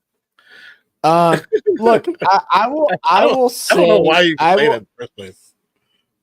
I will say like with some of this stuff because Breeze has been accused of stat padding and stuff like that, but it's that Breeze never felt like the game was out of reach. There's definitely games where Breeze was throwing the ball late into it, but guess what? He turned those games from 20-point deficits into 5-point deficits. But that's the thing. If I am a quarterback, they play to win. In my head, I want to win no matter what. You have your Jim Harbaughs, your Breezes. You give it to even Brady. You have your we saw it happen today with Mahomes. When you have those players, do you call that stat padding or you say it never giving up? What's they don't believe in losing like that. There is a fine line on the difference. There is a fine line on the difference. But here's the thing. Okay, so yeah, I'm trying to play. I agree with you, but I'm trying to play devil's advocate with you. But so to me, there is no devil's advocate because the game. Yeah, there's not like basketball where they pull players. There's very rare they pull the quarterbacks. It's very rare because you get paid off of winning more than you get paid off of losing. And if you're in the playoffs, you got a playoff team, that quarterback is not going. Mahomes is not going to allow himself to get pulled when he believes he can win that game. Stafford in his youth, Stafford had a busted shoulder. You're not pulling me. You say that's stat padding? That's not stat padding. That's saying I believe I can win this game. I can have a effect on this game to help us win. It's not stat padding. I want this out of Brisky, and it's like Brisky, I want you to, and like I'm not even trying to come at you. It's like we always have this argument, but I just want to know, like, why do you think Stafford is such a stat padder? Like, why do you think that he wasn't going out there just to win games? Because normally you hear stat padding coming from the teams that hate him, not the teams that were for him while he was doing it. Because Drew Brees had games where like he stat padded up and he locked in. It's like because there's always a chance. I don't know how many games in the NFL that you have seen have had crazy upsets to where a touchdown drive in the last couple seconds. I've seen so many games like that. Where flea flickers or onside kick resulted in a touchdown, like where things happen where there's a chance. That's the craziest thing. Let me ask you this. While you think about his question. So when the Lions were beating the Titans 52-14, and I say when they were 30-14, we all know they're going to win that game, and they went from 30-something to 52. Was all those points stat padding to you, or is it only when it's not your team? That's a good question too, because I didn't even think about that aspect. Whenever they were up and winning, and they were just adding stats to it. You go Seahawks, out there and play football. So Seahawks 42-29. You guys are clearly going to win that game. Is that stat padding? You said Carr, Emperor of empty yards. Do you know how many times he's come from behind? He had a literal record of coming from behind. He was holding the record for the longest time. I was about to say he does hold the record for that. I mean, and I will like as a Saints fan, like talk about that a little bit because there definitely were moments where like everything looked good for a little bit in the fourth quarter when we were down 2 touchdowns and he starts throwing it and stuff like that. Should he been doing that earlier on? Did it get a little bit easier for him because maybe the defense lightened up? But why is that a negative on the player for continuing to play football, playing the game that he's being paid to play, versus the defense just not doing so? I guess that's where I feel like you said silly. Because it is very well known, at least here in Detroit, that Stafford would not try in the first half until they were down by 2 scores in the fourth quarter. Now, let me ask you a question. You say very well known. Where'd you get that information from? Because fans talk about it, don't mean it's very well known. That means that's you guys' thought pattern of how you looked at Stafford. That doesn't mean that's what he was doing. That doesn't mean what that's anyone else that's I know we don't have a lot of football fan like diehard football fans, and I know we have JFB. JFB, what is your thoughts on Matthew Stafford? Do you think he's stat padded? Because in like that he showed at least effort. I mean, shit, if we're talking about that, let's talk about Steph Curry then. Steph Curry is horrible in the first, second quarter, then he shows up in the third. Not horrible, but you know what I mean? Yeah, sometimes he starts slow. Sometimes he starts slow. Yeah. Comparatively, he's not good in the first, second quarter. But part of the reason that is because he was always trying to get Clay started. Because you watch his games, he don't shoot that much in the first quarter like he used to. When he was younger. You said, so you think golf was stat padding? But I'm saying, do you think your team was stat padding? Because you guys have this whole hatred towards Stafford, which I don't get. I always said the day Matt Stafford was drafted that he would never win a Super Bowl until he went to a team that with a proven Super Bowl winning record. And the thing about that, it's not even that he went to a team with a proven Super Bowl record. He went to a team that actually cared enough to win a Super Bowl. Because in that era. Yeah. In that era when he played with Detroit, they don't care. They didn't care. I don't care what nobody said. They didn't care. They didn't care about winning titles. Before Stafford went to just combat that. Before Stafford went to the Rams, what Super Bowl history do they have? The last time they were in a Super Bowl was in 2001. I know that because it was in New Orleans, and that was my first time ever going to a Super Bowl event. Detroit didn't care. They didn't care. They had one of the greatest running backs of all time. They never put anything around him to build a team. They never put anything around him to make it better. They were so bullshit that they wouldn't let him get out of his contract. The man had to retire. He had to retire. Yeah. I mean, look, and it very well could be a thing where it's like outside point of view is different from inside point of view, but it's like, you're saying Detroit's fan, news, culture, radio shows, podcasts, everyone around Detroit all say that. It's just that's like all guesstimation, though. That's guesswork. That's all guesswork. I don't know what the Detroit fan base is like, but that feels like what the New Orleans Saints fan base is like right now, where it's like you're either expecting Super Bowl instantly and instant gratification from your wants, to where it's like you pick the main guy and then call him the problem. And I just don't think Stafford was ever the problem. Stafford, from what I know, I mean, I was still young watching football, so I mean, I didn't have all the analytics and all that Stafford stuff. Was getting beat the hell up, man. But I didn't know a single person in my circle of people that watch sports, like when older people, that was ever like, yeah, Stafford's the problem. Stafford can't win championships. Like, I don't remember that narrative ever being shared. From my generation, I've always heard it was that yeah, Stafford didn't have enough pieces in order to win a championship, and his team didn't help him to do it. Yeah, I mean, outside of Megatron, that's the only help he ever got. And that's the funny thing about that. He wanted to leave his last year. He didn't want to be there. He admitted to that. He wanted to leave. People won't believe when I tell you where he wanted to go. He even talked about wanting to go to the damn Raiders. He always thought he looked dope in the silver and black. BL always said that the day Matt Stafford was drafted, that he would never win a Super Bowl. That's what BL said. Okay. Yeah. Maybe I said mine. I also said Nick Foles would win a Super Bowl ring, but that prick didn't deserve it. That's crazy. Doesn't matter if you haven't won a Super Bowl in 4 years, as long as you've won one. Just look at the Chiefs as proof of that. Chiefs have always been a pretty historically well-known NFL team. Like I don't think they've been a team that has just like died. Like they've always been. Have they been? I guess I grew. Yeah, I was supposed to say. I mean, I grew up. I didn't grow up when they won a Super Bowl, but I definitely grew up in the era where they had, the likes of, oh my goodness, what was the damn running back that escaped my name? He was so damn good. He won my fantasy. Yeah.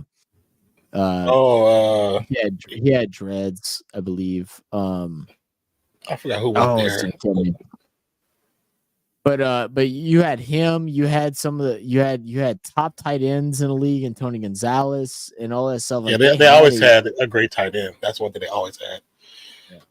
And their quarterbacks are usually ex-Niner quarterbacks, because it was Joe Montana that went from the Niners there. Then it was what's the dude that the backup for Joe Montana went there. So they were always like a cuss team. There was this there. Because for the longest time, it was the Niners, it was Dallas.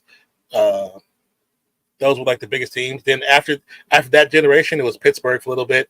After Pittsburgh, then it became Baltimore. From Baltimore to Patriots. And Patriots was a thing for a minute. Then it became Chiefs. So to say that those teams were bad, there's a lot of teams that was bad during that time because they didn't win it. Regardless if they won it, they just didn't win it. They still had good teams. Do you think the NFL was more exciting like 10 years ago? 10 years prior? since now that offense has become such a dominant force that like defense played such a big role, that being like a highly stout defense made the Oh yeah. game more exciting because a good defense could win you games, and now a good defense could fuck all because a dominant offense just can't do anything. Do I think it was more exciting? Yeah, because I actually don't mind watching a defensive-minded game. I don't mind a game that's 6-6 or 7-7, and it's because the defense is doing good. I don't mind games being that low for a while, but that's what people want instant, like you said, people want instant gratification.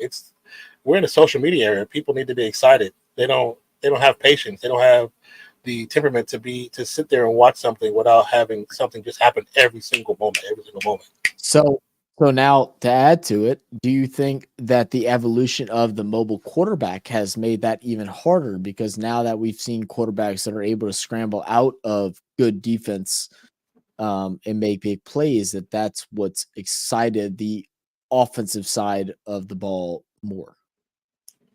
Wait, say that one more time. Sorry, am I trying to say it correctly? Yeah. So basically, now that we have found quarterbacks that aren't pocket quarterbacks, that it's more common to be mobile, that good defense protection, stuff like that is not as sought after because offenses are able to extend the time of play. Do you think that has also played a downfall? Yes and no. That has actually destroyed the running back position. It's destroyed the running back position. It hasn't necessarily, I don't think, destroyed like defensive players, defensive mindsets. It's made defensive coordinators be more creative in what they're doing. But I felt that to me was always an evolution of the game that's going to happen regardless. Because the reason why it's happening now is because they didn't want it to happen in the 90s, in the early 2000s. Because when you had your Mike Vicks, they talked down on what Mike Vick could do. As much as everybody knew he was special, they talked down at it because they didn't want the quarterback to do that. But that's also going to a racial demographic because most of the players that were able to do that were not Caucasian. Yeah, and then it also got way worse after the dog incident too. Made it even worse because that added to the rhetoric. Yeah, it added to the rhetoric, but it's like I mean, anybody who watched sports, you knew that was coming. That was just gonna be there. Yeah. But I think what has made it worse is that the NFL does this thing that when they get a new toy, they force other pieces to be that new toy. Now what happens is when you get rid of your fullback, you only have one back there who used to be able to protect the protect the running back, but also protect the quarterback. That's gone. So now you have double tight ends when one tight end is meant to be the catching tight end, the other is meant to be blocking. When back in the day, they both could be the same thing. And then you have O-line players who aren't the same what they used to be back in the day. We used to be bigger, but because everybody's running, they're slimmer, they're smaller, but they aren't as strong, they aren't as stout. Yep. And also because they're not, because the real tight end, not the real tight, but the big guys that would make it with a true professional offense are too big now.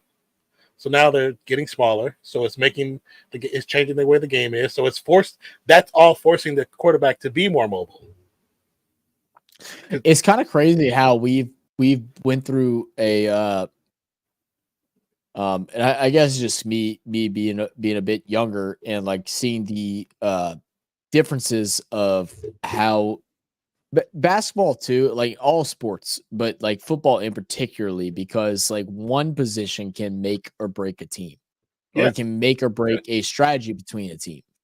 And I think that's the one thing that a lot of people that watch like NRL rugby don't understand is that like one position being changed, like the fullback is a great example of that. As someone said, what happened to the fullback position? Exactly. The fullback position being obsolete has single-handedly destroyed the revenue of running backs, because since they don't find that it's worth paying a good fullback, that running backs are now being found not to pay, it's not worth paying them either. Yeah. And so it's like seeing the generation of the game, or the transparency, or not transparency, the progression of the game change from a high run offense to a great pocket quarterback like your Breeze, Peyton, Tom, Brett Favre, guys like that, to now it's like full mobile.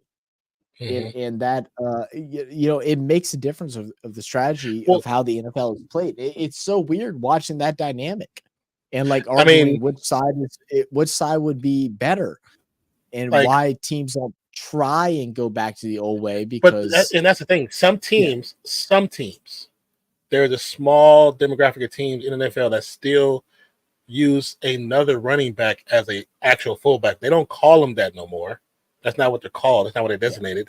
They're just part of the they running back by committee. That's what they are. But when you look at, let's see, Daniel Thomason, Attorney Dorsett, Walter Payton, Eric Dixon, Marshall Faulk, like some of the smaller greats, a lot of them had great fullbacks. They had great fullbacks. That's why they were good. Not saying they wouldn't have been good without them, but they became great with them. That's what made them great. It's like the conversation goes on. It's like, teams that have been consistently good. Not all of them, but a good majority of them. Look at two teams that have been consistently good over the last 5 years: Ravens and Niners. Yeah. What do they have in common? What is one thing that they have in common? Ravens, I guess, is something that is a little bit more different because I don't think he's necessarily considered a fullback. But I forget the guy's name, but he basically plays fullback. He plays a fullback position. And then you have the Niners who have Yusek, who is one of the last landing fullbacks, like considered fullback in the NFL. And they have both done well. Right now, the Ravens, I forget what he is. It's one of their tackles that rotates a lot, but he's basically a fullback.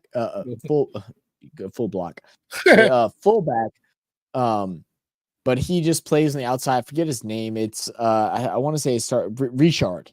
He basically plays a fullback position, but they have him on motion and stuff like that when he sets up his blocks. But he's basically a fullback. Well, that's what they do. A fullback. I've said it twice now. But that's what they do with the receivers now. They have the receivers run those options crossing the back, and it's a timing thing. So when they come at a certain spot, they become the fullbacker, even though it's like you're not big enough to do that. You're not skillful enough to do that. You're not strong enough to do that.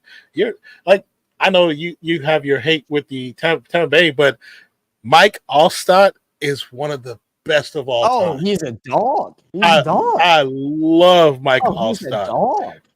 Watch him get the rock. Watch him get the rock. I don't hate on dogs. He's a dog. He's a dog. Everybody knows that. Oh my God. I was watching his highlights the other day just because I missed watching him play. I was like, this dude was so good. It was so good. But okay, here's the thing. So if we look at all the running backs in the league right now, you can have your tier list of who you think have potential to be the best. You have the best potential to be really good, and then the ones we say they're just not good. But do you understand that some of those guys that are considered not good, if they had a fullback, how good they actually could be? But they're not good because the league doesn't have a fullback. Those teams don't have fullbacks. But because if the players in the past that needed a fullback to help them get to where they need to get to didn't have them, some of those greats wouldn't be greats today. They wouldn't be Hall of Famers today. I mean, there's some guys that are like, there are some guys that are like Henry that didn't need it. Bo Jackson didn't need it. He didn't need that. He could run through anybody. There was nobody that could stop Bo Jackson. No, I think Ray might have been the only one from Baltimore that might have been able to put a fight, but I still think Bo Jackson would have ran through his ass. 100%. Very true. But there's a handful of guys that didn't necessarily need it. Emmitt Smith was small, but he didn't need it. The bus didn't need it, but there was guys that really did need fullbacks. They needed fullbacks. Not saying they weren't good, they just became great with them. Just go back to some comments. Let's see. Oh, Chili Adonis, he streams on Rumble. Kenwell. He streams on Wimble. Yeah. Yes, I ran across the stream the other day. Yeah, it was all the quarterbacks were gunslingers and not running backs. It definitely was a different game, and like the evolution of the game is the same, but I feel like they haven't perfected it. I feel like they're trying to perfect it, and they're trying to combine the run game with the run play, running QB and the gunslinger, and it's not the best situation all the time. Yeah, and that's what BL was saying is like, is it worth paying running backs now too? If people like Lamar Jackson as a team's #1 quarterback and running back, well, I think this year's proved it. Yeah, as to what their success is that you have the run threat, the athleticism of the quarterback. Because the thing is, offensive lines aren't good anymore. Offensive line aren't good anymore. I don't know if it is that defense, and it could be that not that offensive lines have taken a step back, but it's that defensive line have stayed back. And anyone that that plays football, they rather do the tackling than get tackled. Mm-hmm. So your phenomenal athletes and stuff like that, they don't want to play O-line. If they're in high school and they're at that borderline, that was actually a cool play. I saw that. Do they want to be the tackler or do they want to, block the tackle? They want to be the tackler. The reason why the Lamar Jackson, Derrick Henry thing works, just think of it like this. You have Steph Curry and Klay Thompson in their prime on the court at the same time. Who do you guard? You're going to say, oh, we're going to go to Steph because then, but still Klay, he dropped 60 points in 11 minutes. So who do you really guard? And that's what Lamar Jackson, Derrick Henry, that's what they give you. Yes, you can try to tackle Lamar Jackson, but if he's able to flip that ball to Henry, you got to be able to stop that dude. And I've only seen 2 people really take him off his feet. I've only seen 2 people by themselves. And that's crazy. How long has he played in the NFL? I've seen Max Crosby do it, and that was recently. And I've seen old boy from the Lions do it, but that's about it. Yeah. That's about it.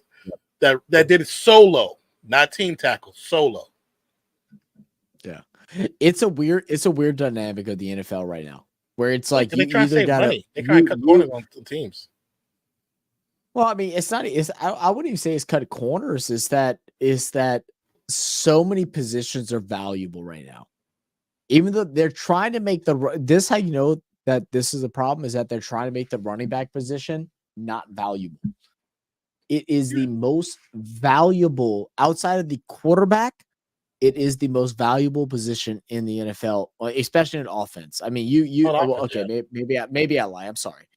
Left tackle is probably the second most valuable. Well, they are the third. They're the third most valuable position in the NFL, but they think that they're easily replaceable. So that's the problem that we're having. That's the problem that we're having with that. And then you have flashy wide receivers, but it was interesting. Now that I'm sitting here thinking about it, talking about college football with Travis Hunter, saying how he feels like he deserves the Heisman votes and that he should get the Heisman, which he is a high candidate for it. Mm-hmm. And he talks about as a wide receiver, he's like, well, Ashton Genty. I think it's Genty. You talking about the kid from Broncos? Boise. Yeah. He's like, well, imagine if I had as many catches as Jonty had, that's what it is, as Jonty had rushes. Well, you don't because you're a wide receiver. Mm-hmm. Yeah. It's a big difference. Mm-hmm.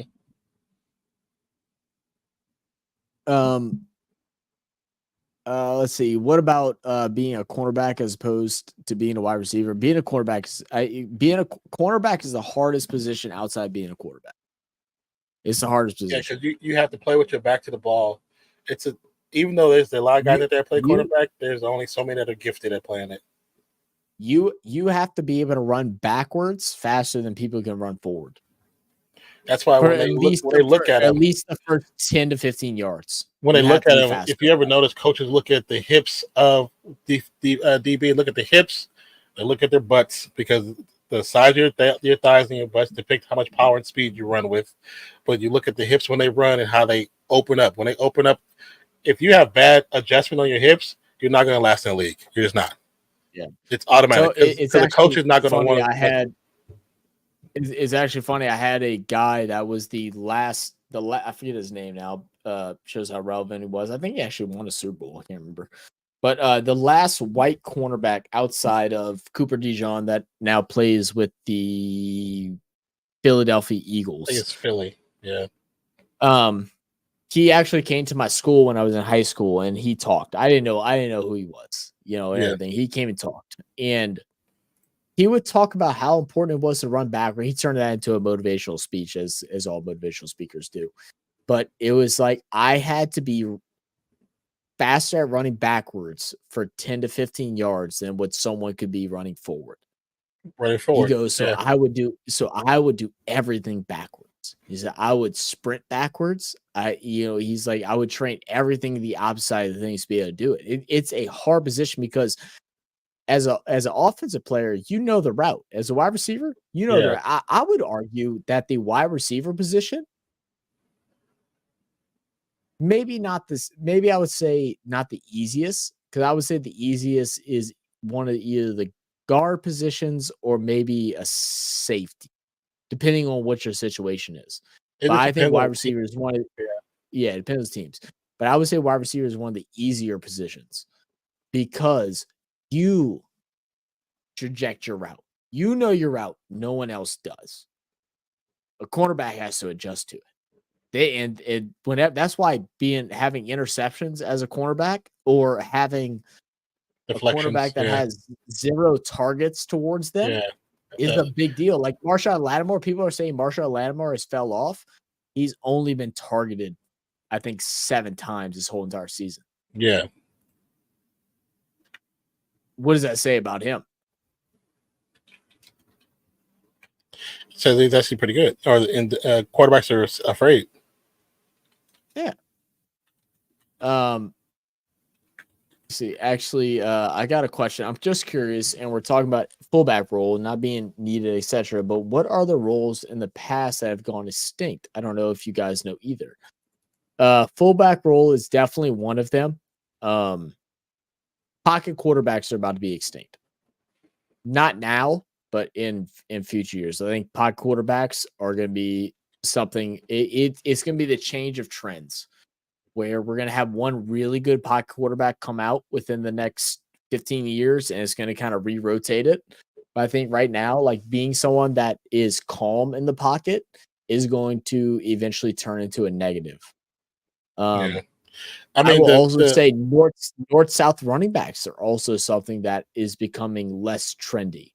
People look more towards explosive, elusive running backs than they do for north-south power runners. To directly answer the question, like the actual positions, the only actual positions that are no longer a thing are fullback and halfback. Those don't. They're not a thing anymore. Because now they just call running backs. So you have, you used to have fullback and you used to have halfback. That was the difference between the two backs back there. But that's the only thing. But what Zach's saying is true. Like the mobile quarterback is killing off the pocket quarterback. That's becoming a thing. But that's also because once high school coaches started coaching a certain way, that influences college, because those coaches end up going into college eventually, and they bring a different type of offense that they merge with a different type of offense, and that becomes a thing. And once that becomes a thing and players are successful, the NFL gradually starts stealing their ideas, and then they make that into a professional thing. So that has all been the problem, because it has dictated why the quarterback has went from a pocket quarterback to a mobile quarterback. It's not players' fault for them being athletic. It's the NFL and college for saying, "Ooh, that looks cool. Let's do that." and then all of a sudden, your team is one of the best teams in the nation because they have a running quarterback. Now everybody wants a running quarterback because that looks neat. The worry that I have as far as like a a early 2000 mid 2000s football fan goes is that in high school for me, quarterbacks didn't throw the ball. They ran the ball. Oh, And yeah, I feel that like was that's good. also a Yeah, big you guys factor. played the it's actually a set that you guys It's- played that was invented in the 60s. That style of it football came was back invented up. in the 60s. The coach that I used to work with at Fresno State was one of the guys who actually invented those styles.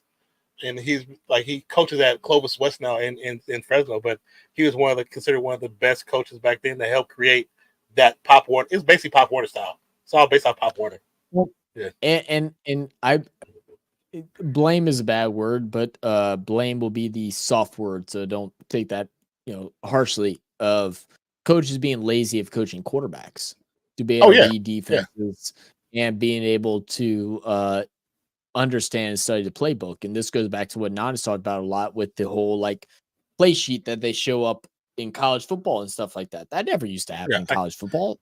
Like it has happened, but it's not as popular as it is now, where it's like they just show up the thing and they just know what the play is like you used to actually have to study and learn what the offense was and what your reads were. And that's the problem that we're having with quarterbacks right now, is that quarterbacks don't know how to go through progressions. They know how to go through their first and second look, and that's it. Before, a quarterback would.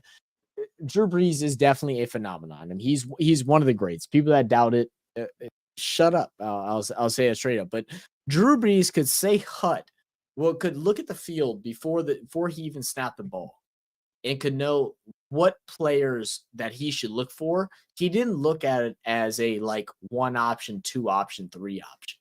He looked at it as, this is what they're giving me. These are the 3 places. I'm going to look either middle of the field, I'm going to look wide left, I'm going to look short corner. And that's what he would do. Quick. Ibby.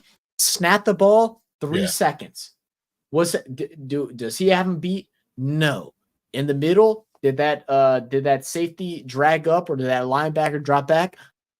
Yes. That's not open. All right, check down here to the short spot is there, because now they have blockers. That's how it used to be. It's not like that in the NFL anymore. Now it's you have 1 option, and then if that shit don't work, unless you're an extraordinary quarterback with a great offensive line, then you start going through progressions. They're not taught that in college. It's funny that you were talking about that, because I don't know what game I was watching randomly, but the 2 announcers were talking about that, and they were saying how because it was during watching Flacco play, it was during the Colts game, but they were like Joe Flacco, Aaron Rodgers, Kirk Cousins, Matthew Stafford, Russell Wilson, Derek Carr, Geno Smith, like Jimmy Garoppolo, even though he's on the team, but he's not playing. Carson Wentz, Jacoby Brissett, like all those guys, they're those guys you can plug anywhere, even though they might not have the best records. But because they can read defenses, they all can read a defense. They all can predict. They all can read how a play is going to go. Just because they're not good at it doesn't mean they can't do it, but they can be plugged anywhere. That's why when you see Flacco come in and do what he did, is because he's good at being an actual quarterback. Doesn't mean he's going to be great at winning the game, but he knows how to read things. He knows how to read defense. He knows how to tell. He can make the player up there in the pocket. Don't even need the coach, because he sees what's coming.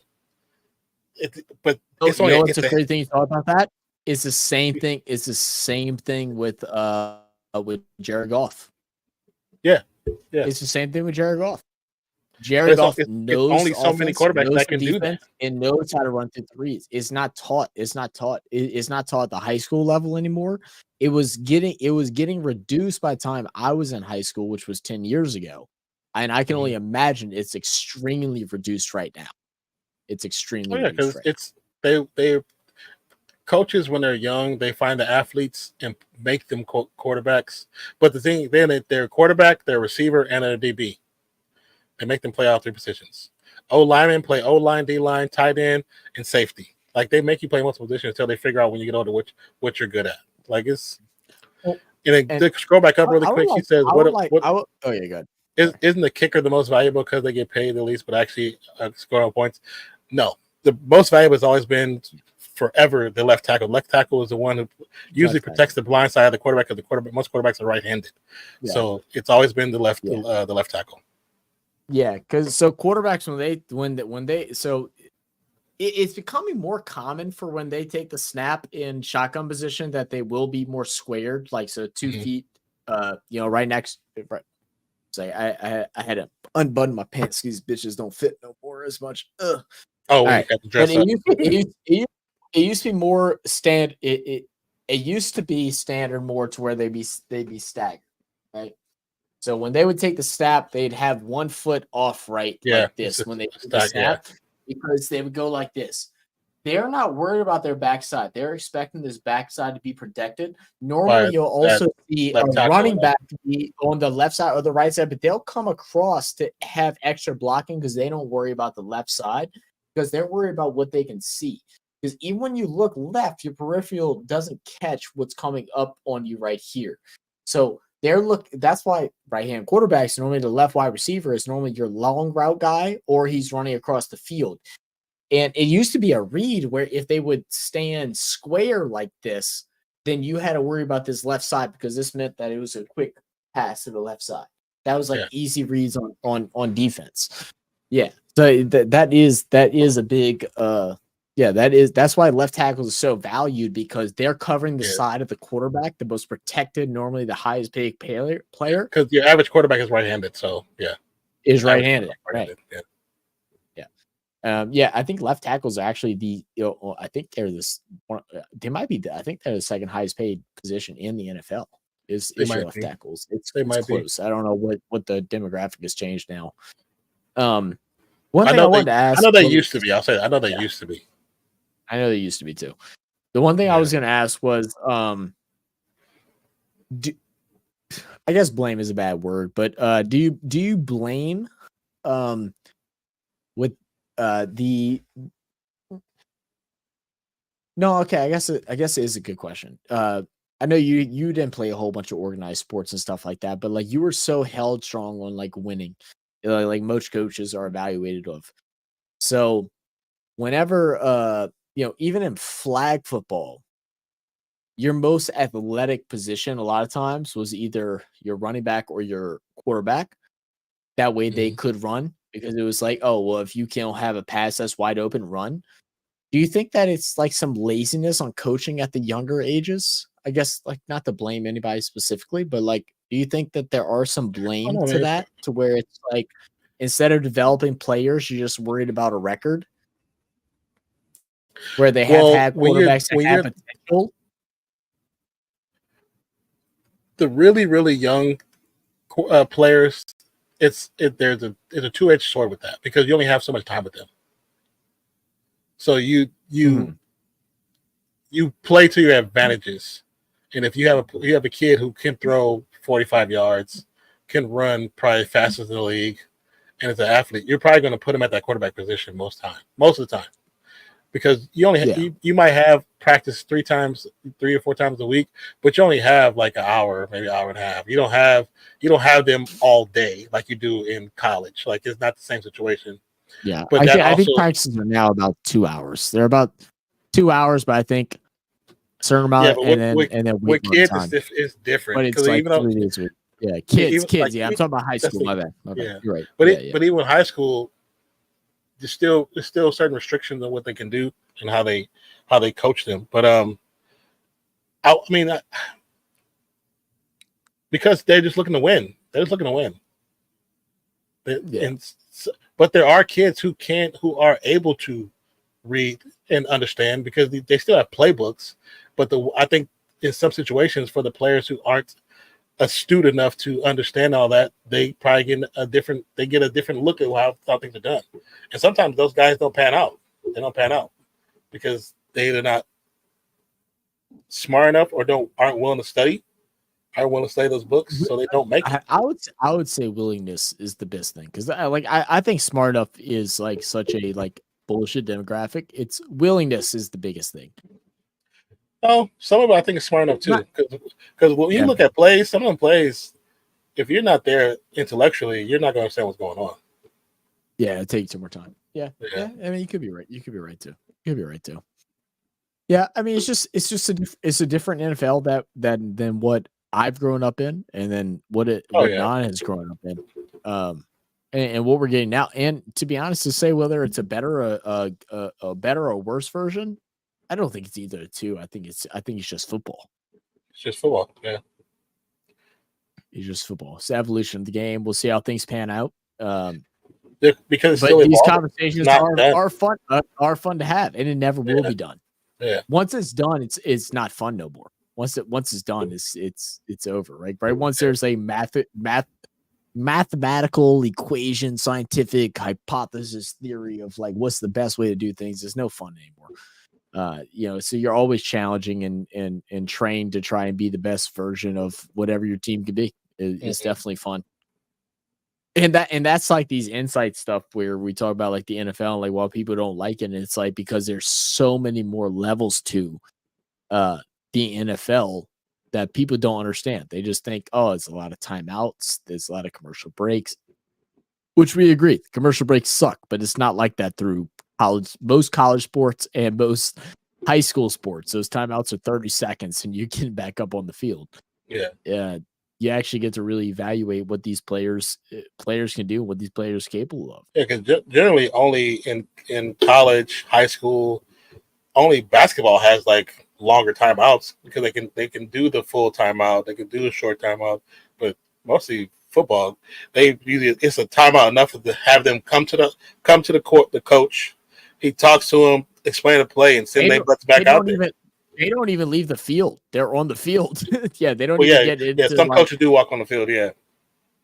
Yeah, they get on the field. They conversate. It's a lot of strategy that goes, but there's a lot of strategy goes behind it that changes the evolution of the game. Yeah. Yeah. But then also to your comment about the defensive backs. Yes.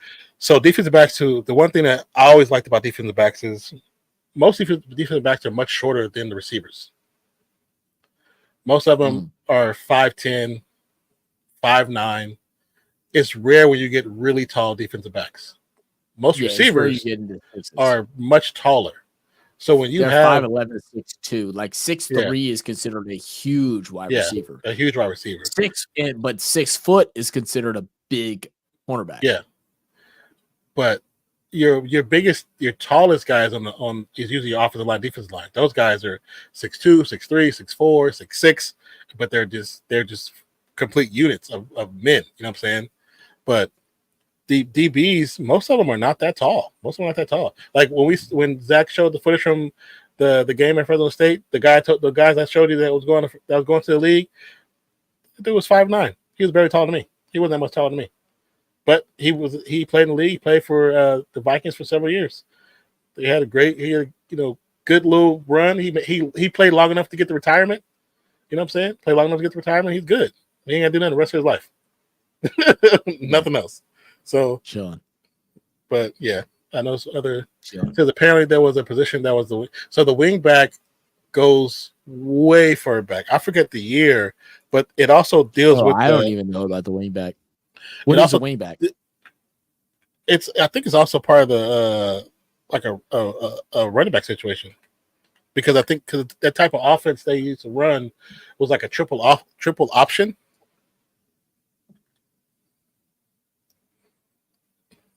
So it says offensive back who lines up outside and in, which probably became a tight end.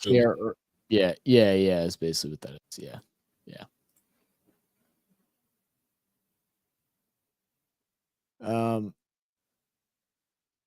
Yeah, it's basically a variety of a running back, but that comes from that's I couldn't think of the damn style. It's called wing T formation. Wing T formation is basically triple option. It's basically the similar. Okay. So T formation. Okay. But that was what kids ran because you have to who do I tackle? The fullback, the halfback, the quarterback. Like, who do I tackle? That's what you have one hands off and you don't know who the ball going to. But that's that wing T formation. That's what we're running in the NFL, a version of that when they do the triple option. If you were to start playing football, what position would you want to be at, or would you start practicing at? Just say you're an athletic, you're an athletic player with a ordinary build. There's no telling you'll get a growth spurt or anything. What would the position that you would want to start working on that could help you? What would you be your prime position that you'd want to be at? Well, I always wanted to be either a safety so I can hit, or a tight end so I can catch, but also I can hit too. Because safety, I always liked that idea of being safety. Because safety, you can cover the receivers, but at the same time, I get to play free. Let me be a free safety. Let me I'll come over the top where you defend the guy, but I'm gonna come and crack the shut out. Like that's I want that to be my job. Mm-hmm. I want to give him all his shoulder. All his shoulder. That's what I want to give him. Oh yeah, right there. But I like that. Yeah, that I'm kind of right there with you. I didn't think tight end. I was thinking defensive back, and I was thinking like safety, just because I feel like you need to have a good knowledge on the game, and I think that's more flexible depending on your size. Mm-hmm. Could be if you can put on some weight, you can drop into linebacker and be a main force of the offense, but you have to know everything, because you can't hear everything as a free safety because you're not hearing the play call. Safeties have to know it. Smart. Safeties have to be smart. You have to be very smart. And then tight end too. I think tight end is probably the most likable position right now because it is the most valuable. You have to be able to block. You have to be able to catch. Mm-hmm. You have to run block, pass block. You have to be able to catch. You have the opportunity to be able to play special teams. There's a lot of opportunities with that. Yeah, I would agree with that. Sinbad said, big punting story from today. One person bet $100 on various combinations and found the first 4 over the line in order, winning $3.2 million. God damn! Holy fuck! Did you see the guy who won $100,000 last weekend? No. He was like he bet like $62 or something, but he had like a 12 leg parlay or some crap like that, and won like $107 grand. I'm about to just start doing those every weekend, bro. Like there will be signs. There will be signs. Like all of a sudden, I got some Casablanca on this bitch. You know what I'm saying? Like next thing you know, like I'm in this hoe with a There'll be signs. To be honest, it actually probably wouldn't be any signs because all the money would be given towards anybody else I care about. But there might be 1 or 2 signs. There'll be 1 or 2 signs. That's crazy. Anthony Pierce says, what time? What time is it in the States? 1:43. I just saw Sinbad say 1:41. Yeah, 1:41, 1:43. Vote for Zach to be coach of the Saints by Taylor Hayes. Well, speaking of vote, those that are in the U.S., last day, go get your votes in. Yeah, voting day is tomorrow. Doesn't matter who you support, anything like that. We do not care. Go and vote. I want you to do your first time. Doesn't matter who you vote for. I'm not even registered. Oh, that's right. You're not registered. You suck. I'm not even registered. But go and vote. I'm gonna go get peanut butter cinnamon toast crunch. It's an amendment right. Go and use your amendment rights the way that they're supposed to be. Go and vote. Yeah, I already voted. Early voting. I know you did. You're early voting. I did not. So I am not. So all you need your ID there. I know some places you can register the same day. I don't know if where you at you can do. Some places you can't register same day. But I had to keep checking my registration because in Texas they were deleting people's registrations. Nice. It's like, oh, this is nice and unethical. Cool. So I'm a Filipino migrant in Australia, and I will vote for. You know what? You vote, bro. This is totally legal, guys. All we do is walk in ID and we vote. I mean, yeah, you have to have your ID to vote. Guys, look, different rules. Definitely a cool game in the NFL. I didn't get to watch a whole lot of games. I mean, I am seeing Cardinals obviously doing a big upset. Lions taking down. I was seeing all the comments in our Real Fan Sports League between Steven S. Our boy Cheesehead and Nate. Appreciate y'all for keeping it friendly and having some fun. Like I said, I was going through the shit there that time, so I just wasn't bothering with it. But I appreciate y'all just having a good time and enjoying talking shit and all that stuff. Shout out Lions get a big win. Rams are on a spree right now. Even after losing Puka Nakua, I wonder if he'll get a suspension. That's gonna be interesting. I think he gets at least one game after throwing a punch, even though I think it was a really soft punch. He got fouled, and then the play wasn't called dead, and a guy blocked him, and he turned and punched him. You can't punch him. I mean, it is what it is. You can't punch him. Can't throw. Like I said, because I was dealing with, I didn't watch. I barely saw pieces of games. It was a bad. It was so loud week for me in nonfiction. It was a bad week for us to try and give it good coverage. I mean, Vikings getting the win over the Colts. A good get back. Well, good for you. I haven't even looked at it. Eagles getting the win over the Jags. I played you. Saquon Barkley probably. Yeah, you probably beat me. I don't even care. Saquon Barkley. I don't even want to know. Don't even tell me. Saquon Barkley did the most craziest thing. This is going to be seen in commercials 20 years from now. 20, 30 years from now, it's going to be seen in commercials. Unbelievable. Because Ravens getting a big win over the Broncos. When you watch him run and you see that he did on purpose, that was fun to see. Yeah, it was insane. It was insane. Yeah. It was for no reason. That was the worst part. He already had the first down. It was just because he's Saquon Barkley and he can. Panthers getting the win over the Saints. We fired DA. Yes, let's go. Commanders big win over the Giants, but not by much though. It wasn't a great game by the Commanders. I actually give a good shout for the Giants for put up 40-some points. To be honest with you. I feel bad for the Browns who James Winston didn't have a great game. They got whooped by the Chargers. So shout out to BAL, Will, and all the Chargers fans. Raiders getting beat earlier too. Oh, awesome! I think that was Thomas. Was it Thomas Ginwell? I think Thomas. Might have been. Bengals getting the win over the Raiders. It's funny. People were trying to hate on Joe Burrow, not trying to get too far off topic, but because they benched a rookie because he didn't show up for practice, and some people were saying "Oh, he shouldn't have done that." It's no, you're supposed to. You didn't show up. You did not show up in time. This isn't college anymore. This is the professionals. And Joe Burrow was in every right to come to the sideline and be like, "Why are you sitting? You weren't even here."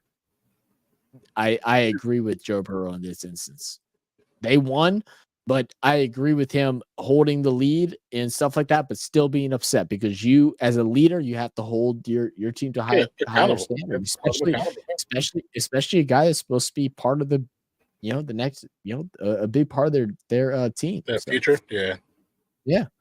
Bills getting a streaky win against the Dolphins. Dolphins looking a lot better. I think it's a little too late, but good Bills win, and then Falcons dominating the Cowboys. I hope this game ended in a tie. Congratulations, Falcons. They're going to win the division more than likely. I hope they don't win a Super Bowl because I will never hear the end of it. But it is what it is. Before you get into the next one, I watched a little bit of highlights of the Patriots Titans game. I have to pee, and I have to say, I think Mayo may be better.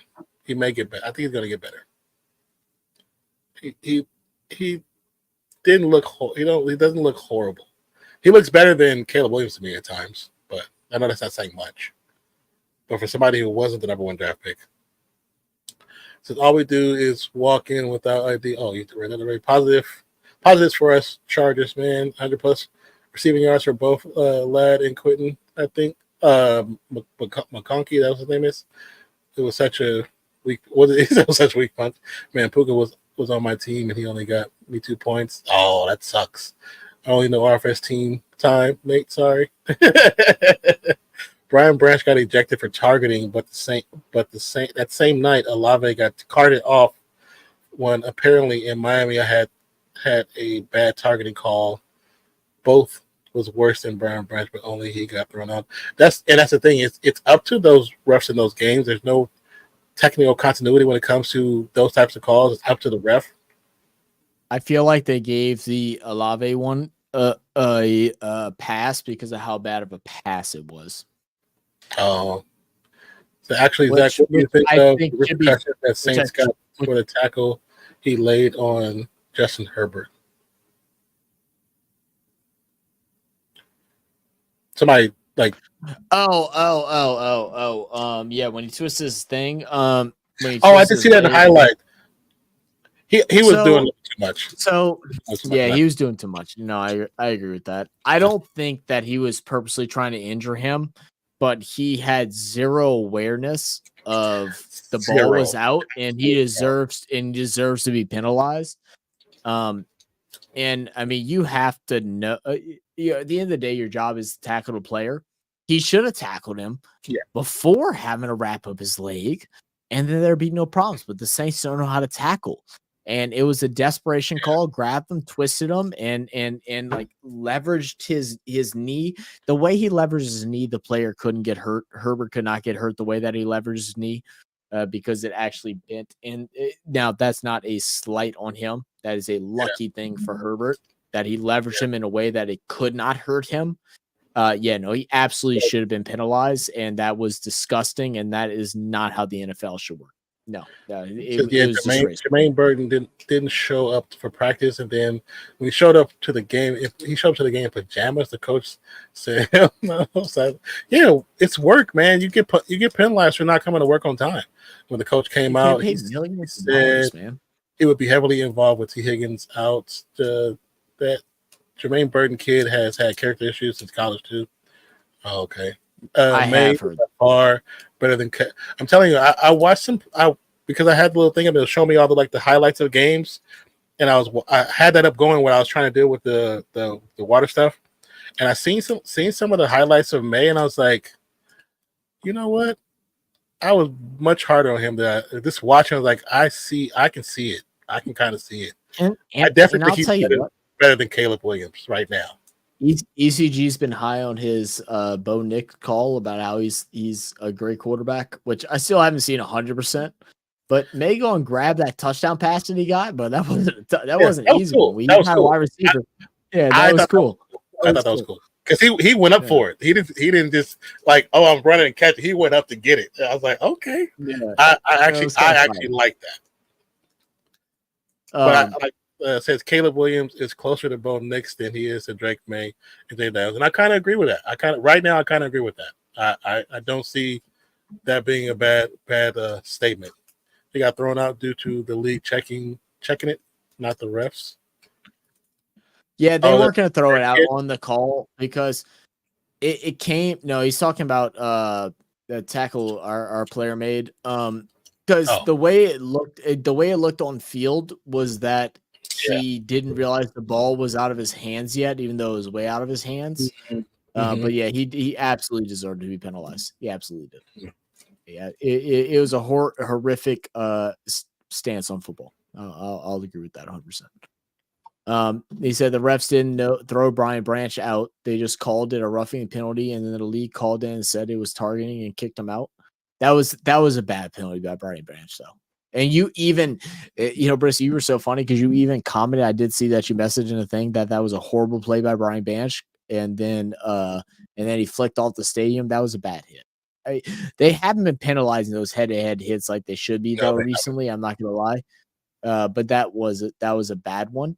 I will not say that it was the worst of the ones that we've seen so far through the season, but I think that his should have been dealt with a ejection as well as some others. I will say that. Actually, do you think O'Connell is the starter now? I don't know if he's still injured.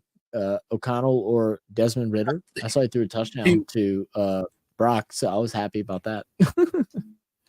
I think they're probably going to run with Desmond Ridder. I think Aiden might still be injured. And Minshew, he's just not playing with confidence. Like I keep telling people, if he played with the same confidence he played with in the Colts, we don't look like this.